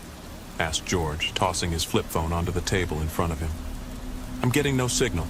And you guys?" We all pulled out our phones and realized the problem was the same for everyone, regardless of their carrier. "Landline?" I asked, looking at Jenna. She had a beige phone on the back wall and turned to pick up the receiver. She shook her head. "It just clicks." "Radio was also a desert or an overflow," said Kevin. "But the last weather report I heard said we'd get a few more mild days." "Damn climate change, I bet," said Sarah, raising her cup to take a sip. "They said the weather would change in weird ways. I call that damn weird." "Can't argue with that," I said, looking at Jenna. "Do you have any more tea back there?" She gave me a warm smile that looked almost threatening. "Sure, and I don't want to hear about payment. It's on the house, John." "Hey, if you're giving out free stuff, I'll take one of those muffins from the display case," said Kevin with a grin. "As if you need more food," said Sarah with a mocking smile. "That's a bit inappropriate," said Jenna as she came over the counter with a cup. Sarah shrugged and smiled over the disapproving look Kevin shot her. Jenna placed the cup in front of me and then looked at Kevin. "Maybe later. I need to get rid of fresh supplies soon if we don't get more customers." "Think you've got one now?" said George, pointing to the door. We all turned around and saw a man stumbling in, clad in thick jackets, quickly shaking the snow off his shoulders. He straightened up, pulled back his hood, and looked at us all with trembling breath. "Josh?" Jenna asked, rushing over. "What the hell are you doing outside in this weather?" "Did you hear that?" he asked. His voice choked as he coughed to clear it. "Did you all hear what's happening on East Street?" I looked into the group and everyone exchanged confused glances. I turned back. What's happening there? There are statues in the middle of the street. Statues? George asked mockingly. What are you talking about? My friends and I were out and drove towards East Street to see how people were trying to dig themselves out. He's really a model citizen, this one, Jenna, Sarah said. Jenna ignored her and rubbed Josh's arms as she led him to the heater. Come on, to the heater. So, about these statues, do you think someone brought them here from all over town? I asked as Josh took off his gloves and rubbed his red fingers. Like the Liberty Oak from Main Street? That would be a damn hike, George said. Wouldn't have gone far enough for a prank in this shit. Josh shook his head. No, nothing like that. It's like someone carved them out of ice, right outside the town limits, all facing outward. It was weird. We wanted to take a closer look, but were too scared. I hoped someone could get the mayor or someone to check it out. I think the mayor has enough on his plate already, Jenna said, looking at us around the table. Well? Sarah echoed Jenna. Well then, Kevin asked. Don't you three go check it out? If they're on the street, they'll interfere with the cleanup efforts, Sarah said. To me, it sounds like a story spun out of too much grass, George said, looking at me as if expecting me to agree. I didn't, and just stood there with a long sigh. East Street, huh? I asked, straightening my coat. Where are the other friends now? Went home. We were all a bit startled, and when I saw the lights were still on here, I thought maybe Jenna knows what to do. Right. If it's a prank, Mr. Miller, I'll have you organizing the catalog cards every weekend until summer. I put on my gloves and took a final sip of tea. If I'm not back in an hour, send out the search party. Wait a minute, George said as he stood up from his chair and grabbed his jacket. You're too damn old to take this route yourself in this shit. If you want to come, just say so, I said. I'm coming too, Jenna said as she headed to the back room. No need. These two old geezers can handle it, Sarah called after her, then looked at me. Tell her not to go. I want to come too, Josh said after a moment. I shook my head. Not necessary, we got this. Go home. I bet your mom has dinner ready. Let us handle it, okay? Josh nodded, took his gloves from the heater and slipped them on. Be careful. We will be, Jenna said as she came back. She wrapped a dark brown wool scarf around her neck. Now go home, and I don't want you taking any shortcuts. Josh left, and we followed him shortly after, heading in the opposite direction. The air had become bitterly cold, and it wasn't long before we were all sniffling with running noses that we couldn't feel anymore. East Street was about a quarter-mile away, and one of the main roads out of town. As we crossed the town center, we found more and more abandoned cars. Most stores were still open, their lights burning brightly in the gloomy storm. But the closer we got to East Street, the more those lights faded and became sparse. We reached the beginning of East Street and stopped to catch our breath. The road wasn't long, and we could see the last intersection before the brick buildings ended and abandoned lots became the norm. Even from this distance, we could see the silhouettes of cars at the end, some still with their headlights on, creating small patches of glowing snow. The distinctive clicking of keys turning in ignition echoed down the corridor of buildings. There are a lot of cars, Jenna said, her voice muffled by her scarf. Can't imagine everyone went out. They probably gave up and went home, George said. Can't go far with this amount of snow. Without taking their keys or turning off the car? I asked, taking a few cautious steps down the street. Well, Josh wasn't lying, George said, pointing to the end where a snowdrift created a haze. In this haze, I could make out silhouettes that looked strangely human. There aren't that many statues in town. No, I said, shaking my head and feeling my skin tingle. There aren't any. I walked a few meters alone before they joined me.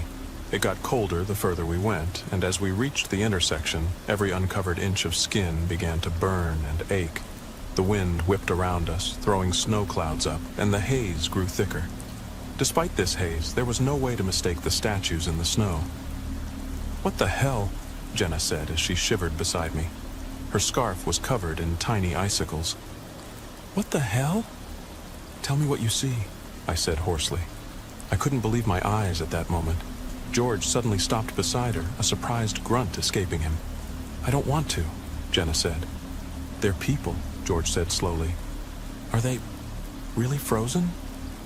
I nodded and took in the scene. There were about 12 of them scattered in the snow. Their poses were all in different steps, as if they were frozen mid-stride. The outer ice layer was a striking ocean blue. What really shook me was that some of them were looking back as if they were walking, their faces contorted in shocked and fearful expressions. I looked around the area we were in. It was mostly residential homes, but all the windows were dark. I stepped aside and trudged to the front entrance of one of the houses. It was broken into. The lower and upper parts were just wooden pieces with splinters in the middle. It was too dark to look inside, and I wished I had a flashlight as I stuck my head in. John! Jenna's voice broke through the whipping wind, and I turned to see the two of us huddled together and retreating. I stumbled down the steps, and as I stood up, Jenna pointed with a trembling hand to the statues. Among them, something large was prowling. 4 legs with a big hump where a dog's shoulders would be. It had thick fur that moved in the wind like water. As we watched, another appeared. They moved like wolves stalking us as we continued to back away. I had never seen such creatures before. I pushed Jenna behind me as George and I moved together. I glanced back at her. Jenna, go away. But listen to the old bastard. I don't know what those things are, but they're not normal. Go, disappear from here, George said, turning slightly to shove her away. She stumbled into the snow but took the hint and ran off. There are no wolves here, George said as we continued to back away. The beasts emerged from the dense haze, their black fur stark against the bluish snow. No, do you have a plan? George nodded, reached into his jacket and pulled out a pistol. I'm going to shoot them, and then we run like hell. I don't think it's a good idea to anger them. I don't think they'll leave us much choice, he said. And it was almost as if the beasts understood what we were planning as they began to growl. The sound was eerie. On my 3, George said, aiming the gun. 1, 2, 3. The shot was like a thunderclap in the snowy valley we were in. I turned and ran as fast as I could through the snow a few feet deep, hearing George follow right behind me. Another shot rang out, and a pained scream reached us, but I didn't look back. I just kept running, hoping to reach the town center and the warm glow of the surrounding buildings. George fired again, but this time a pained scream followed as I turned just enough to see him sinking in a snowstorm. One of the beasts had pounced on him in a moment, and bright red blood splattered around him in the snow. I cursed and hurried away, sprinting with all my might to the next building. I pounded on the door and hammered my fists against it. Open up, let me in. It's John, the librarian. Please, open the hell up. To my great relief, the door opened enough for me to shove myself inside.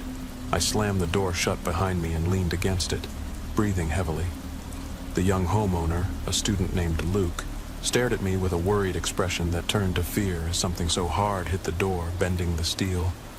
I braced myself for the next blow, but nothing happened.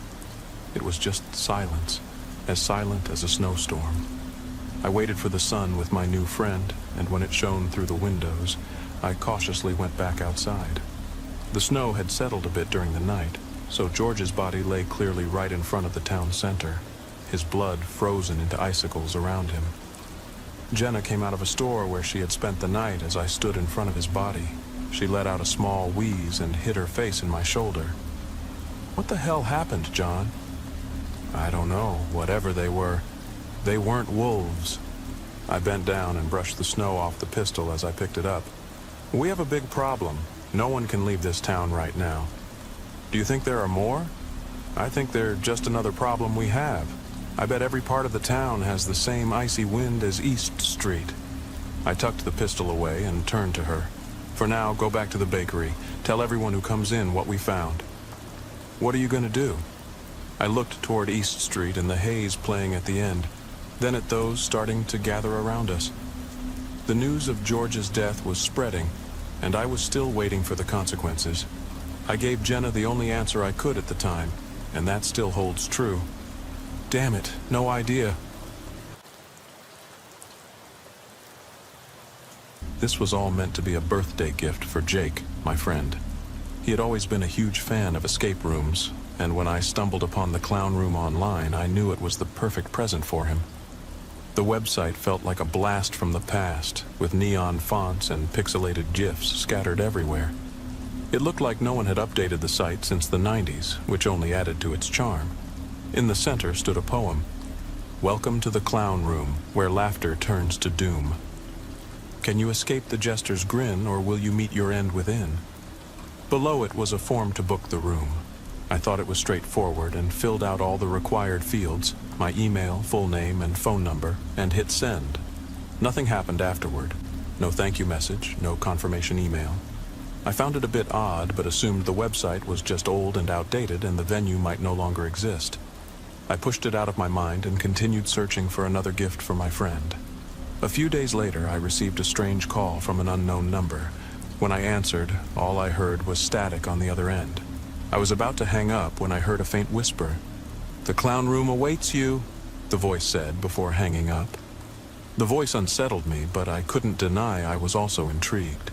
It was as if the people behind the clown room were taking their immersive experience to the next level. I couldn't wait to see what they had prepared for us. Just a week later, right on Jake's birthday, I received a brown envelope. It was addressed to me, with no return address or stamp. Curious, I opened it and found a key that looked like an ordinary house key. Attached was a note with an address printed in all the colors of the rainbow. It looked like someone had drawn the letters in MS Paint. The note smelled terrible, like a mix of decay and something else I couldn't quite identify. A smile spread across my face. This was it, I thought. The key to the clown room. I slipped the key and the note into my pocket, determined to surprise Jake by taking him to the room without any warning. Convincing him to go to the mysterious address on the note wasn't hard. He was always up for a good adventure, and the fact that I was being so mysterious only made him more excited. However, as we made our way to the address, I couldn't shake a feeling of unease. The neighborhood in Detroit where we found ourselves was run down, filled with dilapidated buildings. We walked what felt like miles until we finally spotted a large, decrepit apartment building. By then, the sun had already set. We approached the building's entrance. I double-checked that this was the right place, and indeed, the address on the note matched the one on the building. I hesitated for a moment before using the key to open the door. It smelled awful inside, a mix of mold and mildew. I wasn't sure where to go next, but I noticed a directory on the building's wall. It was an old, yellowed piece of paper with names written in faded ink. "Come on, Lisa," Jake said. "What are we doing here?" He was getting a bit restless, which, if we could just find this room, was a good sign. I turned with a sly smile and told him to wait. As I examined the directory on the wall, I noticed an old, faded clown sticker next to one of the names, Zeke Cranch. I immediately knew we had found the room, and according to the list, it was on the 6th floor. I headed for the stairs, only to realize the elevator was out of order.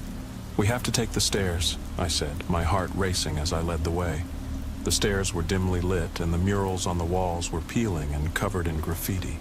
I could hear dogs barking on one floor and a couple arguing loudly on another. My unease grew with every step. By now, I was starting to have doubts. Nothing felt right, but I could see Jake was getting excited and decided to ignore my gut feelings. Eventually, we reached the 6th floor, and there it was, Zeke Cranch's apartment with a large clown sticker on the door. I took a deep breath before using the key to unlock the door. "Seriously," Jake said, "what is this?" "You'll see," I replied. "We're not buying drugs, are we?" He laughed. My hand trembled as I inserted the key into the lock. The door creaked open and we stepped into a small, cramped one-bedroom apartment. As soon as we entered, the door slammed shut behind us and I heard a mechanical lock engage. I turned around and tried to turn the handle, but it wouldn't budge. "We're locked in," I said, my voice shaking. "Oh, okay," Jake said, trying the door himself. "What? Relax," I said. "It's an escape room." "Oh," Jake said. "That's what this is about?" He smiled. "It's called the Clown Room," I said. "I found it online." "I don't know," he said. "It doesn't look like—" "Happy birthday," I said, but it didn't sound as enthusiastic as I wanted. He smiled and kissed me. "Thanks, babe. This is... I don't know what to say. It's either brilliant or some kind of cheap scam. I mean, look at this place." He was right. It was nothing like I had imagined. Besides, no one greeted us or explained the rules. The room was decorated more to be creepy than fun. The walls were dirty and painted white, and on one wall were black graffiti letters that read, "To escape this room, a price must be paid, a sacrifice made, a life taken." The furniture consisted of colorful miniatures as if the room was designed for a child, and the floor was covered with broken, stained, and old toys. I noticed a toy phone with a clown face on the miniature desk, and a small, worn-out teddy bear in the corner with its eyes ripped out. Worst of all was the upside-down clown hanging from the ceiling, sitting in a lotus position directly above us. The lack of windows added to the eerie atmosphere. As we continued searching for clues, a feeling of fear overcame us. The room's creepy ambiance became increasingly unsettling. I picked up the toy phone and tried to make a call, but all I heard was hysterical laughter from the receiver. It sent chills down my spine. Jake checked his phone, but mysteriously it was dead. The same happened to mine. We were completely cut off from the outside world, and as we realized it, panic set in. "This is just junk, Lisa," Jake said. "I don't understand how—" "Wait," I said, pointing to the wall. "There's something here." I had discovered a blue plastic lock on the wall, hidden behind a pile of old toys. I approached it and examined it carefully. It seemed to require a plastic key.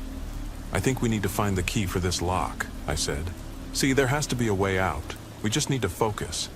We began searching for the key, turning over every toy, rummaging through every corner, and inspecting every piece of furniture. But our search was in vain.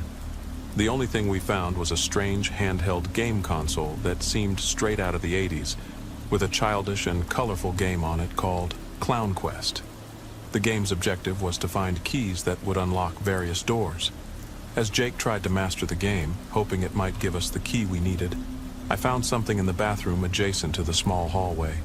The clown decorations there were already unsettling enough, but when I looked into the bathtub, I screamed in horror. It contained two mummified people embracing each other. "Jake!" I shouted. He rushed to me. "What? Holy crap! They're not real, are they?" "I don't know," I said. "This isn't fun anymore." I went back to the room and looked up at the clown on the ceiling. "Let's get out of here! Can you hear me? This isn't fun anymore." Nothing happened. "I think they're real!" Jake shouted from the bathroom.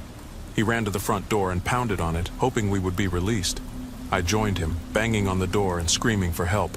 But our efforts were futile. The door remained firmly shut, as if mocking us. Helpless, we collapsed onto the colorful miniature sofa.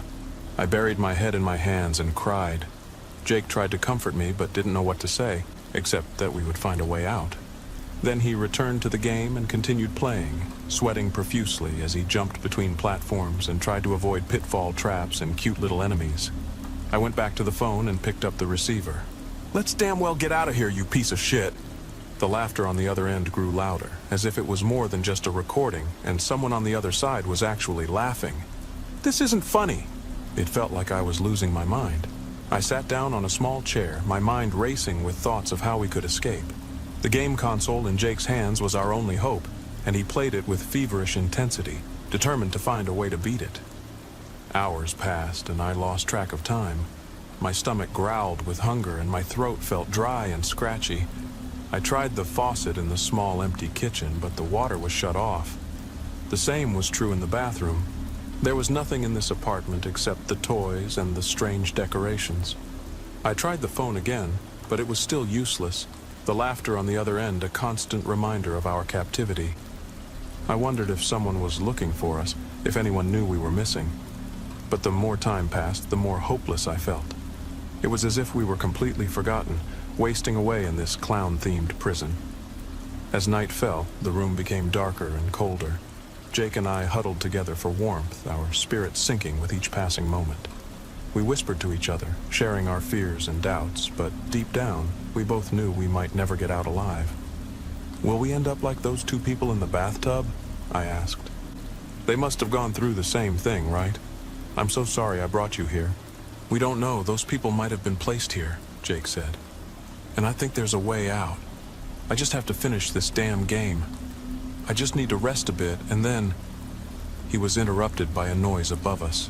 We both looked up. Slowly, the clown sitting on the ceiling turned towards us and began crawling in our direction. I let out a scream and we both jumped to our feet. Jake grabbed the nearest object, a small plastic chair, and threw it at the clown. I did the same, tossing letter blocks at him. The clown effortlessly dodged the objects, his movements swift and fluid. It seemed to feed on our fear, reveling in the power he had over us. As he got closer, we could see his face more clearly. It was painted white, with black lines around the eyes and mouth. His grin was wide and twisted, his teeth sharp and jagged. And though he moved like a human, there was no sign of humanity in his empty eyes. We ran to the bathroom, only to find that the door wouldn't lock properly and couldn't be secured. "What are we going to do?" I cried. "Jake, what are we going to do? I don't want to die here." "Distract him," Jake said. "I'll finish the game and you keep him from stopping me. Do everything you can." I screamed at the clown, letting him follow me as I ran in circles around the room. Jake sat on the floor and continued playing. Chaos erupted. Jake yelled at the game in frustration, and the clown chased me through the room, his twisted grin never leaving his face. Maybe after half an hour, Jake finally reached the end of the game. "Damn it," he shouted. "I did it, Lisa. I beat the game." The clown stopped, and to our surprise, he spat out green slime onto the floor. And in his vomit, I could see a blue plastic key. "The key," I said, picking it up. "Finally!" I ran to the lock on the wall and turned the key.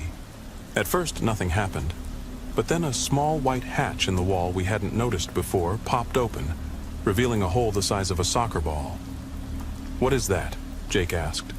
We approached the hole. All we could see was darkness. I grabbed a colorful plastic ball and threw it into the hole. We could hear it falling down a shaft, but we never heard it reach the bottom. The clown, who was now staring at us, sighed oddly disappointed. "What should we do?" I said. "There has to be something." The toy phone rang. A shiver ran down my spine, and I slowly approached it, picking up the receiver and holding it to my ear. At first, I only heard static, but then a voice began to whisper. "One of you must stick your head in to finally unlock the door and push it open. Who will it be? Who will take the risk and free you?" I froze, unsure of what to do. "It says one of us has to stick their head in the hole to unlock the door," I said. "What happens to the one who sticks their head in the hole?" he asked. "It doesn't say, but look at the text on the wall. According to it, one of us must make a sacrifice." "Right," Jake said. "We damn well aren't doing that." "Of course not," I said. "We'll find another way. We'll figure something out." We searched for hours, but to no avail. I could see the frustration and despair in Jake's eyes. He looked defeated, broken, and lost. We both sat on the cold floor, backs against the wall. I held him tightly. "This isn't fair," Jake whispered, his voice breaking. "We had so many plans. We were supposed to travel the world, get married, have kids. I always wanted to be a father, you know?" Tears streamed down his face, and I could feel his pain as if it were my own. We talked about our relationship, our hopes and dreams, our fears and regrets. It was an honest conversation, full of raw emotions and sincerity. "I love you," I said, wiping his tears away. "We'll get through this together." "I love you too," he replied, his voice barely more than a whisper. We stayed there for hours, holding each other, talking and crying. But eventually we had to face reality. We needed to make a decision that would determine our fate. I saw the fear in Jake's eyes, but I also saw determination. "I'll do it," he said, his voice trembling. "I'll stick my head in." "No, Jake," I protested. "We'll find another way. We'll figure something out." "There's no other way," he said, his voice now firm. "We can't stay here forever. We have to take a chance." I believe that's how the other two died. I knew he was right, but it didn't make it any easier. I held him tightly, kissed him gently on the lips, and then watched as he approached the hole. He took a deep breath, closed his eyes, and then stuck his head in. As soon as his head disappeared into the hole, he screamed continuously, hoarse with terror. His body convulsed violently, and I could see the muscles in his neck straining as he tried to pull his head back out, but it was too late. Something had grabbed him. I tried to pull him back, but it was as if he was glued to the hole. The clown danced behind us, singing "Happy Birthday" in a grotesque, demonic voice. And then, as Jake was still desperately screaming, the front door swung open and began to count down from 10. Fear overwhelmed me as I realized I had to leave before the clown reached 0. I tried one last time to pull Jake away, but his head was completely stuck, and I knew there was no hope left for him. I cried out in anguish as I ran out of the apartment, the door slamming shut behind me with a loud bang. I stumbled down the stairs, my heart pounding in my chest, and began banging on the neighbors' doors, desperately calling for help. But no matter how hard I tried, none of them opened their doors. Eventually, I made it home and called the police, telling them everything that had happened. They were skeptical, but I begged them to check it out. When we returned to the apartment building, it was as if it had never existed. The door was gone, and in its place, the wall was smooth, as if it had been there for years. The officers looked at me like I was crazy and refused to believe my story. They told me to stop wasting their time and left me standing there, stunned. I went back several times alone, trying to tear down the wall, but no matter how hard I struck it with a sledgehammer or how deep I drilled, I could never reach the door. Days turned into weeks, and weeks into months. I couldn't shake the feeling that Jake was still somewhere behind that wall, though it seemed impossible. Eventually, I tried to move on, but I couldn't. And then, a year later, on Jake's birthday, a video was sent to my phone. It was from an unknown number, and when I clicked play, my heart sank. It was a video of Jake, still trapped in the hole. He was naked, dirty, and exhausted. The clown stood behind him, tickling him and laughing hysterically. Once again, I was more devastated than I had ever been in my life. I returned to the spot where the apartment had been, but the result was the same as before. The clown room had vanished, but somehow it was still there at the same time, and I don't know what to do.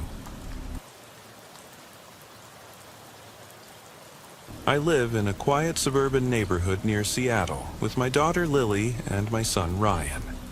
Their mother has not been part of our lives for 2 years. Not deceased, just a complete jerk. And as a single father, I've managed surprisingly well.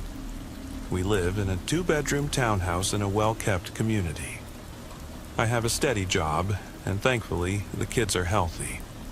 Everything went smoothly until one night 2 months ago, when Ryan suddenly jabbed me in the face. He was sobbing hard, but I could tell from his crying that he was scared, not hurt, which somewhat reassured me. Ryan has frequent nightmares, so I assumed he'd just had another one. When I asked him what was wrong, he trembled and whispered, "The man in the house next door is making creepy faces at me." I had heard his stories of monsters lurking in the dark corners of his room before, but this was something new. I assumed he was referring to the house next door. However, the lack of fantastical elements worried me. It sounded too specific for a typical nightmare. I got up and, with Ryan trailing behind, went to the kids' bedroom. Lily was already awake on the top bunk. From the soft glow of her nightlight, I could see her arms crossed, glaring disapprovingly at her little brother. Not wanting to disturb the outside too much by turning on a light, I crept to the bedroom window. The curtains were slightly ajar, so Ryan was probably spying outside.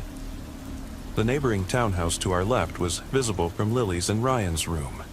There were 2 windows on that side, but it was too dark inside to see anything clearly.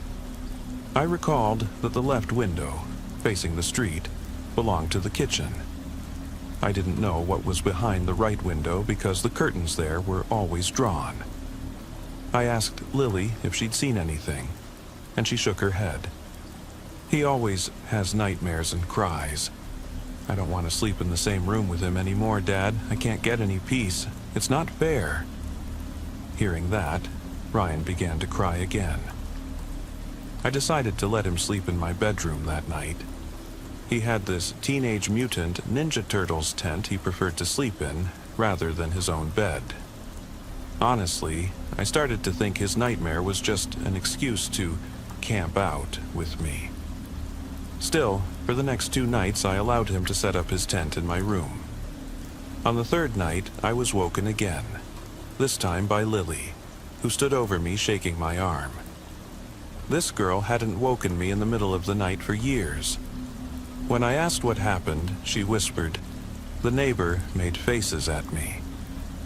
Her words and the fear in her voice truly shook me. I closed the curtains when I said goodnight. "Did you open them?" "Just a bit, but I heard a strange noise." "What did you hear?" Lily couldn't say exactly. She told me she'd gotten up to check, and when she pulled the curtain aside, she saw light in the neighbor's window.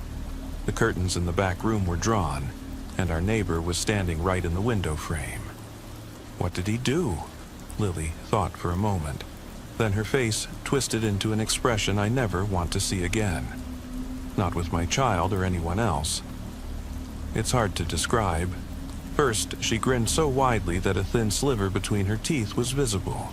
Then she furrowed her brows. She tilted her head toward me as if seriously urging me to pay attention, and tensed her neck muscles. The worst was what she did with her hands. She extended her left arm as if demonstrating something, then clenched her right fist and moved it quickly back and forth over her left forearm. The poor child called it playing the violin, but it was clear she was trying to suggest that someone was cutting. Disturbed, I told Lily not to repeat that gesture or make that face again. I was angry and confused. Our neighbor, a man in his 40s, was somewhat reclusive, but had always behaved normally when I'd spoken to him a few times. I couldn't understand why he would do such a thing to my kids. After more questions, it became clear that my neighbor might not have been doing anything technically illegal. Making inappropriate gestures in one's own house isn't against the law, but he seemed to be deliberately harassing my children. Whether it was legal or not, I planned to confront him the next morning. My final question to Lily was if the neighbor made any other gestures. She nodded and then started waving both hands in a "come here" motion. I let Lily sleep in my bedroom too. Once, I went to the window in the kids' room, but like before, I saw nothing. The house was dark. The next morning, before heading to work, and after dropping Lily and Ryan off at school, I knocked on my neighbor's front door for several minutes.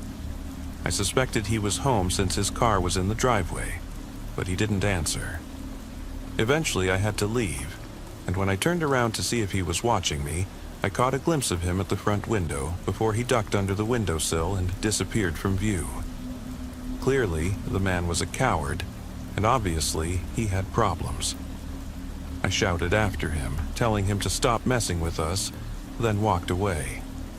That same night, I devised a plan. While my kids slept in my room, I lingered in their bedroom. It was Friday evening, and I was determined to stay awake all night to catch my neighbor in the act. Although I trusted my children, I wanted to be sure something truly unsettling was happening before I took the next step.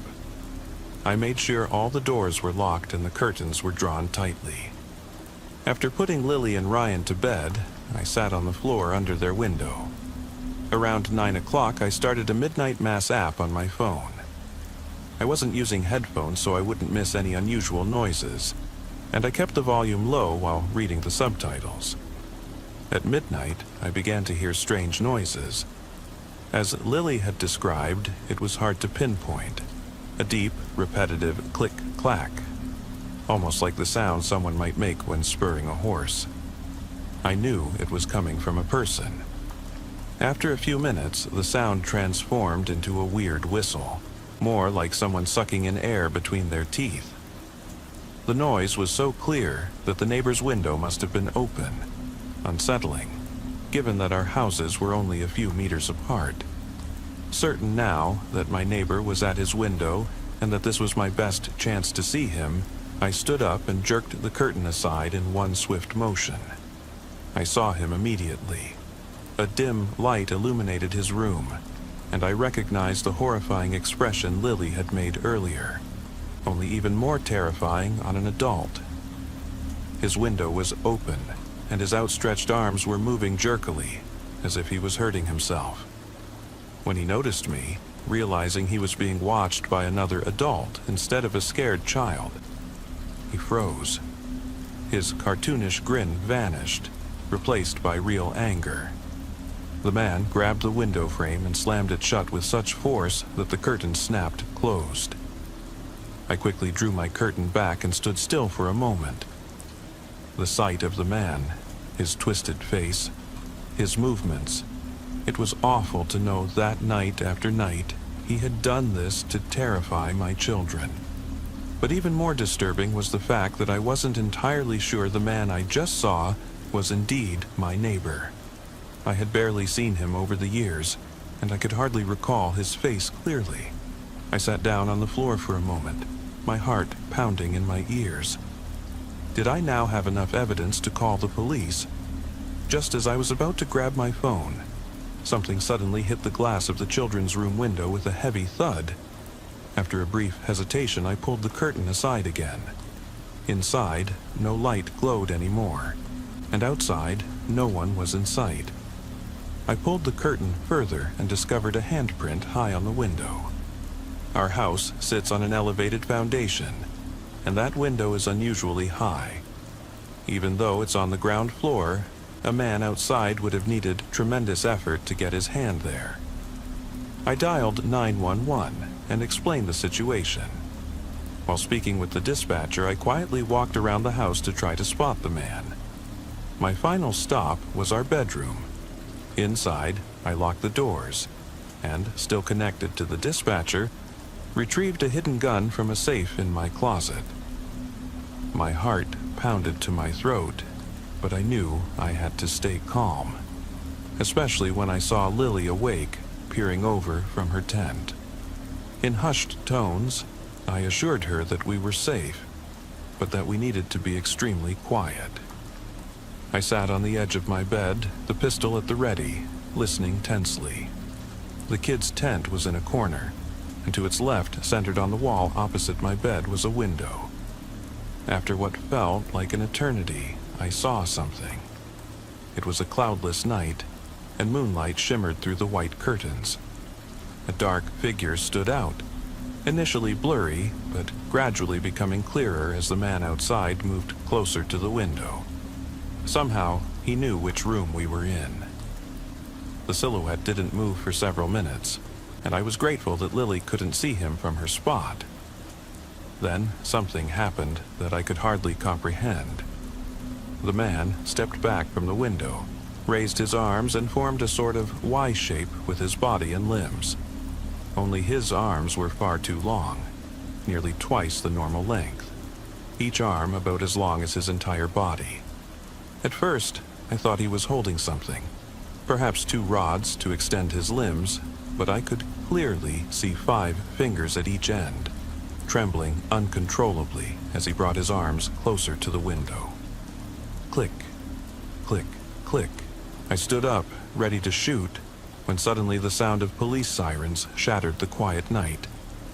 The man outside struck the window one last time with his hands, and it was as if someone had severed his arms at elbow height. His forearms seemed to detach, and the man ran off before they could hit the ground. As the police announced their presence, I hesitantly opened the door and told them what had happened. 2 officers, a man and a woman, asked me several questions about my neighbor, probably trying to find grounds for further action. After taking notes, they instructed me to stay inside with doors locked while they secured and investigated the neighbor's house. Through the kids' room window, I watched as they approached the house next door. They knocked on the door, and when no one answered, they tried the entrance. I saw the unlocked door swing open. The 2 officers exchanged worried looks and cautiously entered the house. I don't know exactly what they found inside. All I know is that they both looked visibly shaken when they emerged moments later. When I went outside to ask what they had discovered, the female officer simply said, "Your neighbor is dead." The rest of the night blurred into a sea of uniformed officers coming and going from the neighbor's house. Several police officers and investigators gathered at my door, asking questions. None of them provided clear answers. They operated strictly according to protocol, their faces solemn, their words terse and matter-of-fact. Eventually, I stepped aside near the house and saw several people outside taking photographs by my bedroom window. Before they asked me to leave, I spotted from the shadows the gruesome shape of 2 human arms lying on the ground. Since then, Lily, Ryan, and I have been staying with my parents for months. No one wants to stay in that house anymore. Lily is too traumatized, and I don't feel comfortable there as long as the murderer or the mystery behind it remains unsolved. I want to sell that damn house, but our story, which briefly made the news, makes it difficult. Who would want a house that's forever associated in the media with words like dismemberment, days of torment, and victims barely recognizable as human? It was never my intention for it to happen, I swear. Emily, Jake, and I just wanted to see Clara before they buried her. We wanted a private moment with her before everything else began. We live in a small town near Nashville, Tennessee, and it wasn't too difficult for the three of us to sneak into the funeral home, especially since Jake's father was part of the cleaning crew, and Jake always had a knack for getting things done quickly. We crept through the hallways, making hardly any noise except for the soft squeak of our rubber boots on the spotless tile floor. I knew that no one could hear us anyway. No one living, that is. All I could smell was that unpleasant chemical odor that clung to the back of my throat like glue. Emily held my arm tightly and said she wasn't sure it was a good idea after all, and that maybe we should go back home since it was getting pretty late. Emily liked wearing a fake-looking emerald ring on her right hand, which she swore to anyone who would listen was real. Boy, did I hate that thing more than ever as it dug into the soft flesh of my forearm. I was so close to ripping her tight grip off my skin, but I said nothing. I knew she was just scared. She probably doubted seeing our sister that way, no longer alive. Jake tried to hush Emily as the three of us crowded around a large metal door labeled Processing. He grinned at us as he pulled out his dad's plastic key card. It was a weird grin, like he wasn't sure whether he should be smiling or not. I gave him the same smile in return. Smiling felt somehow wrong. How could we smile when the dead couldn't? When Clara couldn't? Jake took a deep breath and turned back to the door. He inserted the key card into the slot, and the small red light next to the handle changed to green with a pleasant beep. Jake started to press the handle and open the door slightly, but then paused and looked at Emily and me. "Are you guys sure you want to do this?" he whispered. "Yes," we said simultaneously. Jake just rolled his eyes and mumbled, "Triplets." After a brief pause, I saw his eyes widen as he realized what he had said. "I'm sorry, I didn't mean..." "It's okay," I said, blinking down at my shoes as Emily squeezed my arm again before finally letting go. Jake was still bursting with apologies, but I didn't hold it against him. After all, he had lost someone too. I had always thought that Jake and Clara would one day get married. We all thought so. I angrily rubbed my fist against my eye until I saw tiny specks of color behind my lids. "Let's just go in, Jake," I said, looking up at him. "Clara is waiting for us." With my gentle touch, the door swung open silently. I knew I would regret my words as I hesitated at the threshold.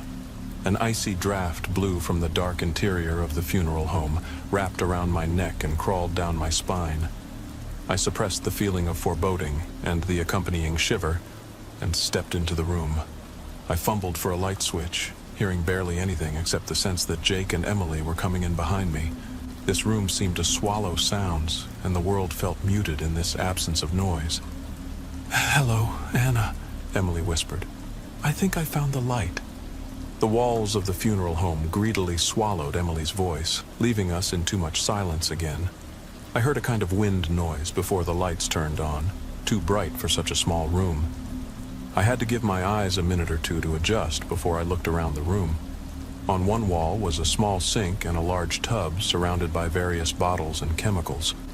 I didn't want to think about what they were used for. In the center of the room stood two metal operating tables, far too clean for what they were used for. A small rolling cart covered with a bunch of sharp tools rested between the two tables. None of that caught my attention for more than a second. Instead, my eyes were drawn to the opposite wall. 12 metal doors stood before me in 2 rows of 6 each. A sudden adrenaline rush hit me as I realized I would have to open one of those doors. My hands began to tremble. "Anna, look! This light switch is really strange. It's set on a timer or something. I set it to 10 minutes. Is that okay? Anna?" I couldn't process a single bit of Emily's annoying chatter. I just stared at those metal doors. They seemed to be getting bigger until they completely took over my vision. Death lay beyond them. I could feel it. Someone tapped me on the shoulder and I flinched. "Hey, Anna, are you still with us?" Jake whispered close to my ear. "We can still go back, you know." I shook his hand off my shoulder. No, I need to see her." I approached the nearest door on the bottom left, the only door with a label. In bold block letters was the name Clara Smith. I could almost feel her in there. I could almost imagine her breathing just behind that metal wall. "Emily," I said. "There she is." Emily somehow crouched on the other side of the metal operating table. She moved a little closer, but I could see the dreadful horror in her eyes. It was now or never. Before Emily could have a chance to change my mind, I grabbed the door handle and swung the door loudly against the wall. The three of us flinched at the sound. "Jesus Christ, Anna," Jake howled, looking pale. "Sorry," I said, but my attention was on the figure under the sheet in front of me. Gently, reverently, I pulled the tray from the open door until the loose outline of Clara's body under the sheet became visible. I noticed that Jake was a step or two away from the body, but Emily's hands were already moving over the contours of Clara's face. "Emily," I whispered hoarsely. When she didn't respond, I saw the small wet spots on the sheet covering our sister. Emily's face was streaked with tears as she grabbed the corners of the sheet and pulled it away from Clara's face. I couldn't help but gasp. They hadn't exaggerated when they said it was brutal. "Oh, God," Jake said. Emily didn't respond. Her fingers traced the contours of the bloodless, torn flesh around Clara's lifeless lips, her bright emerald ring twinkling in the harsh fluorescent light. She kissed the pale cheeks and cried over the closed eyelids. I tried not to compare Clara's face with mine or Emily's identical face, somewhat similar, even though our sister's death had taken that spark out of life. Jake sighed, and I saw the tension leave his hunched shoulders. He joined Emily and reached under the white sheet to grasp Clara's fingertips. And yet I couldn't bring myself to take a step closer. That was no longer Clara. I knew in my heart that she was gone. That was a decayed body, a corpse. It was no longer Clara. The lights flickered briefly. Jake and Emily looked at each other and then at the lights before flickering again. So I was the only one who saw it, the only one who realized immediately. I was the only one who watched as Clara's eyes opened in the dim light. "We have to go," I whispered, unable to find my voice. I really tried to warn them, really. It was like someone had sewn my mouth shut. All I could manage was a tiny whisper. My sister was still staring confusedly at the lights, saying something about the timer, something about the 10 minutes being up. Jake, I saw, had already realized it, but he still wasn't moving. "Clara," he said, his eyes wild as he scanned her face. "Clara." My eyes were fixed on the corpse. Her eyes were milky, the warm hazel brown I had always known, completely obscured. It was as if she had cataracts or something. She stared blankly at the ceiling, and I tried to convince myself that her eyes had been open all along, even as I stepped back toward the exit. Emily still hadn't noticed the change, the sudden tension in the air. "Anna," she said, "we need to reset the timer on the lights." I tried to speak, but all that came out was a little squeak. The lights flickered again, but this time they caught the light from the metal door we had pulled Clara's body out from. She was covered in scratches, countless gouges in the metal, as if someone had tried to claw their way out. I looked at Clara's hand, which Jake was still holding tightly. The nails hung by thin strands of flesh, the fingers bent and covered with deep, bloodless cracks. I don't know how I didn't see it before. "Clara," I whispered helplessly. "Clara." Jake met my gaze, his eyes as wide as mine. That was the last thing I saw before it clicked and the room plunged into darkness. Never in my life had I felt such paralyzing fear, never felt like such a defenseless duck in the dark. "Emily?" I whispered hoarsely, still struggling to find my voice. "Jake?" I could barely hear anything over the pounding of my heart. Inhaling and exhaling, inhaling and exhaling, inhaling and exhaling. I seemed unable to catch my breath. I placed both hands over my mouth and tried to breathe through my nose. At that moment, I heard a loud crash from the other side of the room. It sounded like someone had run into the metal cart with the surgical instruments. I heard some tools clatter over the tiles. As the echoes died down, a heavy silence seemed to blanket the room. I knew the door was somewhere behind me, and I wanted to run away so badly, but I couldn't leave Jake and Emily behind. Instead, I began to feel my way backward, pushing myself toward the light switch. If I could just make it. If I could only turn the light on, Clara's body would stay right there, eyes closed. I would realize that it was just Emily who had clumsily bumped into the operating cart, and we would all laugh a little nervously about it. My hands trembled as I pushed myself across the floor. My sneakers squeaked as I backed up, the sound desperately loud. I froze, holding my breath. I wanted to tell myself I was being silly, that it was just me, Jake, Emily, and a dead body in this room, that I hadn't really seen my sister's corpse's eyes open, that those scratches were just a play of light, but I couldn't. So I held my breath and closed my eyes, too paralyzed with fear to move. I couldn't hear anyone else in the room, only my heart in my ears. Minutes or hours or years must have passed while I sat there on the floor. I was shaking violently by that time, but I eventually decided it was safe to move.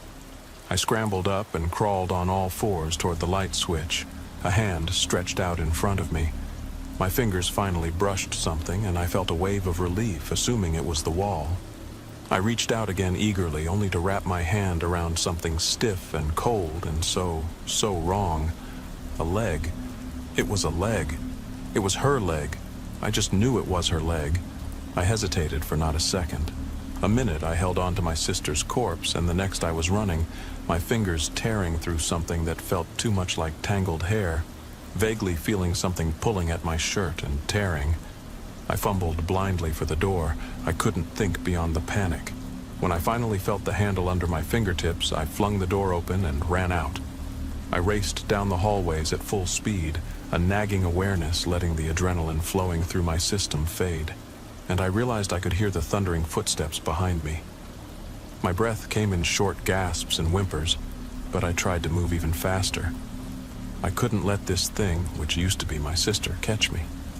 The footsteps drew closer, catching up to me quickly. At the end of the hallway, I could just make out the big exit sign, but I knew I wouldn't make it. So, as I passed a door without a card reader, I didn't think twice. I practically threw myself through the open door. I slammed it shut behind me and fumbled in the dark for something to lock it with. Finding nothing nearby, I pressed myself against the door and braced for the inevitable. Through the frosted glass, I could see a shadow approaching me, and I tensed, my heart in my throat. The figure stopped in front of the door, and I saw the vague shape of her hand reach upward. It all felt very anticlimactic as I heard two soft knocks on the door. "Anna," a voice said. "It's me, Jake. Let me in." I hesitated for just a second before slowly opening the door. Jake stumbled in, and I quickly closed the door behind him. "Where's Emily?" I panted. Jake just looked at me. His chest was heaving, and his red hair stood out in odd directions. "Isn't she with you? I thought I saw her over there." A sick feeling began to spread in my stomach. My last sister, my only sister. I left her behind. I shoved Jake aside and ripped the door open. I didn't know where to go, so I just started running toward the door, Jake at my heels, hoping Emily was already outside. When I crashed through the exit door, I was out of breath. I looked around wildly, but couldn't see anything in the twilight. Jake had caught up with me, and we searched the parking lot, but neither of us could see much in the dark. I was about to suggest we go back inside to look for Emily, when an arm reached out from the left and wrapped around my wrist. I couldn't help but scream. Only then did I notice the figure in the darkness laughing. "Emily!" I shouted. "You idiot! You gave me quite a scare!" "You got me!" she grinned. Jake was still looking at her strangely.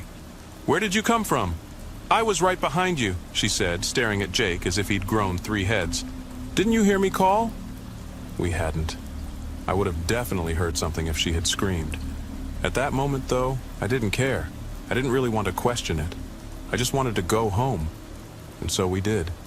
Jake took Emily and me home and said he would see us at the funeral in 2 days. Emily and I dragged ourselves inside, and I fell straight into bed, wanting to forget everything about funeral homes and dark hallways and walking corpses. The ceremony was beautiful. It was an open casket, and somehow they had managed to restore Clara enough that the wounds weren't even noticeable. Emily and I sat up front with our parents, and Jake sat right behind us, one hand on my shoulder and the other on Emily's. When our father tried to say a few words about Clara, he was so choked up that he could barely speak through his tears. Emily squeezed my hand in hers, and I felt the tears come quickly and hot. My eyes were fixed on my sister's body. She looked so peaceful and pretty. Someone had applied a bit of blush to her cheeks, making it seem like she was just sleeping.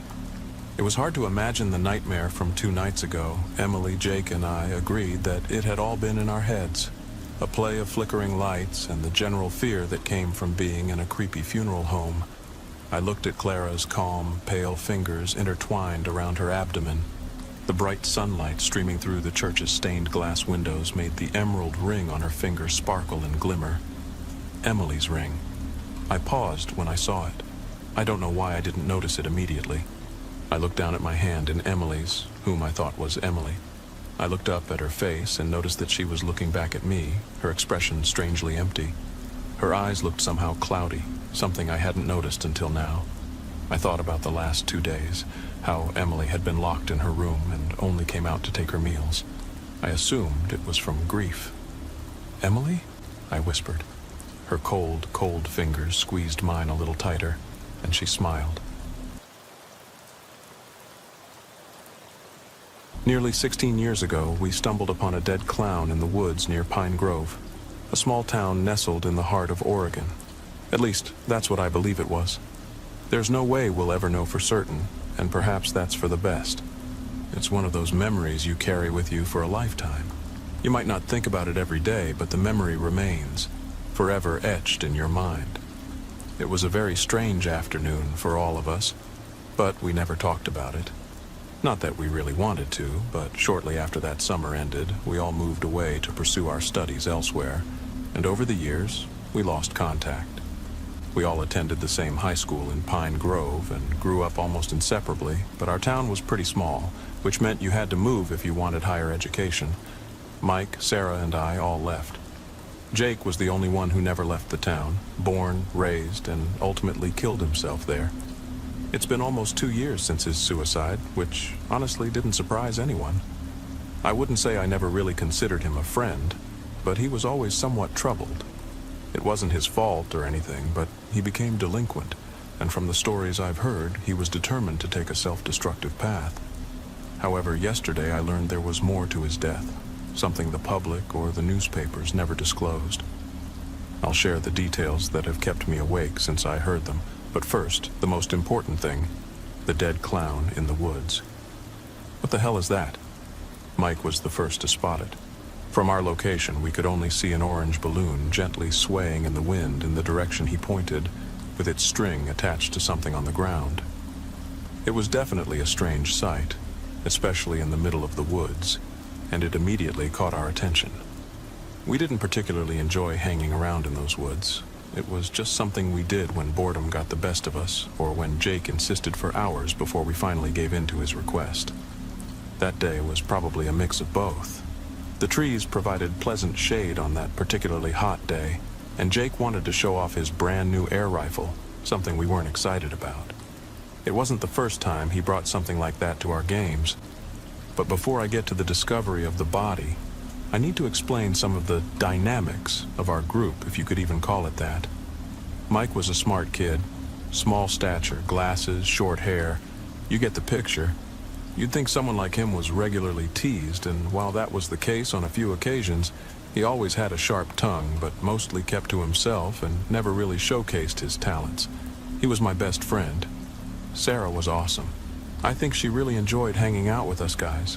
Well, mostly with Mike and me. And for some reason, I always loved how she didn't care what the other girls were saying behind her back. She was cool, and I can't help but smile when I think of her. She was always in a good mood and ready to do almost anything. Whenever we wanted to try something new, she joined 9 out of 10 times. And then there was Jake. Everyone in Pine Grove knew Jake.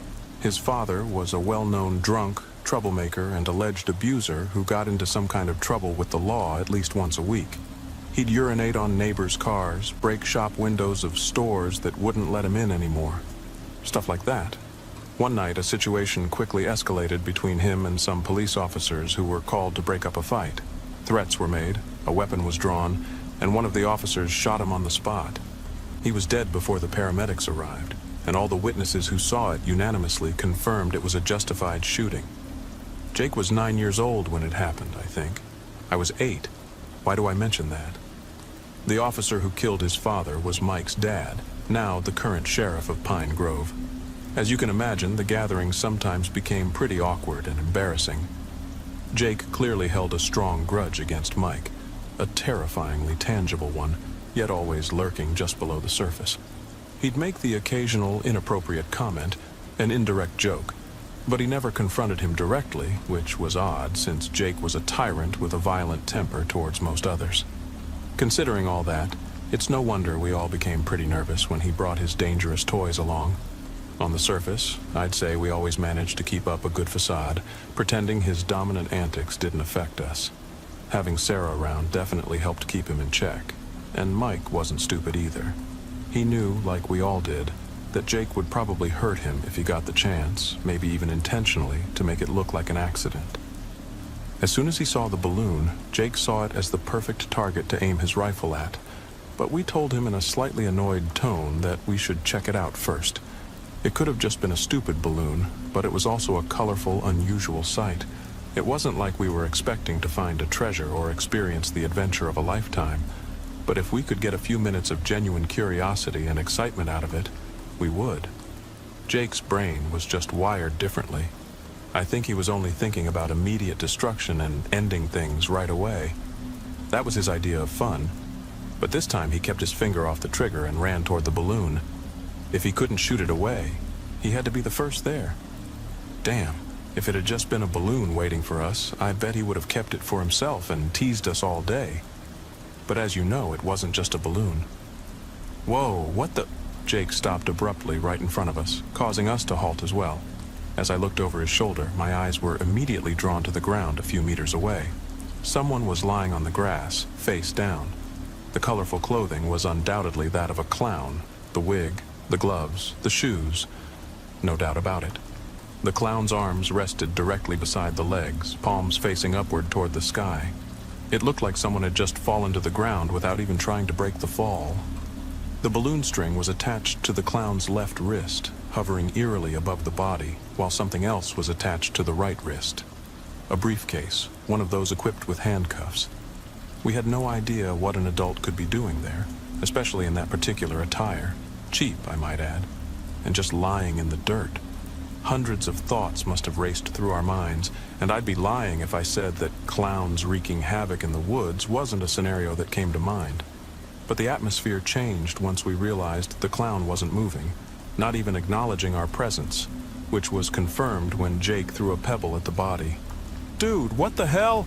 I said, instinctively grabbing his arm to show him I didn't agree with what he was doing and that I wouldn't let him do it again. He pulled his arm away from my grip without looking at me, his eyes still fixed on the clown. Jake smiled, which was never a good sign. "Oh my God, is it?" I turned to Sarah, who was now holding the hem of my t-shirt. "I don't know," I said. "I think so, yeah." "Holy shit, Yeah, I'm calling my dad," Mike said. As strange as it might sound, Mike was the only one at that time with a cell phone, mainly because his dad was a police officer and overly protective. My parents had promised to get me one by the end of the summer, while Sarah had gotten hers a few weeks earlier when she fell into a pool. As far as I knew, Jake didn't have one, although I'd heard he'd stolen a few. But that day, it didn't matter whether he had one or not. "Don't call anyone." We all looked at Jake. "What? Why not?" Mike asked. "Dude, are you kidding? I've never seen a dead body, have you?" Mike didn't say anything. He just looked at Sarah and me with a worried expression, probably the same one we had on our faces. "You should just touch it and stuff," Jake continued, approaching the body. Sarah gagged. No, I'm not staying here. This is wrong," she said. I didn't want her to leave, but I saw her eyes fill with tears, and I didn't have the heart to let her stay. I just couldn't do it. "Call someone," I mumbled to her as I looked away from Jake. She nodded. "Hey, don't mess it up for me, hear me?" "Shut up, Jake." And so we were back to the three of us and the dead clown. "You're still hitting yourself?" Mike and I exchanged a look, and we both knew exactly what the other was thinking. Jake wasn't exactly hard to read in this situation. Our best option was to just go along with it and give him no reason to get angry with us. Hold our positions until Sarah sent someone for help. Jake still had his rifle with him, which Mike certainly considered as he tucked his phone away.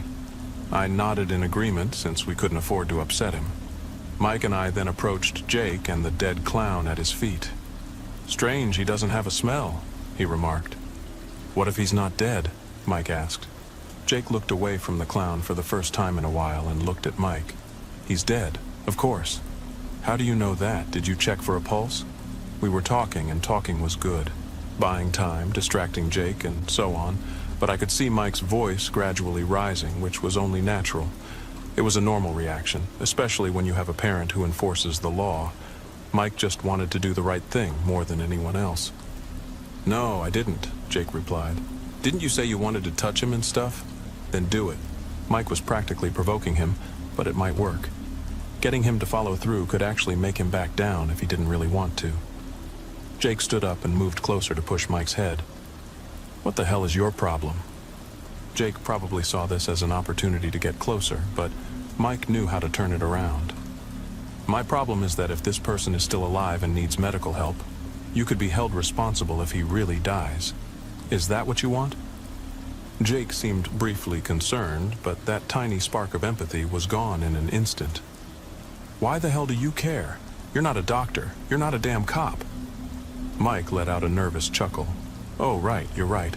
Go ahead and do whatever the hell you want. That worked great for your dad, too." Damn.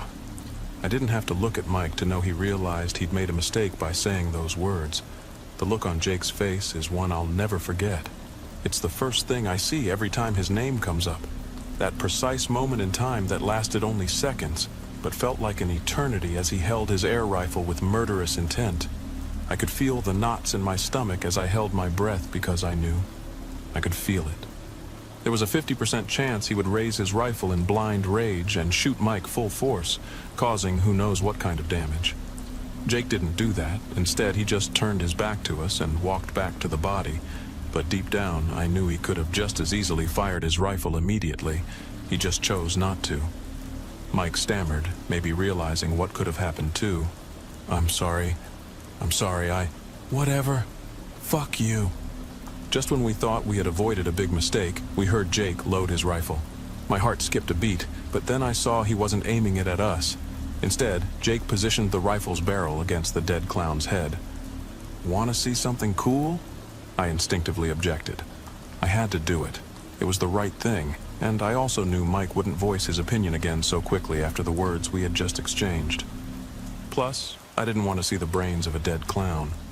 A voice in my head told me I would never sleep again if I did, and the thought of that was worse than anything Jake could ever do, even just barely. Jake was visibly angry. "Tisk. Why not? He's already dead. Who cares? We'll say it was an accident or something." It's disrespectful, man. Don't do that," I murmured. He wasn't exactly convinced. "Look, I know he's a clown, but clowns are people too, you know?" I said, barely managing a fake smile. Jake laughed. "Haha. Yeah, I didn't really want to do it," he said, and I breathed a sigh of relief. "But I really want to see what's in this briefcase. Could be money or drugs or something." We had completely forgotten the clown had a briefcase, and aside from that, seeing a dead clown would probably make you forget a lot of things. "Any more objections, you wimps?" Mike stepped forward. I don't think that..." I lightly hit Mike's arm and looked at him with my, "Dude, let him do whatever the hell he wants as long as he doesn't desecrate a corpse" look, which I had to improvise, but it worked. Mike stayed silent afterward. "Think you can open it?" I asked. "Damn right I can." It took a few shots and a few hits with a large stone before he broke it open, revealing the contents of the briefcase. Inside the red velvet interior were two items: a plastic-like squirting flower, like the ones used to annoy people by spraying water in their faces, and a large, heavy-looking handgun, a model that strongly resembled a desert eagle. The whole thing got weirder by the minute, and the more I thought about it, the more I realized no one would have taken us seriously if we had told them about a dead clown with an orange balloon, a gun, and a flower in the woods. I was so confused by the whole thing that I didn't notice Jake reaching for the gun in the briefcase. "Oh shit, this is heavy." It was. I could feel it. He tried to aim it with one hand, but the weight was too much, so he dropped the air rifle and waved it around with both hands. I think I saw a word engraved on the side, but I couldn't quite make it out at first. And then he turned towards us. "Dude, what the hell are you doing? Don't play with that crap!" I yelled. Jake laughed. "You don't know what kind of gun that is. Throw it away right now." Of course, he didn't listen. He didn't have to, obviously. We were just kids. But it was always that kind of stuff that gave him a sense of power. "Kneel." Mike gave me a nervous look before turning to Jake. "What?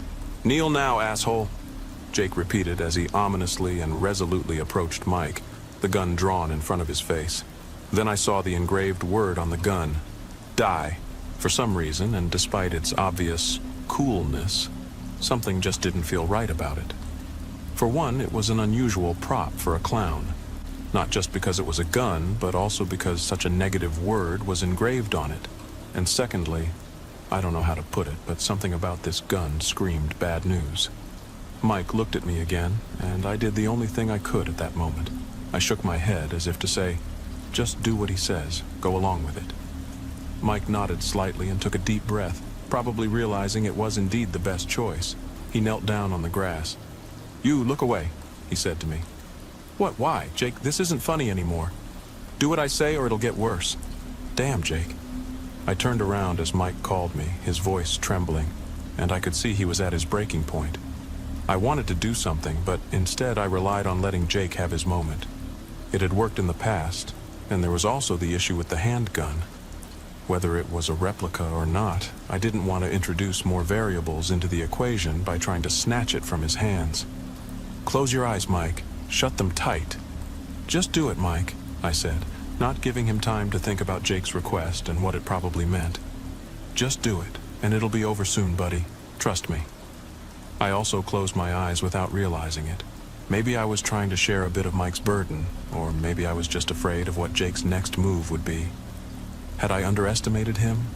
Did he really have the ability to do something like this without thinking about the consequences? Was I about to lose my best friend? Is that what impending death feels like? My heart raced as all these questions filled my head until a sound snapped me out of my thoughts. It wasn't a gunshot, it was the sound of Mike vomiting.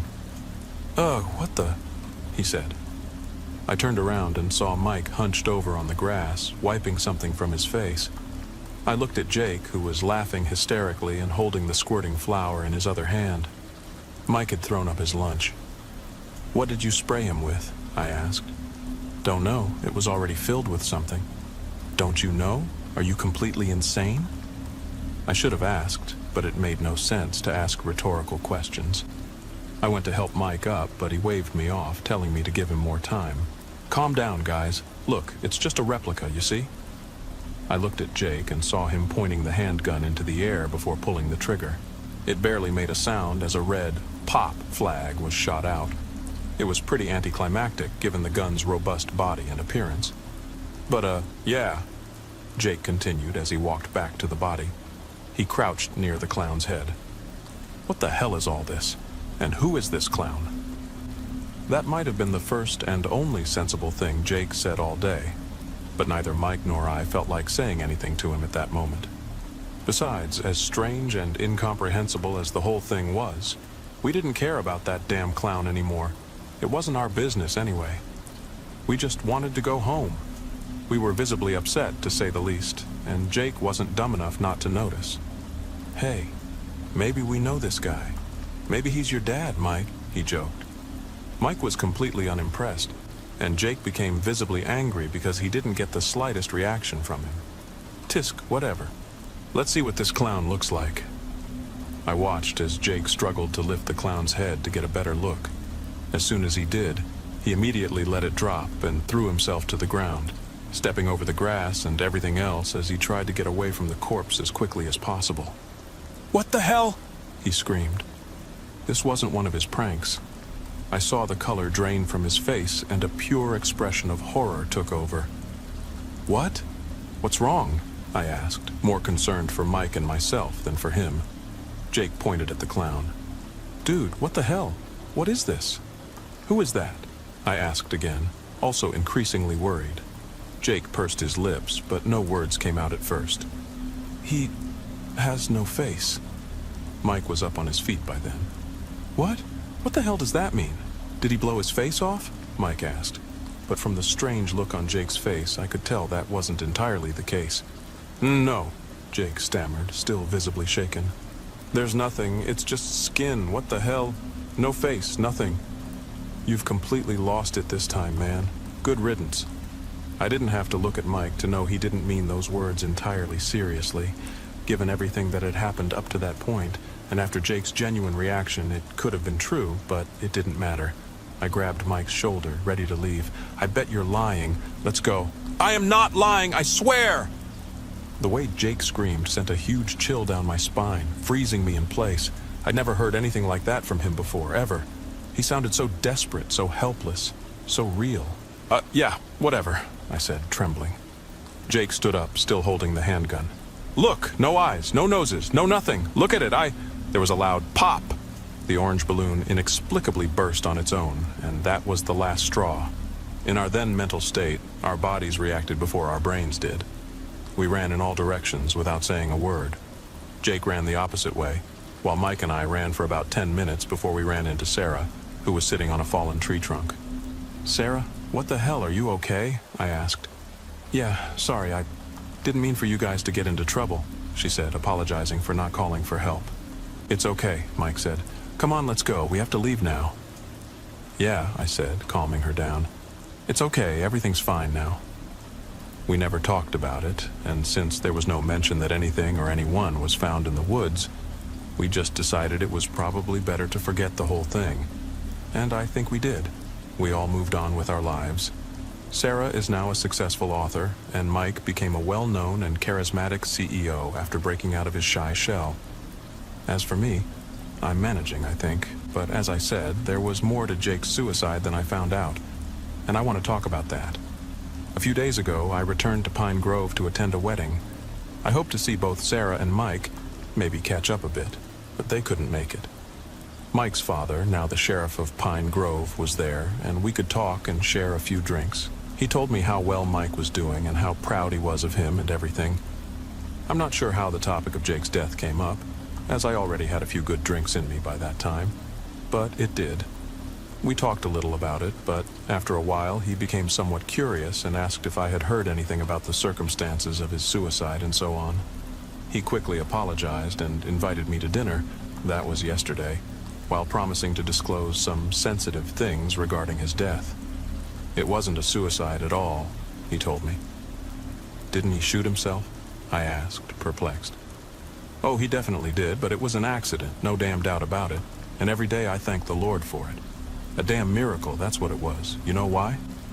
I shook my head, amazed as he took a sip of whiskey before sighing deeply.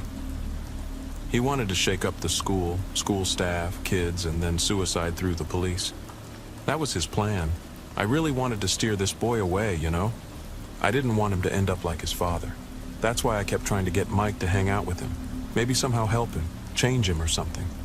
I'm sorry I let him off the hook with you guys. I had no right. It's okay, I said.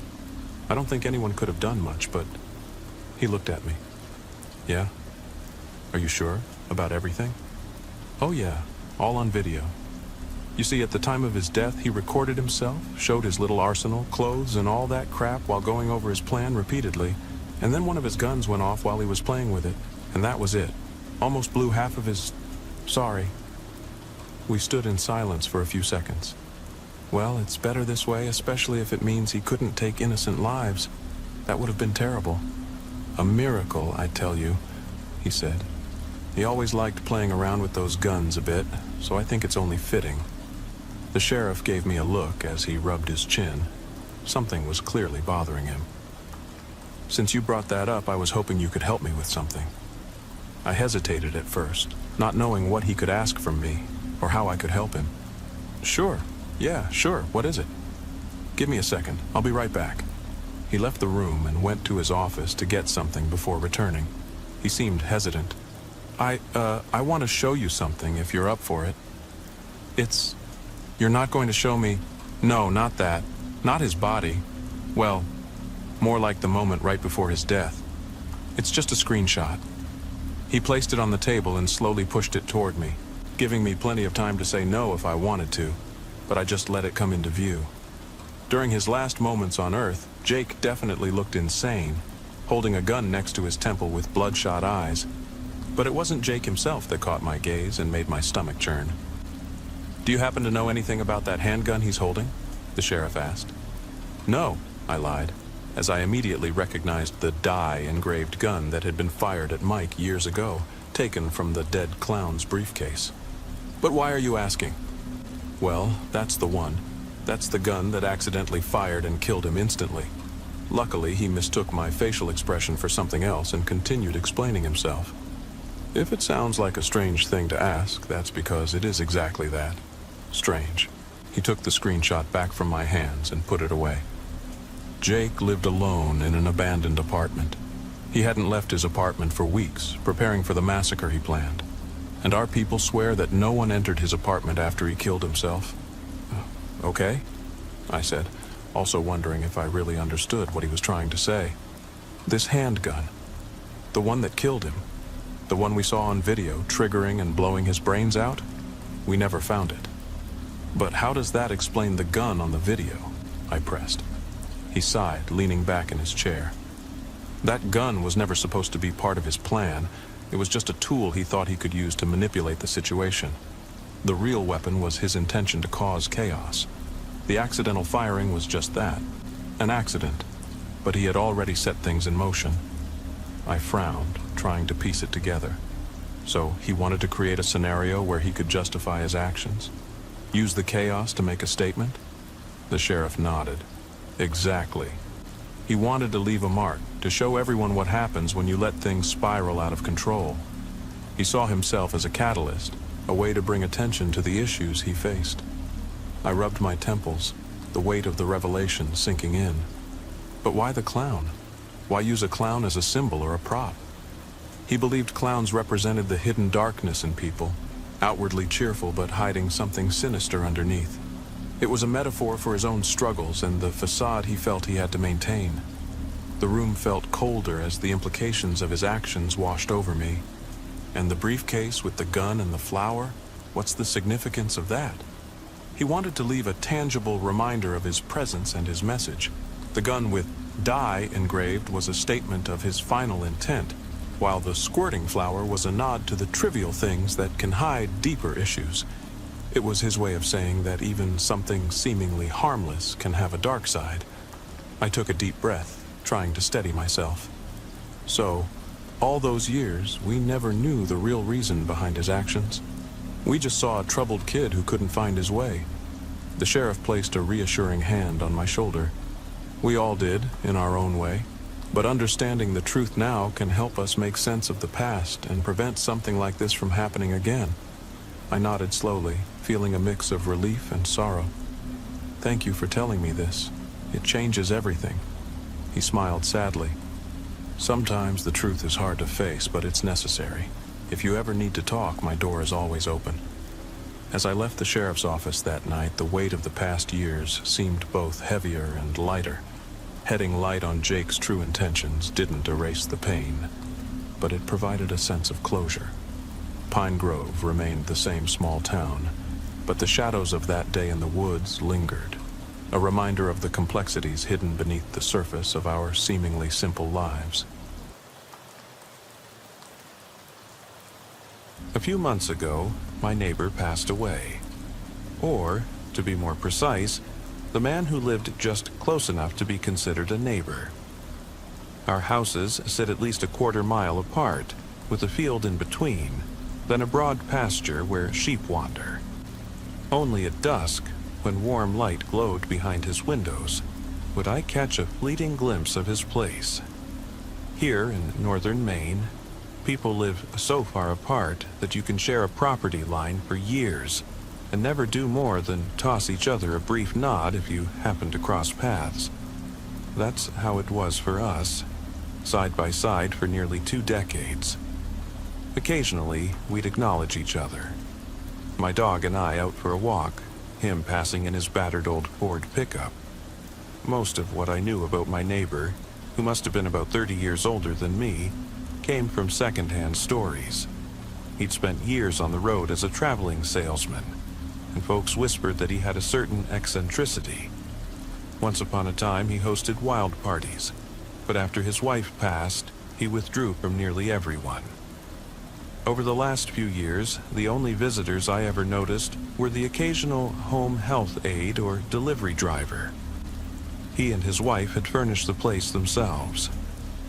On the outside, it looked unassuming. A single-story ranch house, painted white, with dark blue shutters, stretching toward the Atlantic coast.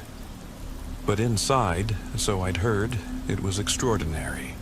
Thick, emerald green carpeting, dim wallpaper, several small bars, sweeping picture windows that looked out across the miles of salt marsh, clusters of deep red leather sofas, and low black glass tables topped with hefty ashtrays. Locals told all kinds of tales about the couple's unusual taste. Supposedly, they'd upholstered doors, and even the insides of closets with leopard print fabric. The decor sounded like something from a swanky American home in the 1970s. Yet, the years had turned those once chic elements into something worn and dated, with a style that felt downright eerie to modern eyes. Someone in town compared it to one of those unsettling sets you'd see in the TV series Twin Peaks. I'd never crossed the threshold myself until the place went up for sale. Curious to see how my enigmatic neighbor had lived, I pretended to be a prospective buyer. Wandering through the rooms, I found the stories I'd heard were spot on. One detail, however, puzzled me. His wife's presence lingered as though she'd never left. Clothes still hung in her closet, even though she'd been gone for years. One bedroom, presumably hers, remained untouched. At the vanity, her brushes, nail polish, perfume bottles, and little boxes lined the tabletop, as if waiting for her return. It struck me then how profoundly he must have grieved her, how his own spark had faded, time halting the moment she died. Feeling more than a little uncomfortable, I thanked the realtor for the viewing. I'd masqueraded as an interested buyer simply to satisfy my curiosity, to peek at the secrets behind those drawn curtains. For days afterward, I couldn't shake the house from my mind. The stale odor tinged with cigarette smoke, the sensation of old sorrow that clung to every corner, a haunting emptiness that almost seemed to creep under my skin. Night after night, I was plagued by a disturbing dream. In it, I'd be walking at twilight over barren fields that stretched on indefinitely. Everywhere I looked, I saw the twisted juniper bushes, their branches misshapen, silhouetted against a darkening sky. Even though I was alone in sight, I felt watched, intensely, unrelentingly. That sensation intensified until I broke into a run, not knowing where I was headed. Suddenly, I tripped and went sprawling, my foot snagged in a tangle of branches. I struggled to get up, but my ankle was caught fast. Then I heard laughter behind me. Turning, I made out two figures in the deepening gloom, a man and a woman. They were looking at each other, their faces lost in shadow, apparently unaware of me lying on the ground. I tried to cry out for help, but my voice wouldn't come. Gasping, I clutched at my throat. In that moment, they turned toward me. I still couldn't see their faces, but I could hear them laughing. I'd jolt awake, heart pounding, reaching for the lamp on my bedside table. Even after a moment to catch my breath, I'd sense something moving under the blanket beside me. Summoning my courage, I'd yank the covers back, only to see that same man and woman from my dream lying there, their faces illuminated, smiling as they stretched their hands toward my neck. At that point, I'd wake again, this time for real, soaked in a cold sweat, and trying to get back to sleep after that was impossible. I'd sit up, push aside the drapes, and stare at my neighbor's dark silhouette across the way. A while after the property sold, new tenants began renting the old place. I hadn't met them yet, though I kept a quiet watch. No one appeared to clear out the man's personal effects. Spring warmed into early summer, and I occasionally spotted different cars driving up the lane. So I deduced there were short-term renters coming and going. But it seemed the interior remained exactly the way he left it when he died. One evening, while walking my dog, I came upon two women giggling to themselves. I guessed right away they were summer visitors and gave a neighborly "good evening." They stopped and struck up a conversation, tipsy with wine, apologies stumbling off their tongues. They mentioned renting the house on a vacation rental site because the photos made it look so oddly fascinating. The blonde one started to gush about some experience she'd had inside, but the dark-haired one cut her off, asking me about local sightseeing spots. I was just about to recommend the scenic coastal road looping around to the northern tip of the peninsula, where rocky cliffs give way to endless stretches of stone beaches, when the blonde woman interrupted me, eyes keen. "Do you know who used to live there?" she asked. "Did you know them personally?" I explained that I'd only ever seen the man from a distance, and that his wife had likely passed long before I'd even moved here in '99, and he'd been alone ever since. The blonde looked amazed. "We thought it was the other way around," she said, "that the wife was the last to die." "Why would you think that?" I asked. "Well, the closets are still full of women's clothes." I ventured a guess that the husband must have been unable to let go of her, so he never boxed up her things.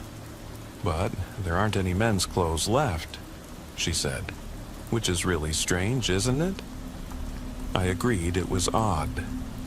We talked a little longer about how bizarre it was for a place to be rented out with all those personal belongings untouched. Then, just as we were parting ways, the blonde woman said, "Oh, and there was a weird thing with the radio, too. Last night we were listening for the weather. Can you guess what happened?" I shook my head. "She turned it on," the blonde said, gesturing to her friend, "and we heard an older woman's voice coming out of the speaker saying, 'I'm here, I'm here, I will not disappear.' Pretty creepy, right?" The dark-haired woman forced a nervous laugh, claiming it must have been some actress on a radio play that had spooked them. "They told me not to worry. They'd figure things out." We parted, and I let them know I was just down the road if they ever needed help. That night, I lay awake, thinking of my old neighbor, realizing I couldn't recall his face up close. We'd exchanged nods plenty of times, but it was always from a distance. Had I never really gotten a good look, and I couldn't place the sound of his voice. He'd been a strange hermit while alive, and in death he became even more inscrutable. Eventually, I resorted to taking a sleeping pill, which only led me into a fitful half-sleep filled with jumbled fragments. I tossed and turned, images flickering like a broken reel, fleeing in total darkness, nowhere to hide. Gaunt figures slumped on the ground as I scrambled to avoid stumbling over them. The eerie sensation of a spider slowly crawling up my neck, my panic as I tried to brush it away. I awoke with a jolt, sheets tangled around my legs, the clock reading 3 in the morning. I'd slept hardly a few hours. Stumbling into the kitchen, I glanced through the window toward my neighbor's old place. A light was on there too. Trying to calm myself, I heated some milk with a dab of butter, an old remedy my grandmother swore by for sleepless nights when I was a child. The comforting warmth soon settled my nerves, and I ventured outside. Dawn was already hinting at the horizon, the crisp morning air tinged with that first glow of sunrise.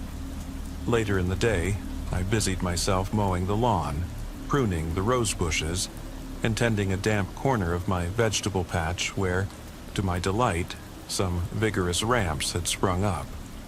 Northern Maine soil can be fertile in the right spots, and I planned to make a simple ramp soup for lunch, which I savored in peaceful solitude on my porch. And then, out of nowhere, There she was, standing right in front of me. The blonde woman, breathing hard, words tumbling out in frantic snippets. I only caught bits and pieces, but it was obvious she was badly shaken. She begged me to come to the house, almost yanking me along in her urgency. I barely had time to set down my bowl before she turned and sprinted away, glancing over her shoulder to make sure I followed. By the time I reached the porch of that old ranch house, I couldn't see or hear her anymore. I stepped inside, calling out a cautious, "Hello?" The interior looked exactly the same as the day of the open house, except for 3 suitcases lined up in the hall. It struck me that they must have been preparing to leave. I roamed from the living room to a small home office. No sign of life. I raised my voice, opened a bedroom door a crack, and saw the dark-haired woman perched on the edge of the bed, her back to me. She didn't respond when I asked if everything was all right. Gently, I laid a hand on her shoulder. She spun around, startled, as if I'd snapped her out of a trance. "Oh, there you are," the blonde woman blurted from behind me. "We have to go. Now, this place is insane. Could you give the owner or whoever the key back?" She pressed the key into my hand, breathless. I asked what on earth had happened. She turned to her friend, trying to coax her to stand. The dark-haired woman stared blankly, as though in shock. Then, outside, we heard a car rolling up the driveway. "That's our driver, thank goodness," muttered the blonde. She sank onto a chair while her friend carried suitcases out. I crouched down and clasped the blonde woman's hands gently, saying, "Please, tell me what's going on." She didn't speak at first, gaze fixed on the wall. Finally, in a flat monotone, she murmured, "I went walking on the slope behind the house, looking for wildflowers among the juniper bushes. Then I got the sense someone, or something, was watching me. It kept getting stronger. I couldn't see anyone, but I felt it. I got spooked and headed back to the house. I stumbled, caught my foot on a branch, and that's when I heard laughter. 2 people laughing right behind me. I covered my ears and screamed. A moment later, Mary came running, asked what was wrong. She said she didn't see anyone, didn't hear a thing. She paused, shuddering. Mary got me inside and I collapsed into bed.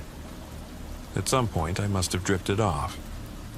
Then I woke up all of a sudden and realized I wasn't in my own room, but in some other bedroom. The woman's bedroom, I think. I was confused, banging into the vanity in the dark. I looked out the window and saw the man with the dog across the field. He was still awake. His lights were on too. When I turned around, there was something moving in the bed I'd just left. I went over, pulled back the blanket, and there they were, an old man and an old woman, laughing the same way I'd heard outside. Then they reached for me with their hands. "Where are they now?" I asked. The blonde woman stepped forward before her friend could respond.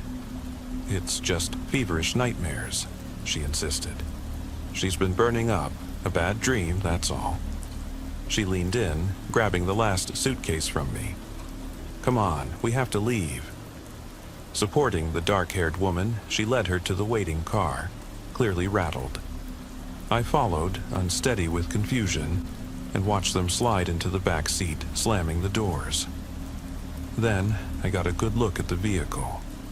It was an old Ford pickup, the exact make and color my neighbor used to drive all those years. Something about it made my stomach twist. And then, as it pulled away, I saw the driver, a figure partly obscured by the windshield's glare. But for just a moment the light shifted, and I caught sight of an older woman's face.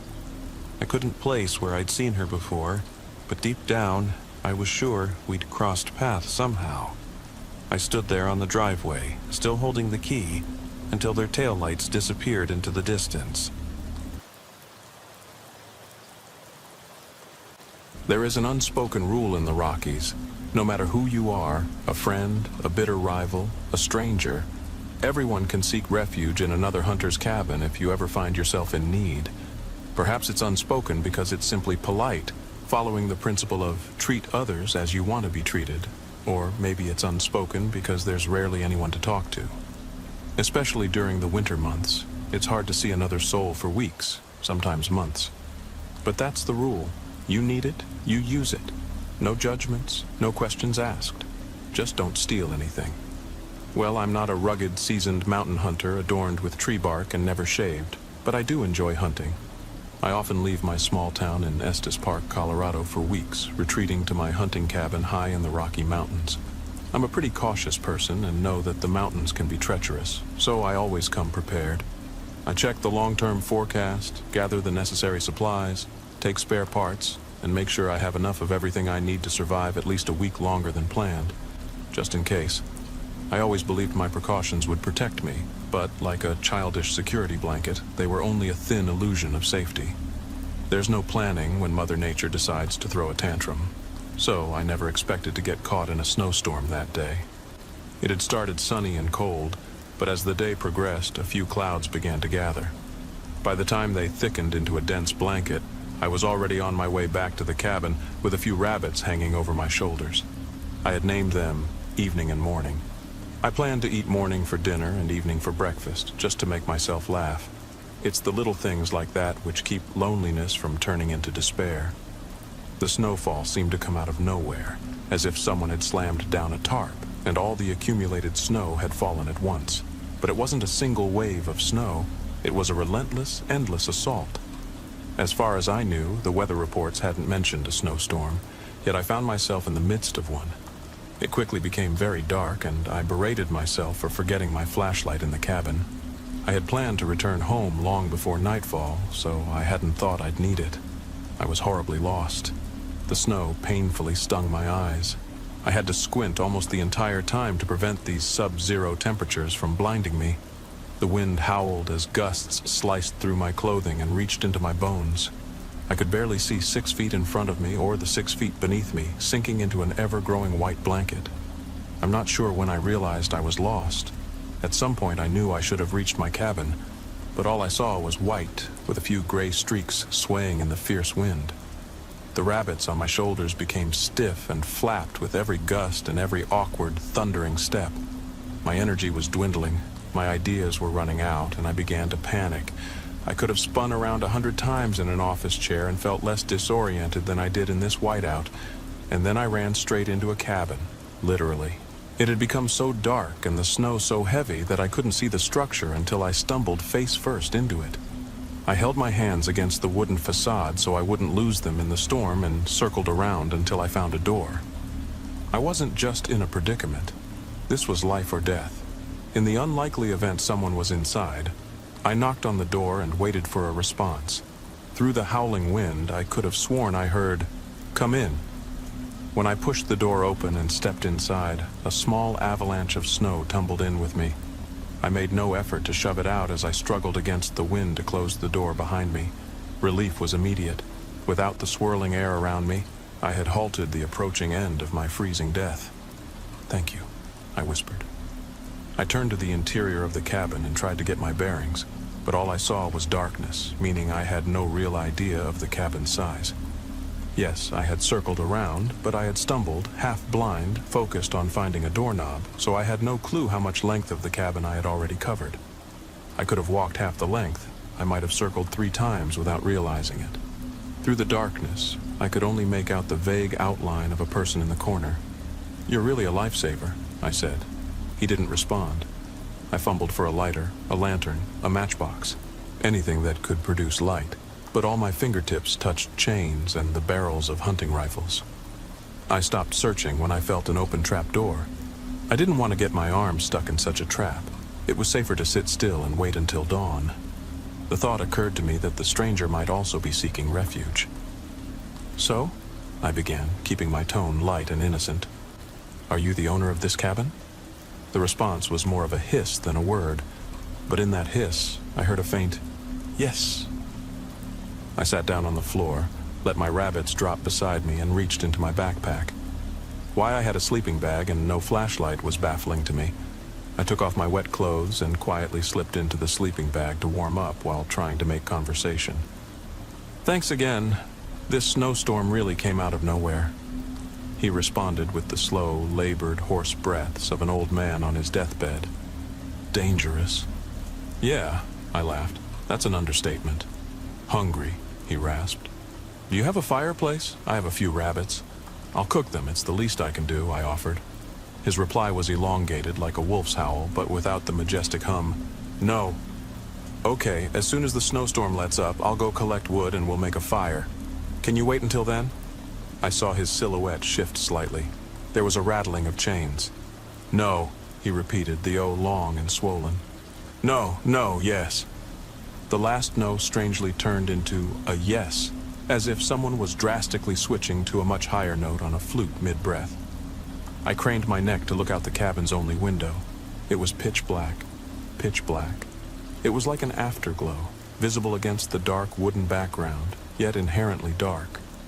I focused on that instead of the rest of the cabin because it was the only glimmer of light I could see. "If you don't mind, I'll try to get some sleep," I said wearily. He didn't respond, but that didn't surprise me. Mountain men don't talk much, even when they come into town to get the few supplies they can't make themselves. I shrugged and made myself comfortable for the night, but I felt something hard against my side. Sighing, I pushed my rabbits a bit further back and settled in. I was exhausted, so despite the wind song playing outside the walls, I didn't have trouble falling asleep. I curled up in my sleeping bag and drifted off. I was awakened by another sound, a strange cracking noise that made me jump out of bed, assuming the ceiling would collapse under the weight of the snow. I tensed, but when the sound came again, I realized it wasn't above me, but beside me, near my belongings. The silhouette had disappeared from the corner, and I could hear his deep, hoarse breaths accompanying the cracking. "What the hell are you doing?" I snapped. He retreated back into his corner with a rattling of chains. My adrenaline was pumping, and I didn't even know why. Something about this stranger put me in an almost panicked state. My instincts told me to leave, but I couldn't afford to. Whatever this guy was up to, I was safer with him than out there in the snowstorm. I grabbed my backpack and leaned into a sitting position against the wall, staring at the silhouette and expecting him to make a move. I stayed awake and alert without looking away, even as the howling wind slowly lost its strength. Once or twice I felt my head begin to droop and my eyes close, but each time the faint rattling of chains snapped me back to consciousness. As the snowstorm abated and the sun began to rise, light started to seep into the cabin. The scene emerged in tiny steps, each layer revealed by the sun like a printer spitting out the complete image one line at a time. I wasn't in a cabin. I was in a large storage shed, maybe 30 feet long and 20 feet wide. There was no fireplace, which made sense for a storage shed. Tools, traps, and rifles lined every wall. The silhouette in the corner stopped being a silhouette and began to take on the shape of a distinct person. Thin, no, emaciated, pale, no, ghostly white. Man, no, corpse, corpse. I was horrified. He was dead, not, oh crap, I died overnight, sorry about that. Dead, long, long dead. His body was completely withered and mummified. Is that even the right word? He wasn't wrapped in bandages or anything, but his skin was entirely dehydrated and stiff like an unbandaged mummy. His hair hung unkempt from his head. His teeth protruded from his shrunken lips with a large gap where the upper right canine should have been. There was a patch of centuries-old blood that had seeped into the wood beneath him. I followed his form with my eyes to its origin, his left foot and the trap he had been caught in. Above him hung an empty hook on the wall with a chain leading to the trap. It was long enough for him to move, but not long enough to reach the front door or the saw hanging above. My best guess was that the trap had fallen on its own while he was outside, and that he had gotten caught in his own trap during a nighttime supply run in the dark. He probably died of thirst or something. Listen, I'm telling you, he wasn't breathing, he wasn't moving. He was dead as a doorknob screw, and for quite some time. I sat there thinking I must have been delirious the last night. The exhaustion, the dehydration, the disorientation from the snowstorm, that had made me imagine his voice. Those slow hissing sounds I thought were responses were just the wind outside. I had misinterpreted them because loneliness had finally caught up with me. The elements had conspired against me to create a living person out of someone who definitely wasn't alive. It was a good, logical explanation, and I wished I could say it was true. Except I wasn't the one who had bitten off the morning's head. It wasn't my canine tooth that I found on the ground beside me. My dry, dirty, wooden-like fingernails weren't sticking out the outside of my sleeping bag. I wasn't the one who had covered the corpse's dry, cracked lips with white fur. I didn't stay for breakfast. I have to tell you something that's got me absolutely terrified right now. Let me give you the background. I'm 24 years old, and I live in the same Brooklyn apartment where I grew up. It's an old brownstone that's been divided into two separate units. One of them is a subsidized housing unit run by a community program, and the other one is privately owned. The apartment directly above mine is used as a sort of rehabilitation or transitional housing space, so my neighbors up there change frequently. Usually, if someone has trouble adapting, they end up back in a residential program. And then I get a new neighbor. Up until now, I've been really lucky and never had any issues. About 4 months ago, a new neighbor named Mark moved in upstairs. Sometimes, if a new neighbor had a record or past issues, I'd get a visit from a social worker who would let me know to call a specific number if there were any problems. This often happened if someone had a violent history, but they never shared personal info. Anyway, Mark moved in, and for the first week, I heard nothing. Normally, I make an effort to be friendly with my neighbors. After all, we share the same building, and lots of them are dealing with mental health challenges. But every time I knocked on his door, there was no response. Finally, I gave up and slipped a note under his door, introducing myself and telling him I was around if he ever needed anything. 2 days later, I came home from playing golf with some friends and ran into him in the stairwell. He seemed really nice, very open, and it put me at ease. We ended up talking for a while and discovered we were both big New York Giants fans. I mentioned I'd just come back from golfing, and he said he liked to consider himself a golfer too. I reminded him about my note and told him to call if he ever needed anything. That night, I felt a lot more relaxed going to bed. It's wild to write all of this down now, but I need to share the story. Over the next 2 weeks, Mark and I got pretty close. He dropped by some evenings after work to watch football, and we'd hang out with a couple of beers. He told me about his rehab program and how he'd been in a toxic relationship that nearly drove him insane. It felt a bit odd because I'd never opened up so much to a neighbor before. Normally, I kept a friendly but distant relationship with the folks upstairs. But even though I never pictured myself in a situation like Mark's, I could weirdly understand his feelings. He seemed like a decent guy who'd had something awful happen to him and then lost his way for a while. Since we lived in the same building, we saw a lot of each other. But I wasn't worried about it. It felt natural. We liked the same music, supported the same team, and were into sports. It was easy. One day, after a super long shift at work, I came home. My boss had been a jerk all day, and I was exhausted, just wanting to crash. Mark must have heard me come in because he came down to my door and asked if he could hang out. I told him I wasn't really up for company. He looked a little disappointed, but I'd had a terrible day and needed sleep. When I finally crawled into bed, I noticed something really strange, and I still get chills just thinking about it.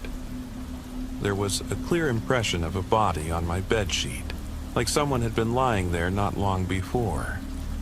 I stared at it. I rubbed my eyes, but I knew I hadn't been on the bed since I made it that morning. In fact, I didn't even recall messing up the covers at all.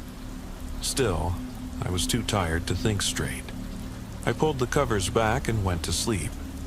In the following weeks, I saw less and less of Mark for a variety of reasons. My job, other commitments, and the feeling that I needed a little space. We had become so close that it was almost intense, and because we lived so close by, it was too much for me sometimes. I felt bad for Mark. He hadn't done anything wrong, but I needed my own breathing room. Then one night, I was letting a friend crash in my apartment after a late night out.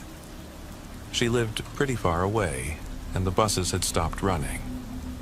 It was around 4 in the morning, and I was trying to be really quiet as I went up to my door. The second I unlocked it, I heard footsteps inside my place. I was high at the time and panicked, but I didn't want to freak out my friend. I grabbed a golf club I keep in the hall closet and crept toward the kitchen where I heard the noise. I flipped on the light and rushed in, and there was Mark. He was sitting on my kitchen counter smiling. I swear, I've never been so terrified in my life. Of course, I asked him what in the world he was doing in my kitchen at 4 in the morning, and he mumbled something about borrowing milk. I demanded to know how he got in, but he just kept quiet. Then he asked who my friend was, in a tone that suggested he was jealous, like he thought we were a couple.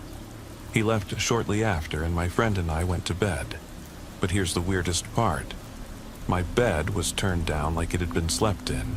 My TV was on, and my closet door was wide open. He'd been in my room. How long had he been there? The next morning, I couldn't think about anything else. It was beyond strange, way too strange. I wasn't sure if I should call the social worker.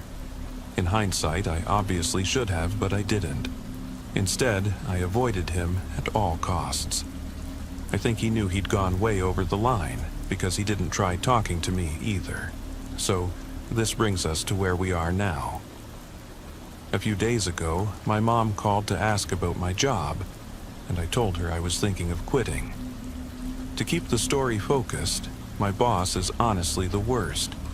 He overworks me, underpays me, and makes fun of me. We hung up, and I went to sleep. 2 days later, this morning, I went into work. My boss wasn't around, which was a relief, and I got on with my tasks until a close colleague told me our boss had been whacked with a golf club the night before and was in the hospital. I felt guilty because a part of me was almost relieved he wasn't in the office. Apparently, he'd recover, but there were 2 suspects, and no one had revealed who they were yet. It didn't surprise me that someone would have it out for him. He was just that kind of person. So when I got home tonight, I was in a slightly better mood since work went smoothly.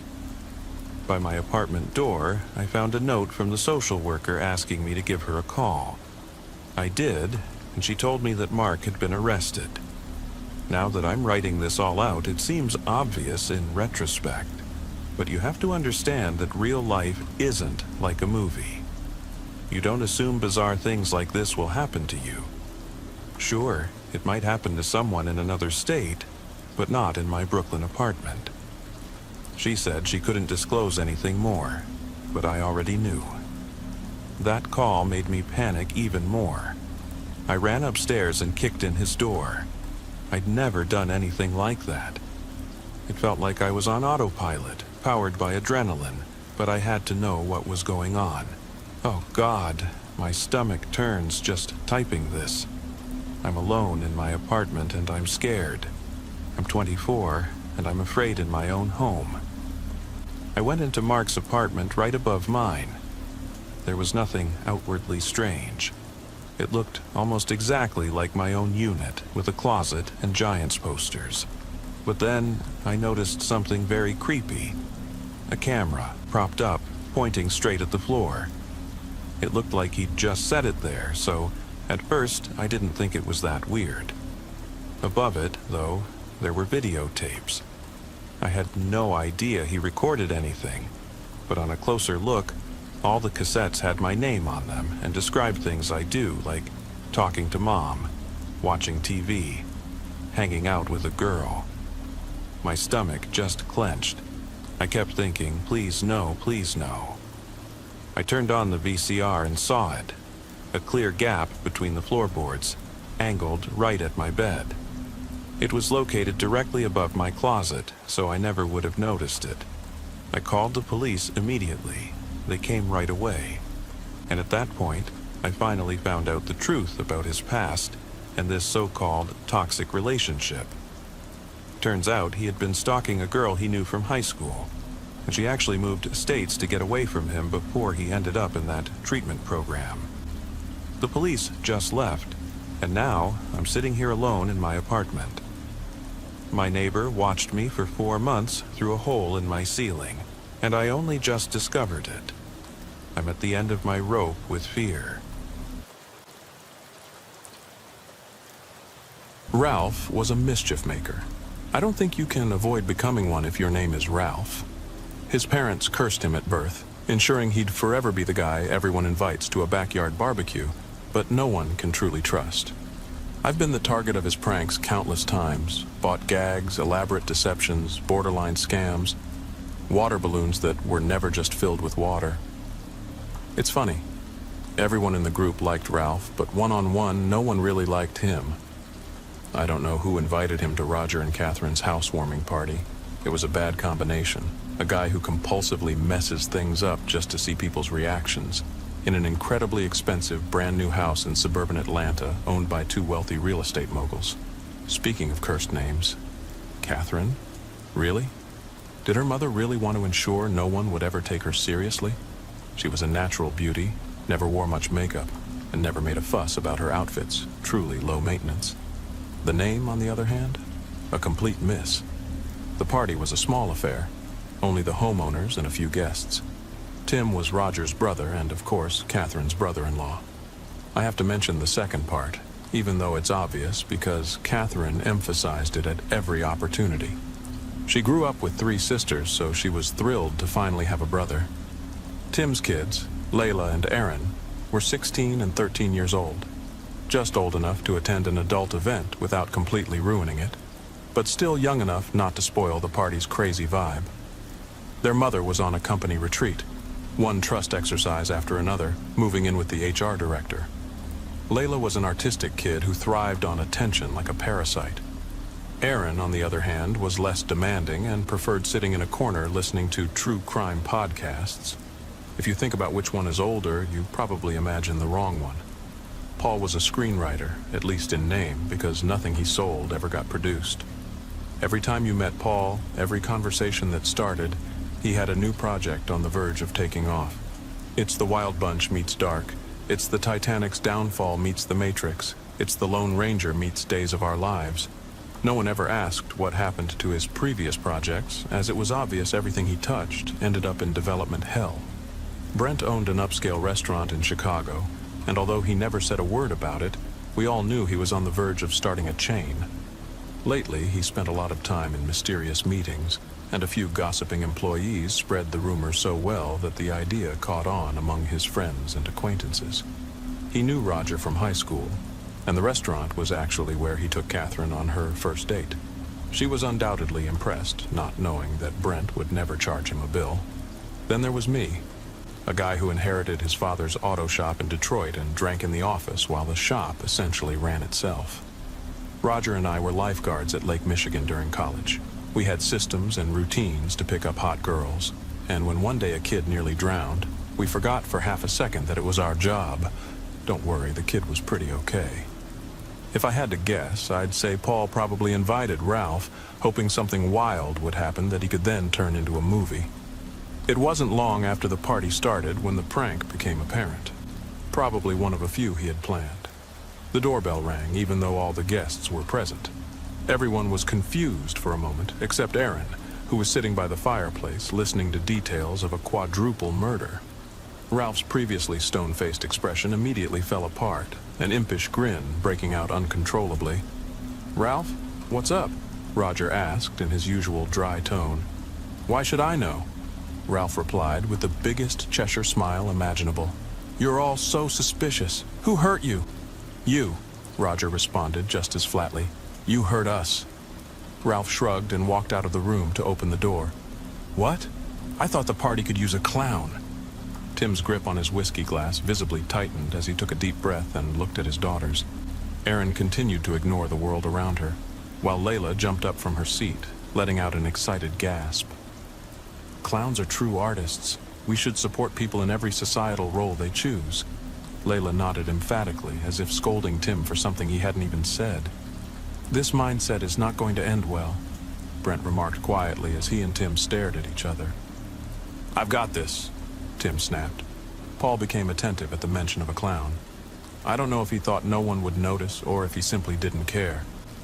Ralph returned and gestured down the dimly lit hallway leading into the room. "Ladies and gentlemen, children of all ages, I present to you today's entertainment." "That's inappropriate," Roger chided. "Pay him and send him away," Brent agreed. Suddenly, a wave of color and noise burst from the hallway, accompanied by clumsy, unbalanced movements. It was a clown, a birthday clown. "Ralph, you asshole!" Roger laughed loudly, breaking the tension with his laughter. Catherine was speechless. Compared to all of us, she was relatively new to Ralph's pranks. She just stared, jaw dropped, as the painted fool for rent honked a horn, stumbled over his own feet, and wobbled around the room singing "Happy Birthday" in a cartoonish, silly voice. Layla ran to her sister and patted her on the shoulder while pointing at the clown. "Sis, look! Ralph's friend brought a professional clown for a live experience." Erin pulled out her earphones, gave the spectacle a disinterested glance, and said, "Kill me." "Hello, I'm Mr. Muffins. What's your name?" the clown asked. "Mr. Muffins, Roger." "Marlon Brando," Roger replied, laughing. "Nice to meet you, Marlon. Can I call you Stanley?" The clown shook Roger's hand, pretending his grip was crushing Roger's hand. "Oof, are you hitting Stella with that hand?" Mr. Muffin's first act was to make balloon animals for everyone. A dog, a cat, the usual. Brent asked for a monkey, and in a fitting twist, Ralph got an entirely untouched snake balloon. Catherine remained calm as she examined the balloon giraffe in her hands. "Hey, your favorite," Roger pointed out, still thrilled with his prank. "What made you become a clown?" Paul asked, throwing his arm over Mr. Muffin's shoulder and pulling him aside. "Are you truly happy, or is that smile makeup deep? Do you know that the red nose you wear is a nod to an alcoholic's red nose?" "Come on, Paul," Tim called after him. "Not everything is a character study. Let him entertain the kids." Brent pulled a handmade, organic, fair trade, artisanal cake out of the oven as Mr. Muffins moved on to the next game, hide and seek. "The cake needs to cool," Brent noted. "We have more than enough time." Ralph sneaked in. "Cocktails afterward." "Why not?" Roger added. With that, everyone found hiding spots throughout the house. It wasn't difficult. It was a spacious, 3-story monster house in suburban Atlanta, and the more you explored, the more you understood the extent of Roger's wealth. I don't know where the others went, but I opened a hatch to the attic, climbed up, and pulled it shut behind me. Since the house was newly built and the owners had just moved in, there was nothing left to hide from after that. Layla volunteered, "I'm it," to be the seeker and find the others. Surprise. The attic was beautiful, much nicer than my first apartment in Detroit. Also bigger. I could have just lived there, and it was very likely no one would have noticed.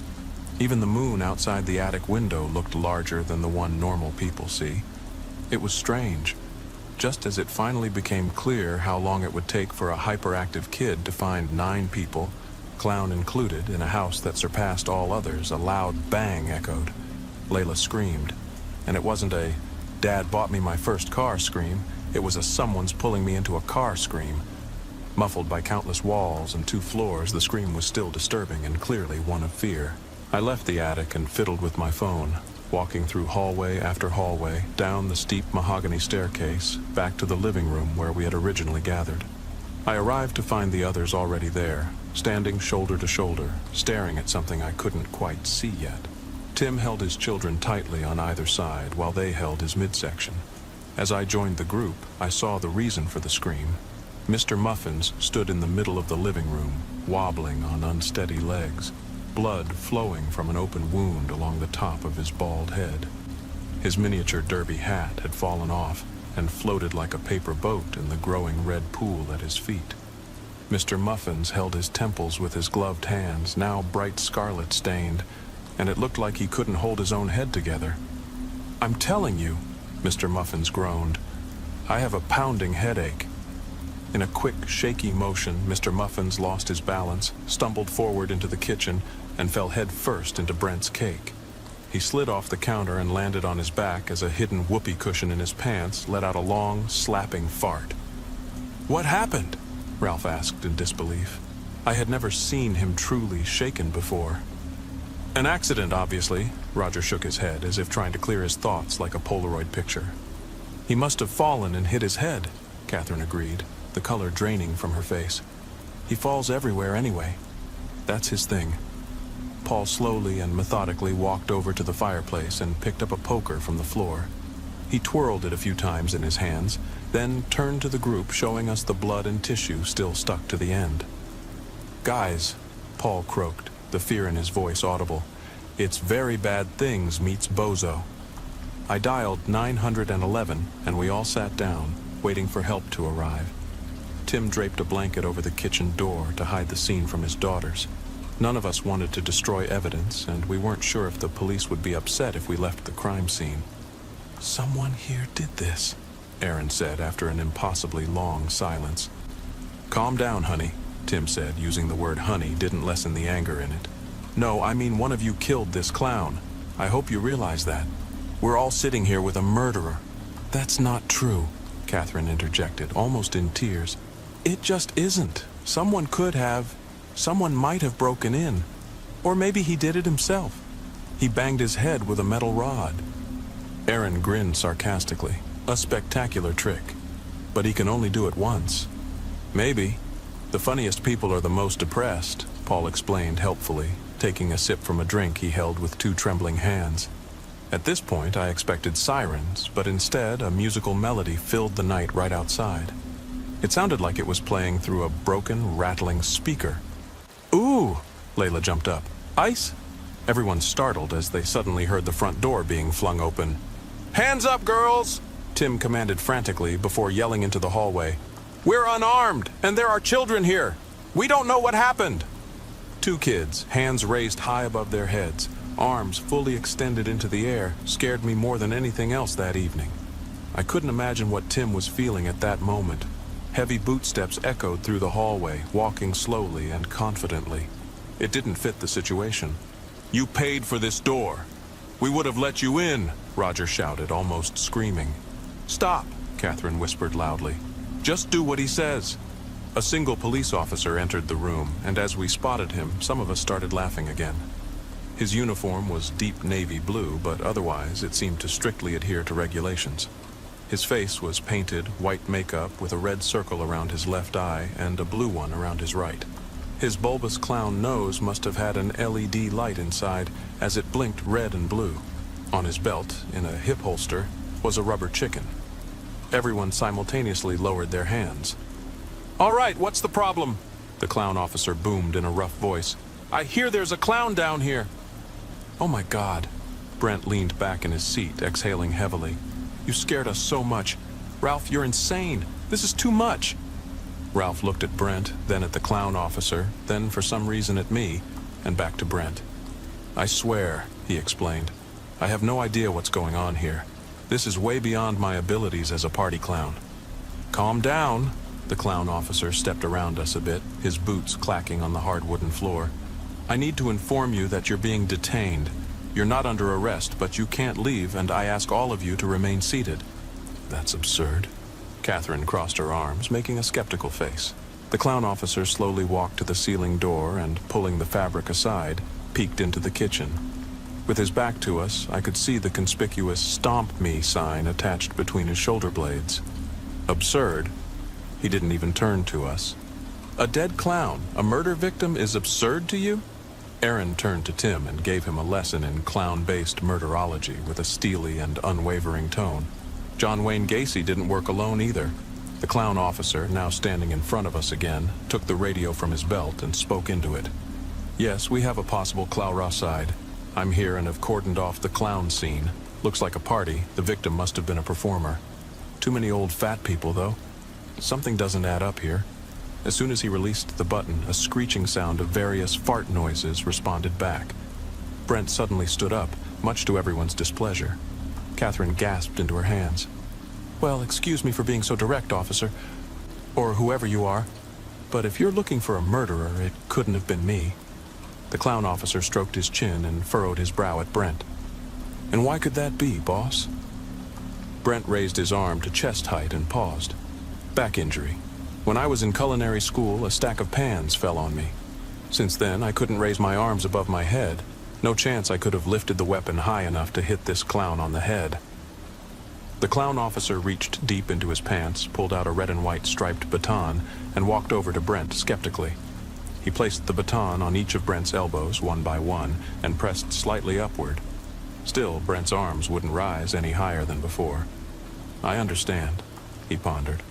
The clown officer turned to the fireplace, noticed the bloody poker Paul had leaned against the wall, and then turned back to Brent. So that's the murder weapon? We all nodded. The clown officer soon nodded as well.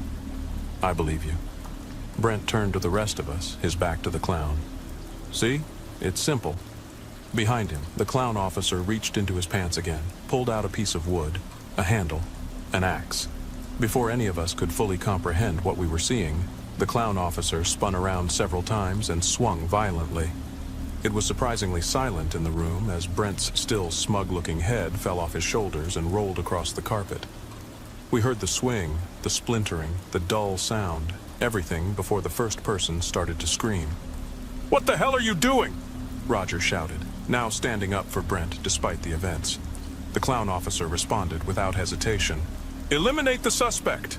I need your name and badge number," Paul mumbled, eyes wide open, on the brink of shock. "No problem, sir." The clown officer shoved the baton back into his pants and shook his leg. "I'm Officer Oscar Oxifer, and my badge has no number. I found it in a box of Clown Krispies." Ralph jumped up and made a run for it, sprinting past Officer Oxifer and leaving everyone else in the dust. Oxifer glanced back slightly. His arm seemed to dislocate and extend beyond normal limits, grabbing Ralph by his belt and throwing him to the ground as if pulled back by a giant rubber giraffe. "Please, sir." Oxifer sounded eerily professional. "Don't make me tell jokes about the long arm of the law. That's old material." He reached both hands into his pants, wobbling uncomfortably long before pulling out a notebook and a pencil with each hand. "All right, walk me through the chain of events that led us to this situation."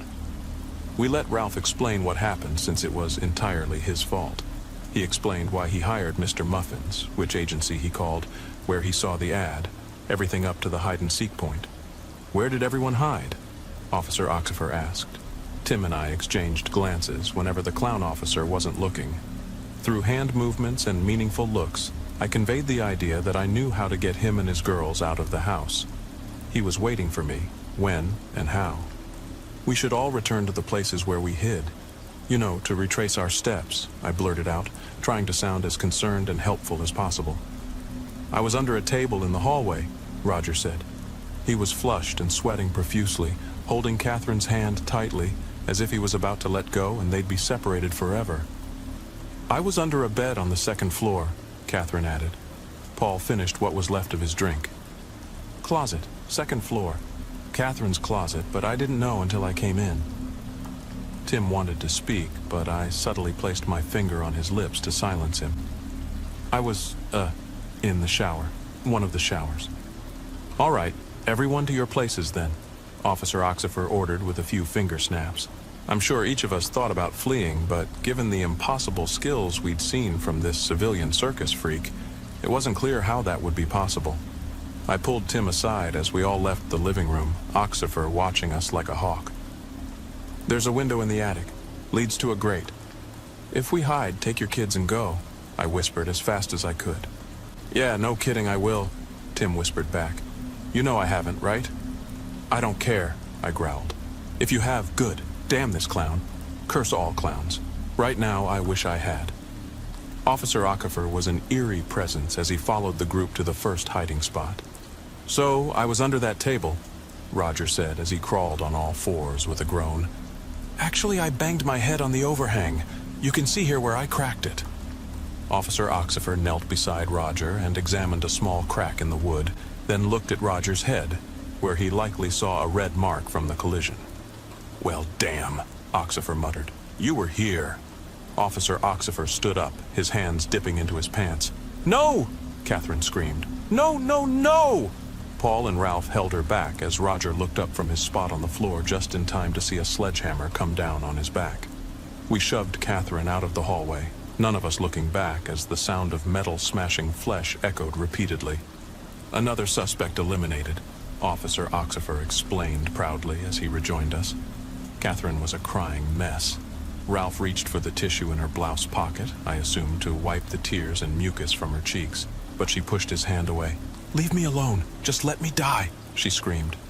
The rest of us reached our hiding spots without incident. I was the last to hide, ensuring Tim, Layla, and Aaron made it to the attic. They closed the door from the inside as Officer Oxifer and I watched from the lower floor. Only then did I feel a shiver run down my spine. At no point had I realized I was ensuring I'd be alone with the clown officer. Just him and me side by side in growing silence. The silence was broken by another scream. It was a war cry. "Ah!" Both Oxifer and I turned to see Paul, his tie fluttering behind him as he ran toward us, holding an umbrella like a spear. "Paul, no!" I shouted, not for my safety, not for Oxifer's, but for his. The distance closed quickly as Paul drove the pointed end of the umbrella into Officer Oxifer's chest. Oxifer stumbled back and fell to the ground. Paul stood there, panting and gasping, while I ran after him. "Paul, what the hell? I did it. I killed him." "The clown?" "Yes.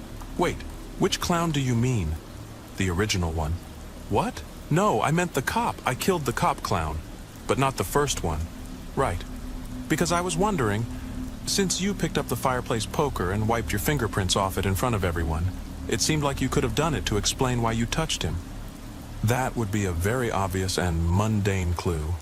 I'm a writer. I thought I wouldn't do that if I were guilty." I screamed in surprise as Officer Oxifer sat straight up. He stood, pulled the umbrella from his chest, and ripped open his shirt. Directly under the fabric was a thick black body armor plate with yellow block letters that read, "Umbrella-proof vest." With a blindingly quick throw, Oxifer hurled the umbrella directly through Paul's throat, embedding it in his neck and stopping his death scream with a wet glug sound that released a blood spurts. The umbrella opened behind his head and he fell backward to the ground. Officer Oxifer regained his composure and refocused his attention back on me. "So you were in the shower?" I looked at the blood splatter marking the walls, the art around me, a porcelain giraffe, a landscape painting of an open grassland, small wooden carvings of exotic animals. "No," I admitted. Oxifer wasn't surprised by my confession. He showed no visible reaction, and the colorful makeup on his face made it impossible to read his true emotions, if he had any. "I want immunity," I clarified. "Immunity from what?" "From you. Are you really asking me that? You? You want immunity in exchange for what exactly?" I took a deep breath, feeling the full weight of another life on my shoulders. "I know who killed Mr. Muffins." Oxifer reached into his pants again. I was backed into a corner. He stood between me and the hallway, and a wall stood behind me. Before I could beg for my life, he pulled out a huge stack of paperwork. "Sign this," he said, handing me a suspiciously warm pen. I did as I was told. There was no way to go through everything. It was hundreds of pages, so I didn't even start reading. As I scribbled my name, Oxifer spoke. "I'm willing to grant you and the remaining innocent parties immunity if you actually provide information that leads to the brutal takedown of the perpetrator in this case." I led the way as we moved into another of the house's many rooms. "Come out," I said coldly. I had decided along the way to harden my heart and show no ounce of compassion. "You did this to us. You started this whole thing, and there's a growing amount of blood on your hands." Catherine had to look up at both of us now. Unlikely partners in the strangest investigation ever. "You pressed Mr. Muffin's skull." Catherine turned dramatically away from us and crossed her arms. "Why did you do it?" Oxifer asked. "Did he catch you cheating with someone in the house? Did he see you snorting an illegal substance? Or are you just a party pooper? A bigot who holds a grudge against all clowns?" "She doesn't hate clowns." I stared hard at her back. "She is one." Catherine gasped and turned back to me, betrayal hard in her eyes. Unfazed, I grabbed the tissue from her blouse pocket and, as I expected, kept going regardless of how long I pulled. Tissue after tissue, color after color. I had made my point. When Mr. Muffins appeared, you were surprised. Not because he was a clown, but because he was a clown you recognized. Sure, you don't wear makeup anymore, and you dress very modestly these days, so you might have thought he wouldn't recognize you. But when he made your balloon animal, A giraffe. Your favorite. You knew he knew, and worse, he knew that you knew that he knew that you knew. It's true! She fell to her knees, holding my shoe in one hand and Oxifer's boot in the other. He was my ex. I left the big circus tent just to get away from him. Oh, he was a beast, a monster. I tried to get a restraining order against him, but the court was a circus. I changed my entire identity, but it still wasn't enough. Sir, you don't want to be here for this, Oxifer said, pushing me out of the room. You're still going to kill her, even though she's one of you? I asked. I had hoped it wouldn't happen, but either way, the torture had to end. Just keep moving.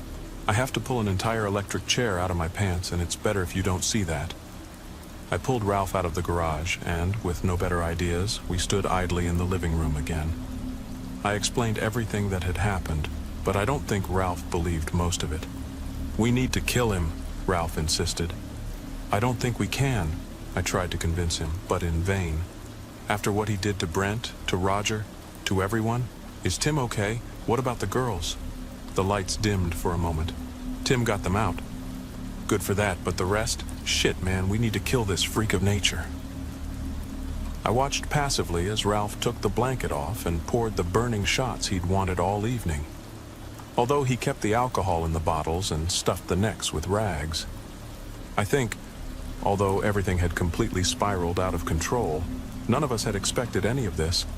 And even though Catherine was the trigger, Ralph still felt damn guilty since his prank had set everything in motion. I stood on the sidelines as Officer Oxifer came down the stairs and marched into the room.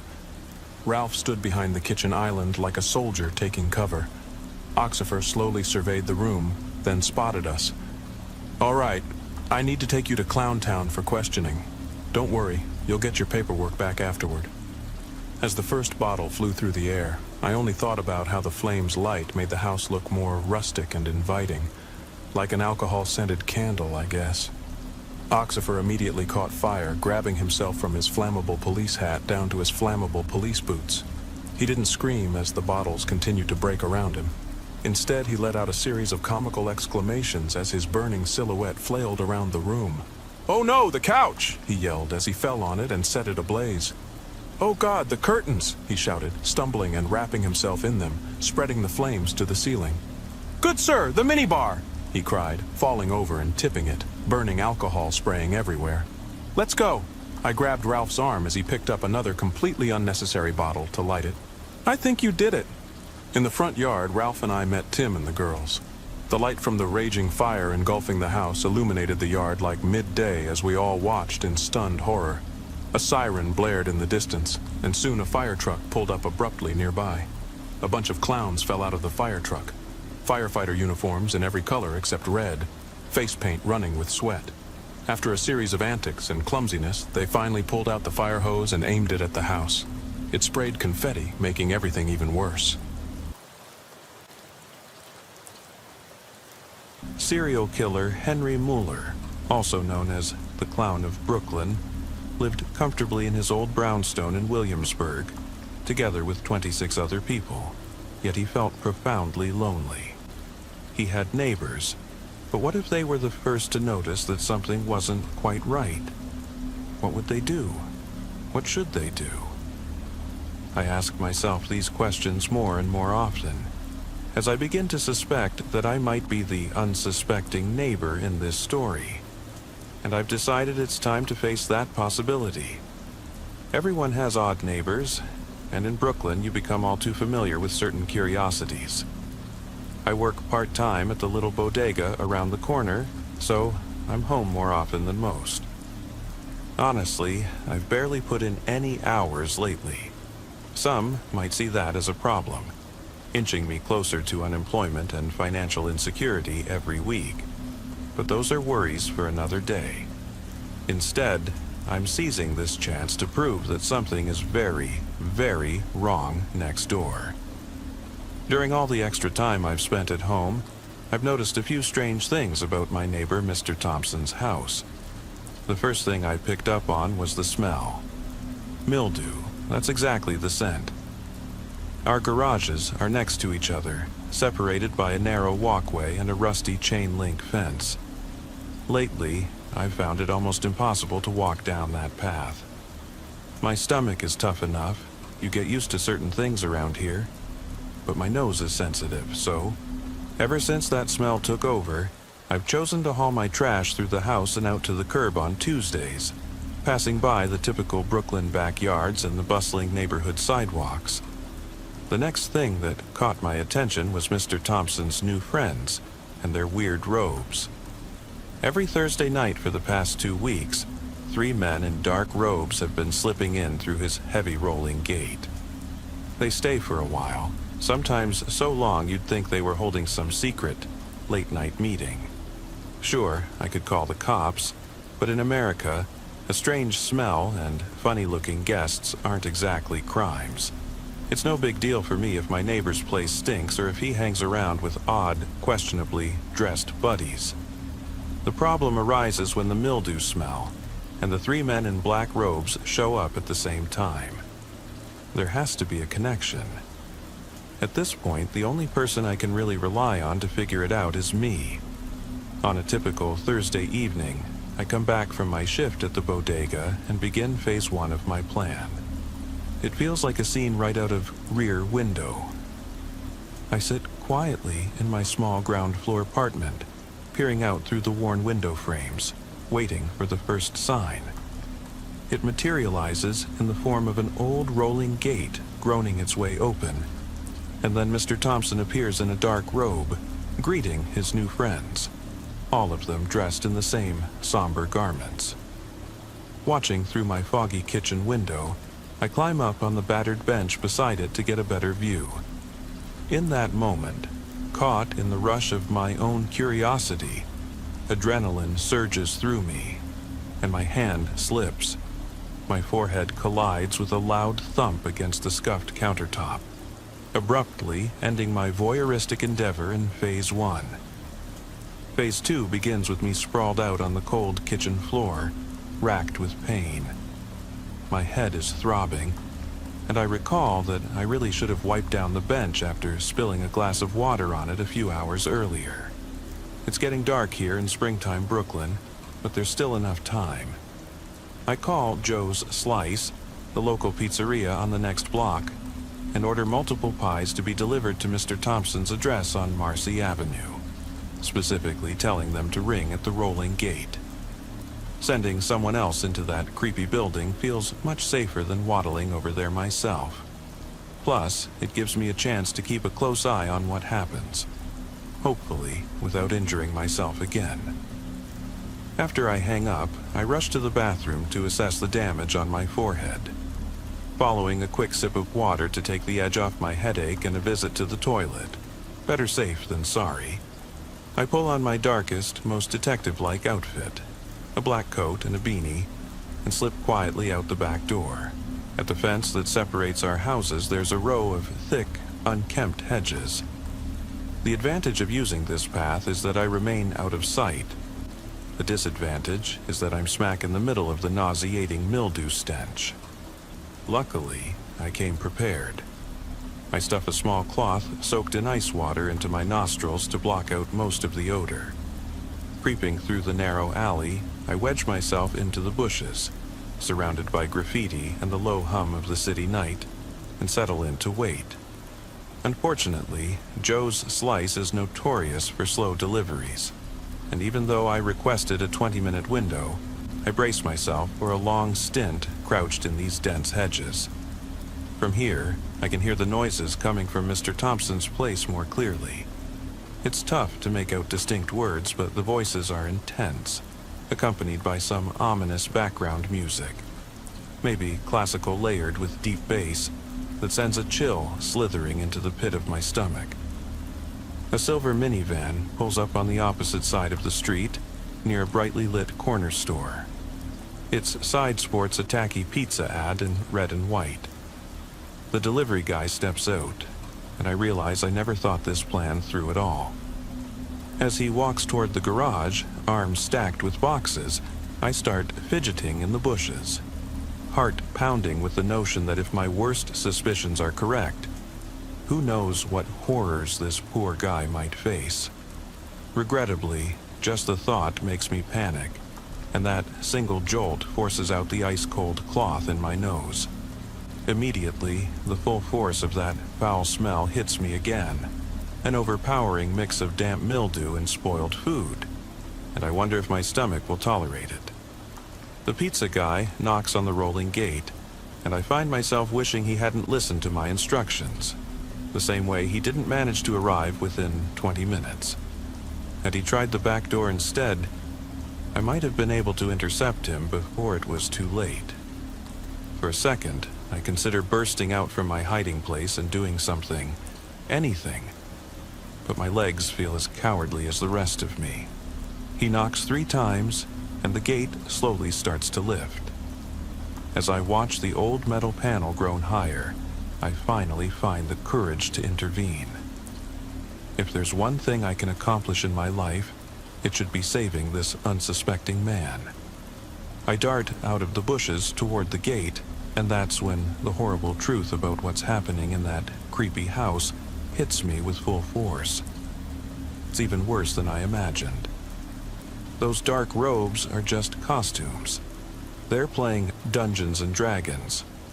All 3 of the men are portraying wizards, a ridiculously goofy strategy for their imaginary quest, but perfectly ordinary for a gaming session in Mr. Thompson's living room.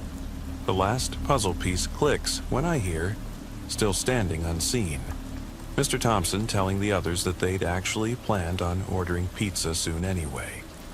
They'd even asked the delivery guy to knock on the front door rather than the garage, since the garage is closer to that unbelievably nasty hedge that a stray cat has apparently been using as its own personal dumping ground for dead rodents and trash, and that nobody's bothered to clean up yet. Everything is entirely ordinary. In other words, everything is normal, except for the freaked-out, foul-smelling neighbor who suddenly charged at them, eyes popping wide with fear, steeped in the stench of sweat, nausea, and raw panic. Before I can stop myself, I blurt out a barrage of rambling explanations about Henry Muller and some imagined secret passage full of corpses, as my words linger awkwardly in the hazy glow of the Brooklyn night.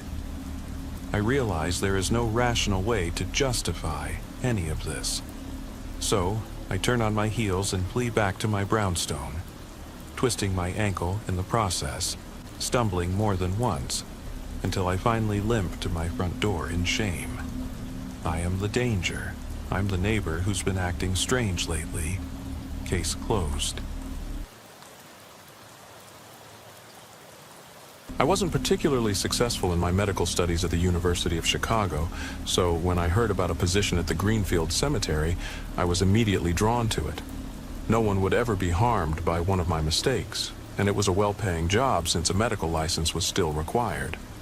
Some people fear the dead, but since I wasn't an atheist myself, I never had to worry about being constantly surrounded by the deceased. Instead, I found myself intrigued by the strange individuals who tried all sorts of tricks to get their hands on corpses. I had already heard stories about missing bodies that later appeared in abandoned buildings in the outskirts of Chicago or in the dense woods of the Forest Preserve. Sometimes I was called in to confirm whether a body was one previously stolen from our facility. As strange as it may sound, the body trade in Chicago is a highly profitable business. That's why it was all the more peculiar when she appeared that night on the floor of the morgue at Lincoln Park. She must have bribed the guards to get in, and normally I would have simply alerted security again. But as soon as she entered the door, I was captivated by her. It's hard to explain why, but she looked so fragile yet so self-assured. She wasn't the most attractive woman you could imagine, but something about the way she walked, moved, or how her eyes looked at me kept me from letting her go. Moreover, she smiled immediately, which further disarmed me. I led her into my office in the main building of the morgue, and the closer she got to me, the more willing I was to do anything she said. I felt a strange yellow light emanating from her, drawing me in, and a melodic sound filled the room. I still remember her turning her head towards me, and without a word, I knew she wanted me to come closer. It was as if we had a telepathic connection. The closer I approached her, the brighter the yellow light became, flooding my body with warmth. Her large eyes stared into mine as she touched me for the first time. She took my hand and told me she was looking for a friend she needed to find and take to another place. Instantly, I responded by showing her each of the bodies we had so she could choose.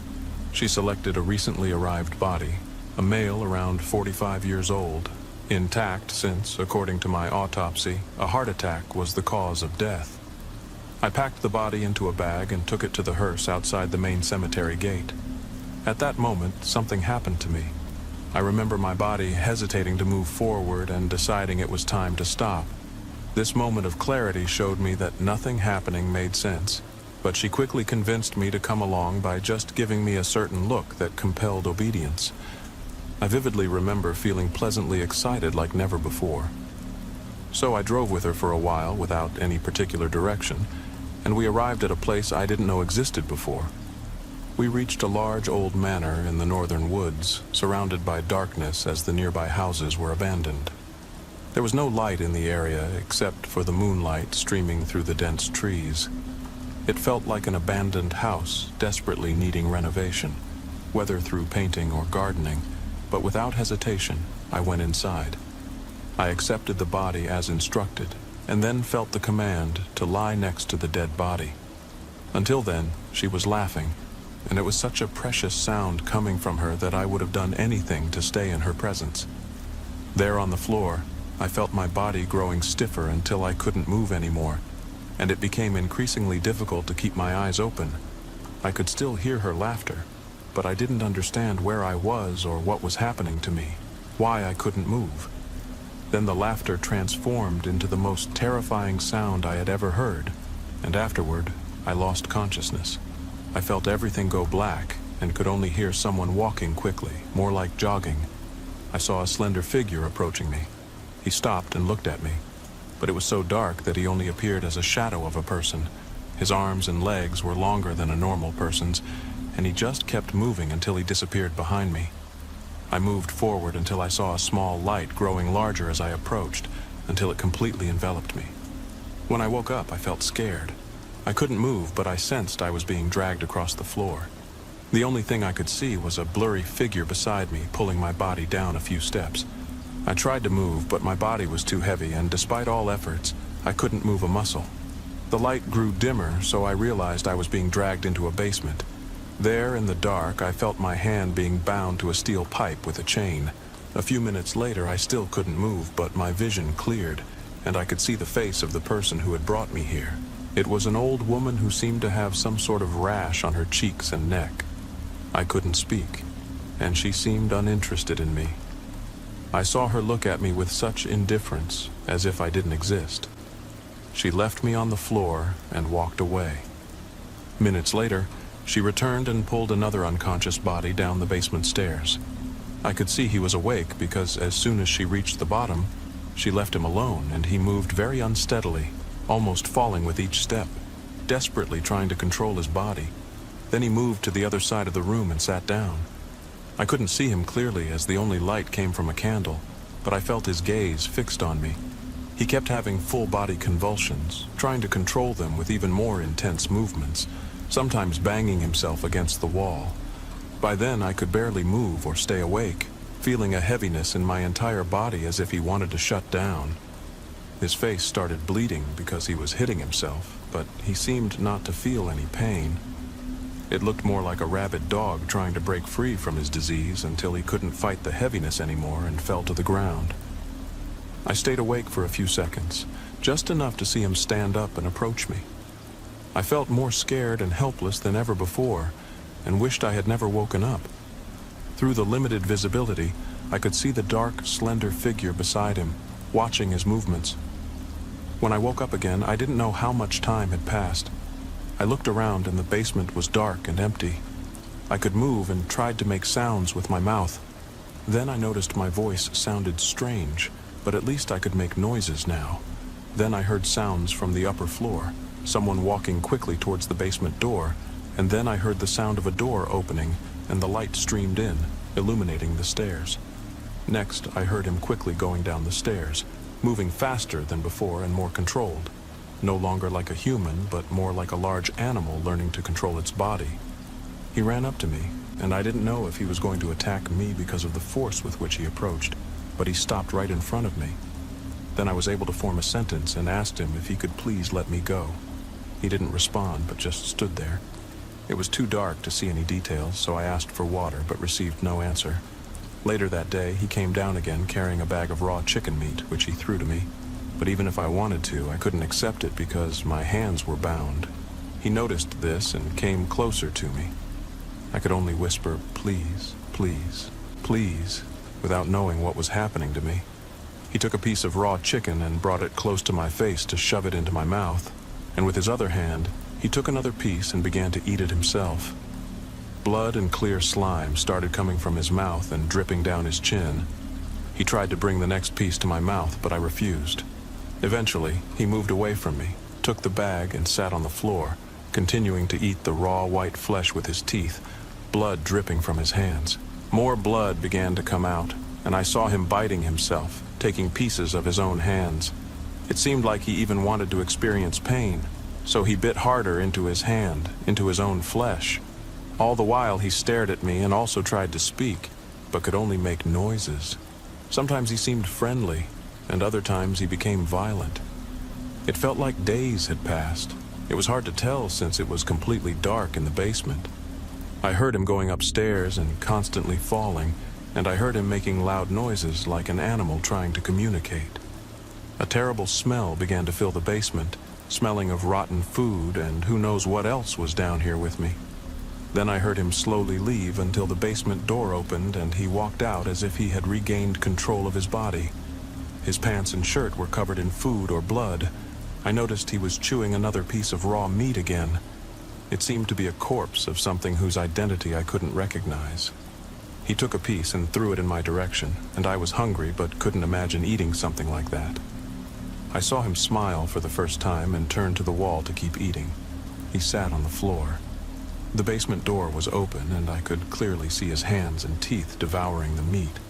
Upon a closer look, I began to clearly recognize his face, and I couldn't comprehend it at first, but it was so clear in front of me that I had no doubt what I was seeing. For a moment, I felt like I was losing my mind while trying to understand what was happening, and this shockwave took over my entire body, causing my muscles to tense up. He was right in front of me, but it was my own body and my own face, and the horrible smell now made sense. I was the corpse. She had taken my body. When I saw the open basement door, I summoned all my strength and managed to free myself, trying to flee as quickly as possible. I knew this was my chance, and like a free animal, I stomped out of the basement, feeling like I almost fell with each step. I walked through the basement door and desperately looked for a door or a window, anything to escape this nightmare. Everything was locked from all three sides, so I used the only open area in the hallway. I felt the vulnerability of my situation, not knowing what could appear around each corner of this house. I felt trapped, like I was walking through a labyrinth without direction, just trying to get away as fast as possible. The sounds came from the basement, and I assumed the creature was now coming to get me. Every time I blinked, I could see that slender black figure in front of me.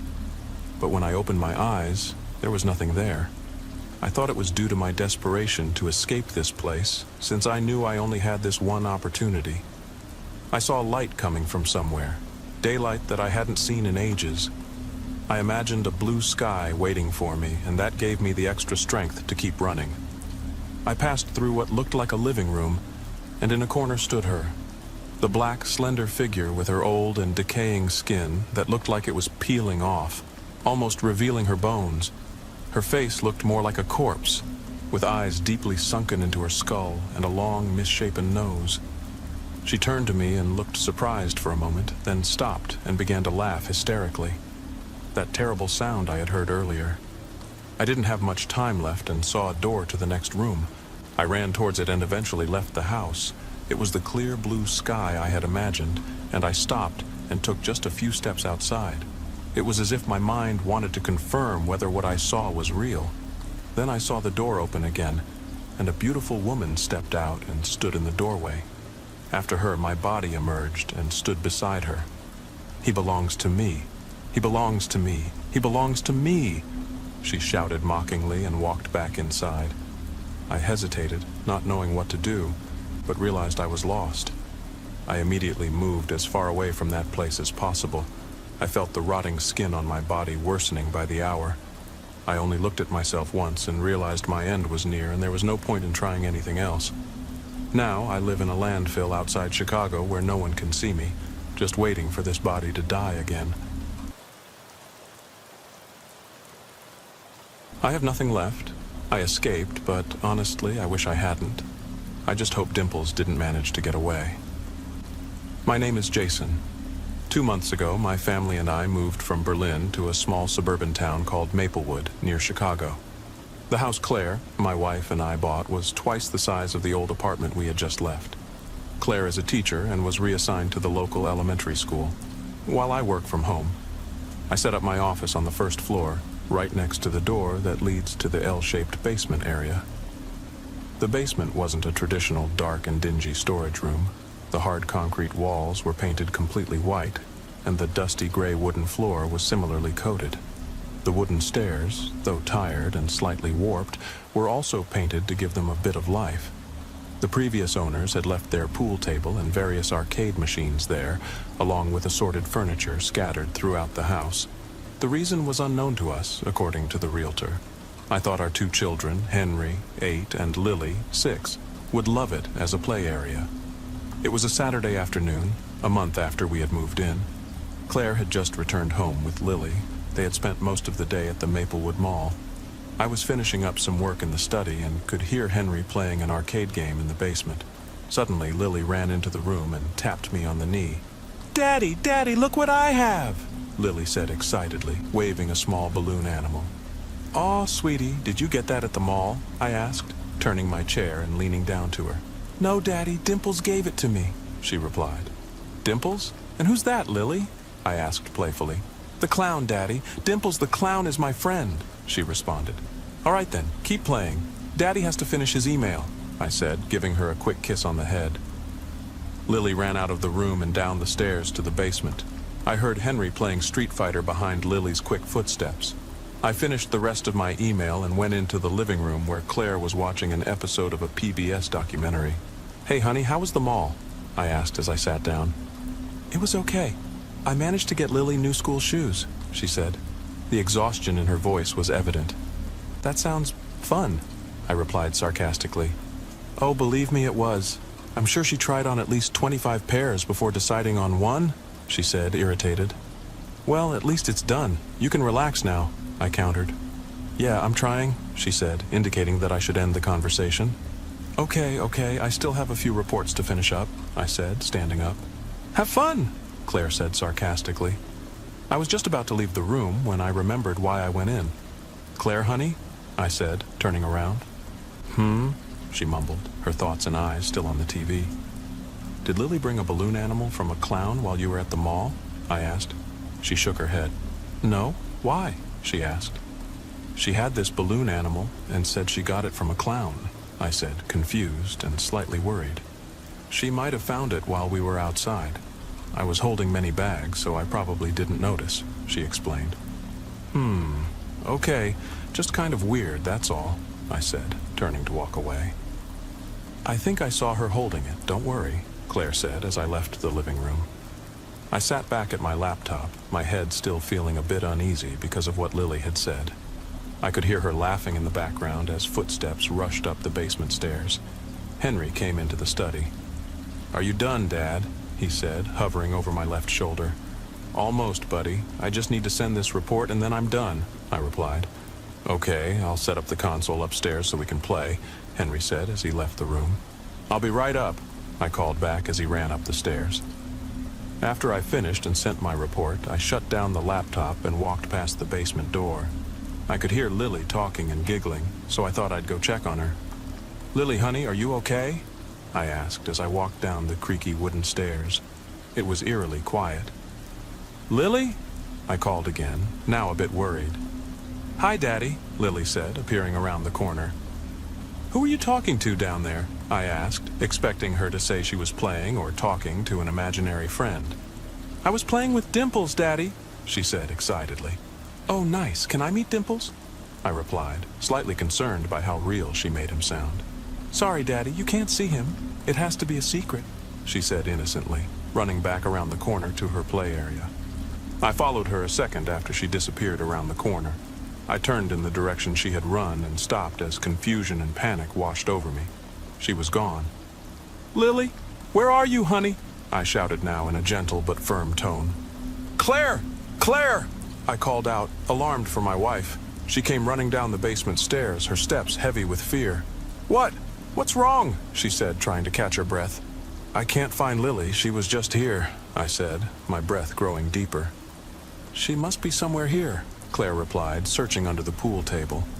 I went to where Lily had been playing and saw the papers scattered on the floor, drawn with colored pencils. They all showed the same thing, a brightly drawn clown. The silence was suddenly broken by knocking sounds from the small storage closet under the stairs. It sounded almost like someone's fingernails running over the door. Slowly, I walked toward the door. "Lily, why are you hiding from me?" I asked in a soft and soothing voice. I reached for the handle and opened the door. There stood Lily, laughing and covering her mouth with her hand. "You found me!" she exclaimed and ran away. "Don't do that again, you scared us," I said back, my face and tone now stern and warning. "Stop, Daddy, Lily. You could have gotten hurt in there," Claire said as she bent down to hug her. "You can't come down here alone anymore, Lily. You have to play with your brother from now on, okay?" I said with slight irritation in my usually gentle voice. She nodded. We all went up the stairs. I turned off the light as I approached the door. I quickly turned it back on when I heard scraping from the darkness behind me. Hesitantly, I walked back down the stairs, the wooden panels creaking under each step. A faint sound came around the corner. It was music. The soft melody grew louder as I turned the corner. Beneath the crumpled drawings on the floor lay a small music box. Every hair on my body stood on end as the closet door slightly opened.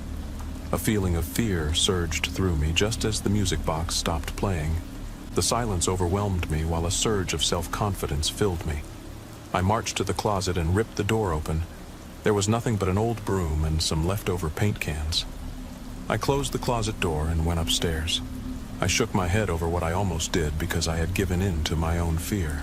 Later that night, after the kids were in bed, Claire and I sat down for a relaxing evening watching a documentary on PBS.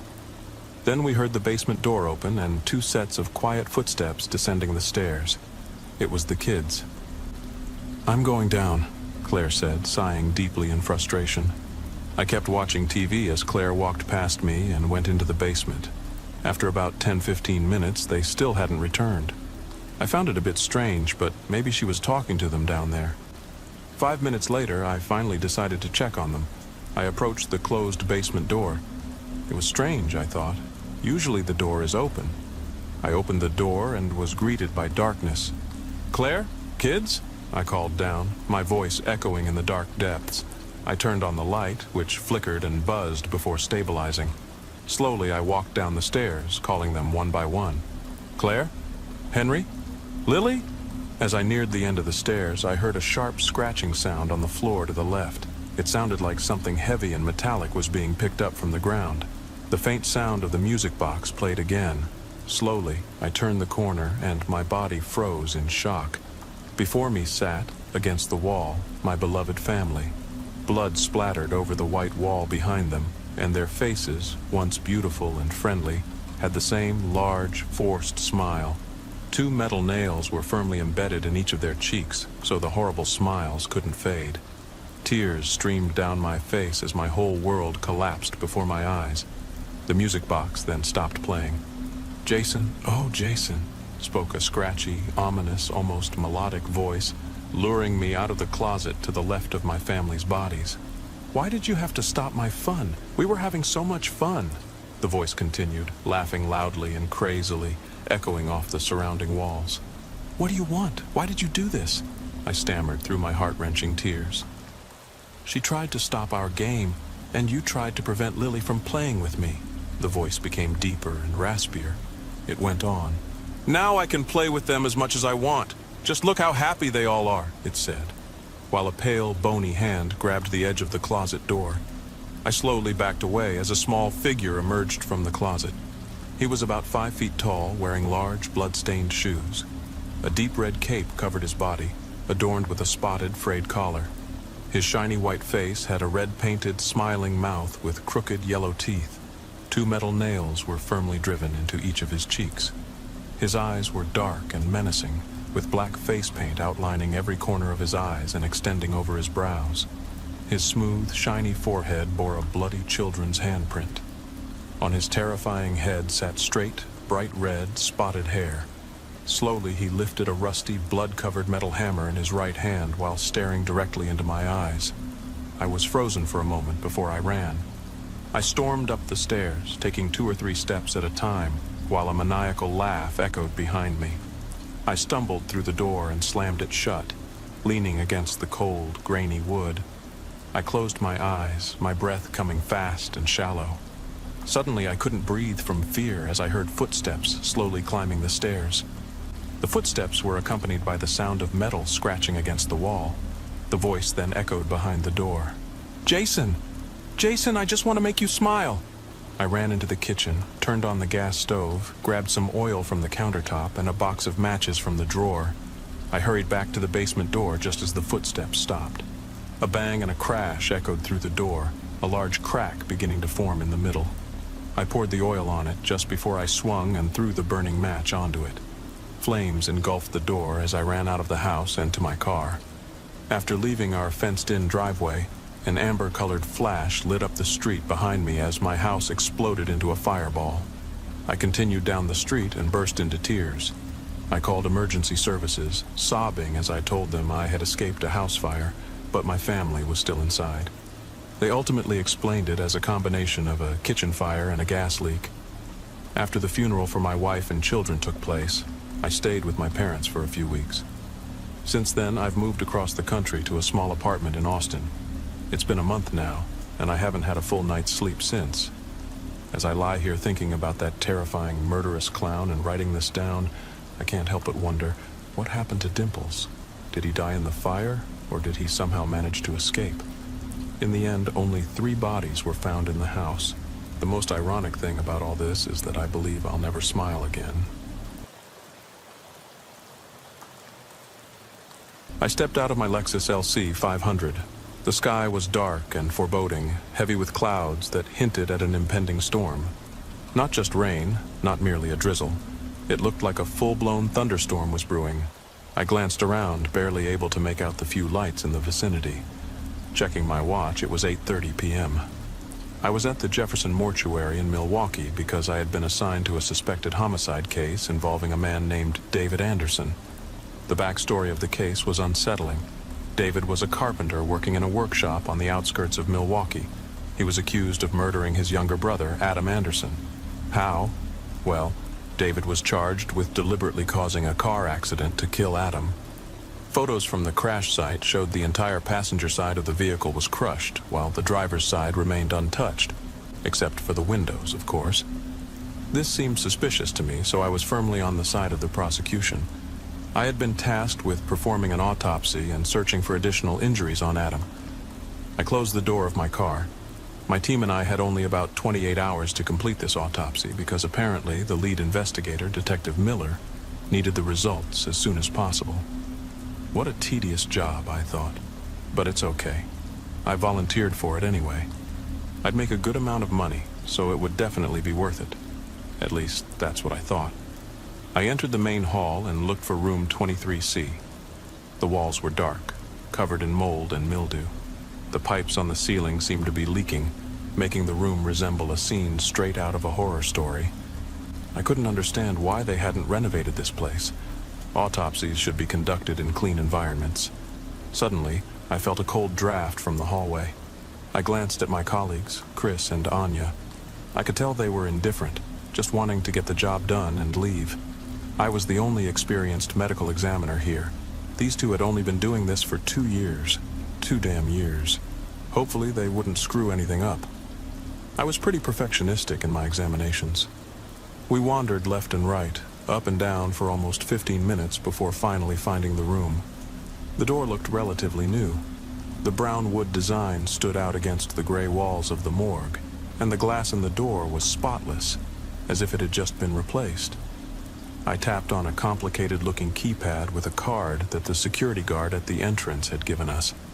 I stepped into the room, and it was bright. The walls were immaculate, the light from the overhead lamp reflecting off them like a mirror. It looked like a typical operating room, but eerie. This place looks really impressive. It's the cleanest operating room I've ever been in. Are we getting paid a lot here? Chris asked with the most confused yet boastful expression I'd ever seen. His emotions never matched his words. Anya, on the other hand, seemed as calm and quiet as always. I think we're getting paid normally. Hurry up and set up the paperwork. We only have 27 hours left and need to work very carefully, Anya said. She suddenly looked very upset. I decided to just follow her instructions. She looked like she could kill someone at any moment. I opened my silver case and revealed the array of surgical instruments that had been handed to me yesterday. Every time I received a new set. I looked at the operating table and noticed that the body was already there. I suspected Chris had placed it there. The body was pale, head up, legs stretched out. The limbs were spread apart. It looked dead, but somehow alive. I shook my head. In case you didn't notice, he doesn't have many scars. That's actually pretty interesting. Shouldn't there be more scars and wounds since the passenger side was crushed? My eyes widened. Chris's words hit me like a baseball. I found it odd, too. How the hell did he die then? Did his brother murder him before the accident? Did he die before the accident? Anya roared, looking very stressed, with her eyebrows sharply knitted. These two are actually very intelligent and sharp, I thought to myself. Let's start by dissecting the upper body. Maybe he had a heart attack. Sure. Let me draw the guidelines first. I grabbed a marker and drew dashed lines over Adam's body, from the cervical spine down to the lower left rib cage, and another line from the cervical spine to the lower right rib cage. I smiled. Damn, these lines are actually perfectly symmetrical. No wonder you're a pro, Sam, Chris claimed, with his mouth wide open. Anya began dissecting the chest area, revealing one muscle after another. Then she lifted the skin and muscle flap to expose the ribs housing the dried lungs and the heart. I noticed something strange. The heart looked like it had some kind of writing on it. I wrote it down and set it aside, thinking it was nothing. We continued dissecting the ribs, cutting open the lungs and heart to examine them. Wait, why does the aorta have greenish blood? Is that some kind of disease? Green? Is it viscous? Yes, it is. Do you know what that is, Sam? I had seen it before. Green blood. It was due to a potassium nitrate poisoning. I had performed an autopsy on an elderly woman who had been poisoned, and her blood had turned green. Everything clicked into place. Adam had been poisoned by his brother, and he had staged the car accident to cover it up. It was strange why the officers investigating the crash site hadn't noticed this. It's potassium nitrate poisoning. The blood turns green and thick when it comes into contact with potassium nitrate. Boom, boom! A loud rumble of thunder echoed from outside. Immediately after, we heard a bang like something had exploded. Somewhere. We all froze abruptly. We heard footsteps, then a crash as if someone had thrown metal objects on the floor. We stood still. Who the hell is here? The officer said it was just us, maybe some drug addicts. Just as I was about to open my mouth, the lights went out. My heart raced. Shit, did you bring a flashlight, Sam? What kind of medical examiner brings a flashlight? I left my phone on the table. Anya, do you have yours? As I said that, a light turned on. It was Anya's phone. Okay, I think the power went out. Let's look for a generator somewhere in the room. There must be one, right? As a former professional technician, I used Anya's light to search for a small box on the wall. Shortly after, I found one. I opened it and flipped some switches on the box, which had dozens of switches and buttons. The lights in the room came back on. There was even a radio. When did the radio get here? Sam, the body is gone! Anya screamed. She was crying. I looked at the operating table. I couldn't see the body. I also couldn't see the lungs we had dissected. I wanted to cry too. What was going on here? Shit, I'm out, Chris said. He ran through the sliding door before I could stop him. Only Anya and I remained. As the only sensible people here, I grabbed Anya's hand and stepped outside. The hallway seemed different. Then something clicked in my mind. Where is Chris? We should be able to see him running here. Where is he, Sam? Anya sounded hysterical. Part of me wanted to leave her. Another part wanted to save her. I looked around, trying to remember the way out. I went in the opposite direction Chris had taken, and we soon reached a staircase. We went down to the ground floor. Escaping seemed easy until I heard a scream. A scream so loud that I heard its echoes twice. It was unmistakably Chris's. Anya looked like she was about to lose it. I walked faster, then abruptly stopped. I felt Anya's hand let go. I could have understood why. Chris's dead body lay stretched out on the floor. His legs were severed. His left arm was missing. His neck was open, and blood flowed like a river from it. His chest looked as if it had been ripped open. One of his eyes was also missing. It didn't take long before I saw a pale figure hovering over Chris. It was Adam. The corpse's mouth was full of blood. I could make out an organ in his mouth. It was terrifying. Even more frightening was when it lifted its head towards me. It had eyes. It looked dead, but somehow alive. I think I mentioned that before. No, I heard that sound from Adam. I don't know how to describe it. Anya was already gone. I didn't hear her running away. I'm alone. I don't know where everyone is. So much was running through my head. Behind me, the stairs led up. If I went upstairs, God knows what I'd encounter. The only way was to fight it. I took a step forward. It didn't flinch. I took another step. Nothing. Then I ran, my mind no longer functioning correctly, adrenaline racing through my veins. My feet moved faster than I ever could have. My right arm moved instinctively. I was brave. I swung my fists, aiming for the creature's face. But it was too fast. It grabbed my hand with force. I couldn't say what happened next. I just felt nothing. All I saw was my hand broken and mutilated. My left arm moved instinctively to push the creature's face away, but it just bit into my hand. I felt intense pain this time. I screamed, but nothing came out of my throat. I couldn't control myself anymore. I felt helpless. I fell to the ground, losing blood, losing my sight. I couldn't move. It stood over me, making the same sound over and over. No, no. I saw it kneel. Its head came closer to mine. I knew what was about to happen. I was no longer afraid. Maybe it was my turn to die. It was okay for me. I accepted my fate. As it devoured me, I felt nothing. I watched as it tore open my chest, ate my heart, and pulled out my entrails. I woke up. My vision was blurry, but I was awake. I could hear people talking. A man. No, 2 men and a lady. Autopsy? I felt that I was lying down, naked. I looked down and didn't recognize the man. He was writing on my chest. The other man was taking notes. In the next moment, I knew the lady was going to cut me open. I had to run. I had to. Coincidentally, the lights went out. I bolted and searched for a way out.